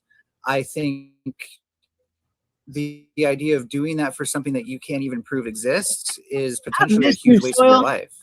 I've missed you. Mel, just because you reject evidence for God doesn't mean everyone else. I haven't rejected any evidence for God. You just don't provide any. If you can't click on it, There's a lot of copy and paste it, or like. just think of it- That's because you're a fucking materialist. You don't accept I will do it. any other evidence other than materialist evidence. No, I'll accept anything. that Based shows that Keelan. something happened. Based Keelan. I'll Shockingly accept based anything Keelan. that shows Orange that- kicked in, I think. The navel orange fucking hit his fucking pineal gland. I'll accept anything that shows that things can happen spontaneously without cause and effect. So go ahead. Spontaneously without cause and effect. I don't even understand the question. That's because Mel puts words together. Mel's gonna start talking about Materialism- quantum physics. Materialism, especially Newtonian physics, assumes things can only happen with cause and effect, right? Good to see you, Young Raven. Yeah. Young Raven How does the Days. existence of God not include cause and effect at all? Yeah. I don't understand how that's even an argument. Yeah. Dude, that orange is putting in work. So if your God I can gotta only get work, me some navel oranges, man. if your God can only work through cause and effect, all you're I doing hear is you, worshiping girl. I'm nature. glad you're you we're got not. No, the that's sword. the exact God opposite. can only work We through definitely cause didn't and forget effect. about Burn you. your Well, children in the then there fire. should be evidence that God You know, you can gotta do what you can gotta work do. through but more than just we cause and effect. love having you That's what around. miracles are. Okay, so why show me evidence Well, of I a mean, miracle. hold on. that We don't we can't track can't every have cause cause and and every effect. effect. Sure, Even right, if it, but even if it happened, we wouldn't know, right? there would at least be some things that can only be explained without cause and effect. You know, evolution. Well, yeah, we tend to is call that, those like- miracles, and other people tend to say that they're bullshit and not real. Right, but then when those Yeah. miracles occur in different Evolution. circumstances, we don't call them miracles. We say they had cause and effect. So what's the difference? We just weren't. No. we People just weren't just sampling say they're data. bullshit and didn't happen. Right. So God only seems to exist Can you when give we're an not example sampling of that, data. Mel? Can you give an example of a miracle? Seems where like, oh, it seems that's like just- God only that's just exists when we're cause not sampling data. Does seem that way. doesn't Can you give an example of that, Oh, Mel? I don't know why does So people magically overcoming cancer, most of those stories exist in a place where people aren't being monitored by health experts, stuff like that. But usually when we notice people starting to go to heal from cancer, and we are monitoring their bodily functions, we can see that it has to do with their bodily functions, not because of God. Well, sometimes we just say that we didn't image them correctly, or that we make up a bunch of reasons. Yeah, why it's yeah, not that's a real, why it's misunderstanding not a of, miracle. of cancer research. I think completely. There's a lot of cases where Have we you done have a lot no of idea. cancer research? I've I'm not saying- personally done it, and neither of you, Mel. But Alex is right that there's a lot of things that people get better, and we try to punt at the reasons why this particular person seemed to respond better, and this particular person didn't, and that is an unknowable thing if you know anything about oncology. It's It there's is we knowable. we grasp. find out all the It's not time. knowable. We find out all We- the time that there No. are things about people, comorbidities, and just individual differences. And you that think it's people all can explained by that from what you've studied? You think it's all explained by that? You think you The can just better the take information someone? is that we collect, the better the information is that we collect, the more apparent it is that it's cause and effect. Yeah, that's. I mean, that's tautological. So I would agree with that. The only information you really collect and don't throw out is It's not the information that tautological suits because whatever if your it, beliefs God are. and, cause and effect should probably eliminate the possibility of God, or at least doesn't give us any reason to believe in a universe that isn't cause and effect and somehow God driven. Well, if you So remember cause and my effect, thing, does I said the cause way that have intent. Does cause have knowledge? Does No, cause we don't have need intent design? or knowledge for the How, universe to work. so we have so we're all here by This is accident. postmodernism. They don't believe in So knowledge. do you not believe that you're You understand the difference that between thing you incident and can't even accident, get right? to You understand the the difference brain between something without- that's incidental and accidental, right, Moose? Pardon me? You understand the difference between something that's incidental and accidental, right, Moose? Yeah. Right. So we're not here by accident, we're here by incident. Can someone Yeah. explain Why to is me that? how Throwing a bunch, causes throwing effect? trillions and trillions of chances throughout the entire universe. You Yep. move anything out of Yep. place Why is that anywhere, a- and we'll just destroy. So how could you say that at all? Because it's Can someone explain to me how or why does cause effect? Can you rephrase that somehow? Physics? No, because that's the literal question. That's How not- does that's not- cause that's not an how does intelligible cause question. Dictate how does X cause and cause- cause effect? Physics dictates Have you ever that A causes Yeah. B. Yeah, take a physics But course. I'm trying to ask No. why Yeah, that why does happens. cause why Because does if it why didn't does work that effect have way, to then cause? it wouldn't be a No, universe to have IJ. causes and effects. Because of thermodynamics and the fact that energy and matter cannot be created or destroyed. Those are You're not fundamental laws. answering. You're not that we answering can the prove to be question. I think true. Alex Yeah, you Alex might understand what I'm trying to get at. Yeah, Let I me do. finish my orange.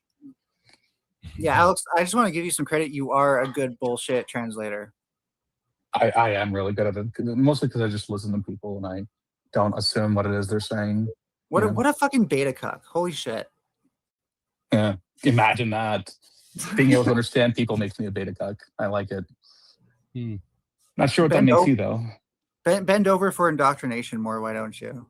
Indoctrination. Who Very am I indoctrinated hostile. with?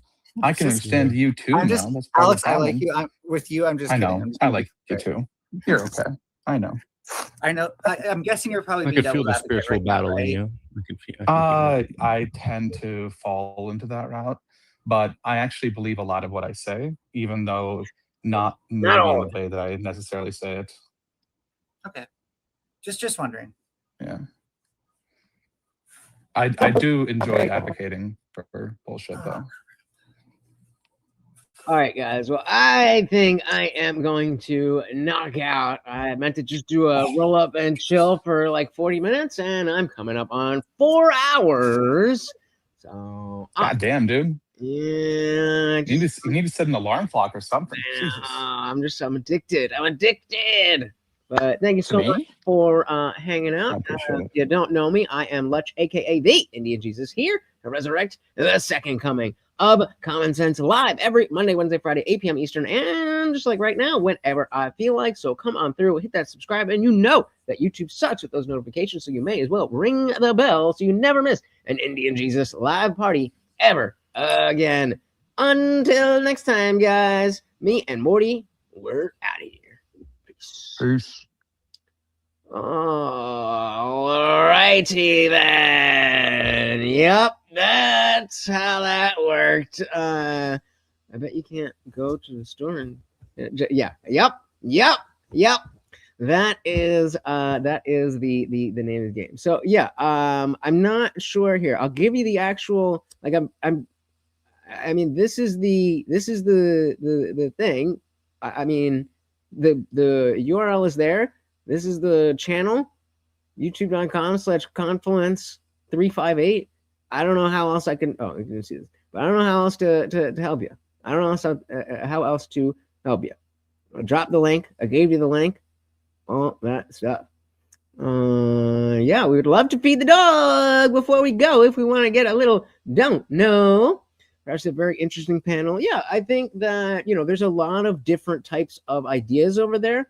And, it being an open panel, you get a lot of, sometimes there's lulls in like, is this super interesting or not? But in general, that's why I get sucked in so much, is because you have people in and out and, lots of discussion. I feel like nobody gave me an answer, a real answer as to, okay, what if we knew God didn't exist? How would that change? A couple of people said it wouldn't, but I never got to dig into that. That doesn't really make sense. That doesn't really make sense. If God not existing wouldn't change anything about how you live, then it can't very well be that important to what reality is. Alternative facts are not facts. True. We said evolution is based in adaptation and still applies. Yeah, and that's like that's the frustrating part, where they're like, oh, so you just think this is all an accident? It's like, no, as the furry Mel pointed out, no, it's incidental. It just happened. That doesn't mean it's an accident, but it means it doesn't have a specific cause. Hey, bam, bam, bam, bam, bam, bam, bam, bam. Yeah, Marty, that's for you. Shout out to Soil too. So let's give him a nice big pile, because we haven't seen Soil in a while. We want her to come back. Oh, you gotta stretch. Oh, he's stretching. He's so good. Come here. Yeah, that's for you. All right. Thank you so very, very much. Oh, look in the camera. Look how cute you are. Oh, man. Thank you. So very, very much. Very much appreciated. King Morty is always hungry. Next, so the idea of God was debunked, or if the idea of God was debunked, there would be chaos with a significant portion of people. And that's why I like, exactly. And I'm not saying that any one of them would necessarily, be involved in that chaos. But to act like there's that there would be no change if you found out that God didn't exist. Like, come on. What are we talking about? These are definitely weird. What if God was one of us? Just a slap like one of us. Stranger on a bus? Is that the next line? Propaganda is going to get much worse in the next few years before people realize. I think both sides, I think you are correct. Like I said, the concept of actuation of God helps people feel particular ways, especially in times of distress. Philosophers debated the nature of deities for thousands of years. And yeah, that's why I don't think that it's like insane to have religious belief. Yeah, there we go. I knew that was it. It's not crazy to have these ideas, but the lack of willingness to really dig in. Like, you know, Mel's not my favorite person by far, but the fact that, you know, when we're talking about, you know, incidental and this just happened, it's like, yeah, but then it would just be like, that's what happened. It's like, okay, so let's engage with that. What does that actually mean? And they're never willing to do it. Majority of people have a conscience that is not dependent on God to tell them what to do. That's another thing that I tried to bring up with that question, because you know, there's a lot of Christians who aren't like Andrew Wilson level logical about what they think. They just believe what you believe, and you know what you know, and you feel the way that you feel. And the notion that those people have a better understanding of morality than me personally, just because they accept Jesus Christ and that doesn't make sense. That doesn't make sense. And so I'm willing to hear the answer as to why that could make sense, but nobody ever has something to say. Debunking God would be like releasing the Epstein files unredacted. We will all just be fine in the end. Sadly true. Sadly true. What is that from? That's like, this is where you're going to be when Jesus comes back. What's that from? Exactly. Digging is the fun part. Cognitive dissonance is a bitch. And especially when there's a whole panel of them. If I was able to have these conversations one-on-one, then it would be very different. Because then there would be no like, hey guys, like, isn't this so weird? It'd just be like, no, you have to deal with what I'm saying. But that's the uphill battle, the Sisyphean battle, if I may, of being the non-theist. Next, I said, I think if God was debunked, it would bring us all much closer as a species. I agree. Joe Dirt. Shout out to Joe Dirt. Oh, man. This is where you want to be when Jesus come back. And then shout out to MIB. A person is smart. People are dumb. That one has been in my mind forever. That line has stuck with me for a long time. Yes, I can see your shit, but if you're not saying anything that is worth, why would I pull this up? What does this do for my show? I'm doing a thing right now. I'm doing a show right now. So if you say something that's relevant to the show, then we can talk about it. If you're just fucking talking, then feel free. Yeah, it is. It is very exhausting, but I mean, it's got to be done because things won't change if you don't put yourself in quote unquote enemy territory, and you know, the understanding of where I'm coming from. This is why I think that you know, if I want to just have 1 hour, give me 1 hour with Andrew Wilson, and I want to go back to that notion that I was talking about before, that most people are not breaking down the logic of their ethics in the same way that he does. So how can it be that anyone who claims to believe in X claim automatically has better morality? I don't think that that follows. And I think he would agree that there's a lot of people who do follow Christ who don't understand their own morality. They just it just goes on vibes, on my preference, that I don't want to do this, I don't want to do that. Well, lucky for you, sir. Oh, it's gonna be harder to find now. Let's see. I already did. Let's see. So we got this one. That was me. Put that in the chat. Oh, look, I'm on the thumbnail for this one. And there you go. So, all right, this is what we'll end on. Yeah, let's do it. I agreed with this. Second, so I didn't know where to go with it. All right. So he said the claim is that atheists and secularists benefit from Christian. What was it? From a Christian society. Okay. Do atheists benefit from living in a Christian society? Obviously, of course, we do.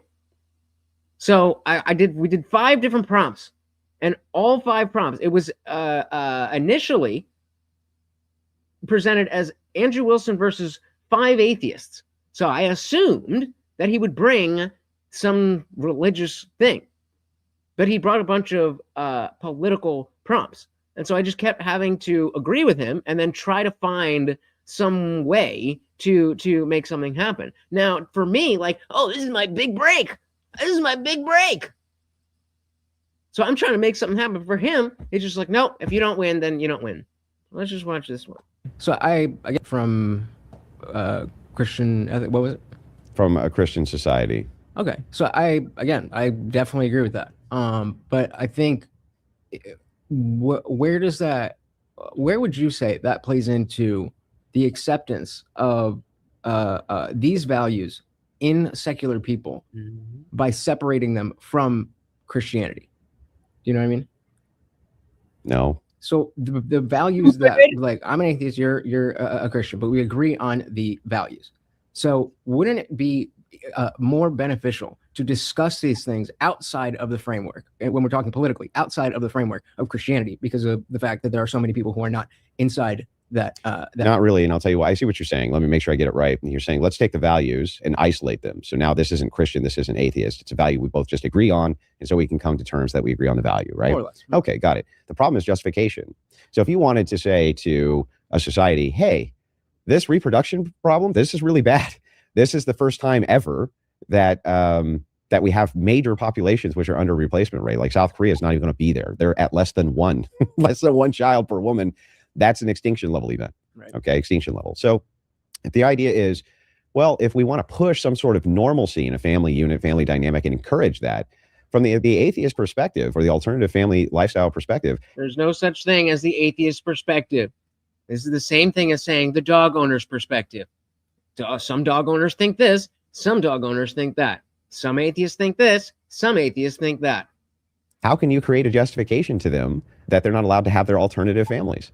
Because I think you don't have, because the ethics within Christianity inform the empirical reason why we would make the law. So yeah, I agree. But how would atheists make that prescription though? To tell people, you can't have an 8-man polygamous marriage. Like why, how can the atheist justify that? I mean, if you gave me time, I definitely could, because of the fact that I agree with the ethics that we shouldn't have 8 dudes. Then justify it. Why can't 8 dudes get married? You just do something right now. The issue is, I'm not saying that you're not allowed to call it that, but it's not. Again, going back to the example, that's like saying, what's the dog owner's perspective on gay marriage? There isn't one. So an individual atheist, if they have X position, then you can challenge that position. But there is no such thing as the atheist position. That doesn't exist. That's not a thing. It's not a monolith. Sit down. It's based on the fact that no. I'm not asking for empiricism. Just logically justify. Fucking bullshit. I agreed with the prompt. There's no smashing when yes, we both agree. The conversation that we're having is a different conversation that he's not interested in having, that I'm interested in having. But he knows he's just got to stay safe. You don't agree with me? I win. No, I win. Instead of actually having a conversation. Why? The same reason that we don't want, just random dudes around young children, because we don't know what's going to happen. You would not want your children with some random dude just walking down the street, right? What does that have to do with anything? It's the same reason. Do I have justification for that? whether you do or not, Yeah. it's the same concept. That's why we wouldn't want to have 8 dudes in a house with a child. It Because doesn't you have don't to like be- it, Essentially, and yeah, they as you say just we described do before. like it, and what's your Well, justification? then we go to the electorate. Then we have a majority Christian nation. We have people who are not Christian who now understand that I don't have to play in this dichotomy of, well, I'm not a Christian, so I hate everything that's Christian. And we can just talk about the values and what it empirically does to flourish our society. And then if you are right, then people will agree with you. Yeah. So your objection is, as long as people vote that 8 men can be in a polygamous relationship, then okay. No, my argument is that because of the fact that it's not right, I don't think What's not right about it? I mean, again, we're talking about conceptually, as we just talked about, race don't actually exist, but it's Yeah. not. It's not ideal in the flourishing. Why isn't that ideal? Because you don't have the time to be a father. We don't have a mother. The same reason. What if they don't want kids? They just all want to get married and they have wanna get gay married, sex then in some house. Then go for it. Why- Right, exactly. You have why no wouldn't we- justification. So what you Right, do, so, but why you're would I need to taking an But he's trying to take a win that I'm saying, okay, if 8 random dudes want to go fuck each other, I don't see anything morally wrong with that. He's not presenting anything besides Magad. And until you prove the existence of Magad, then Magad is the same thing as my preferences. I'll explain.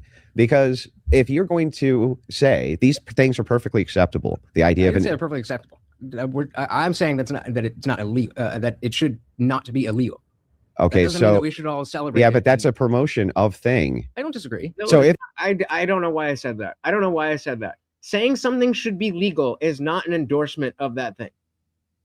that is the case, hang on. If that is the case, then we're talking about promoting non-alternative lifestyles, right? I agree, but And I the got very 30 seconds. So let me just okay, go ahead. The point that I'm making is that we don't have to, outside of a Christian framework, we can shame things. We can say that things are bad and taboo without having to legislate them based on because Christianity says, because my God. We don't have to do that. We have. I say we do things- my preferences. Well, exactly. We already had this discussion. Instead of my So- God, it's so- my and preferences. So we have to find those things that actually people agree on because of the fact that they work. Not just that people agree on them, not just that they work. The people agree on the things that work. And because of the fact that not everybody's Christian, it is better for us. Wouldn't you rather non-Christians act more like Christians, even though they're not Christians? They can't, but you can't create the justification absent the But you would rather Christianity. they would act. Of course, sure. There But we what go. does that have to do with anything? I win. I win. So my solution is to get what Andrew wants more of. I win. Thank you. Yeah, he's definitely a bullshit. He's definitely a bullshit artist. And yeah, I mean, it's frustrating because it's like, again, I understand why if you're Andrew Wilson and you have these things, and you're like, oh, I got an easy win. This guy already agrees with me, so I'm just gonna fucking bullshit and run out the clock. Like, okay. But if it was me, I would be more interested in showing that we can have that conversation. But, you know, he's a bitch.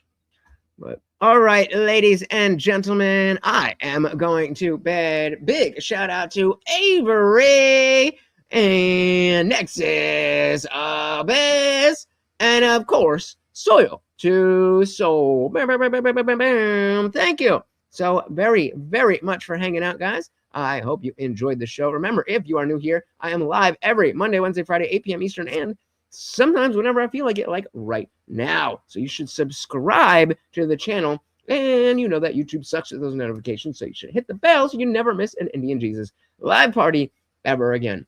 Until next time, guys, this is Morty, and I have been your host, Lutch. Until next time, we are out of here. Peace.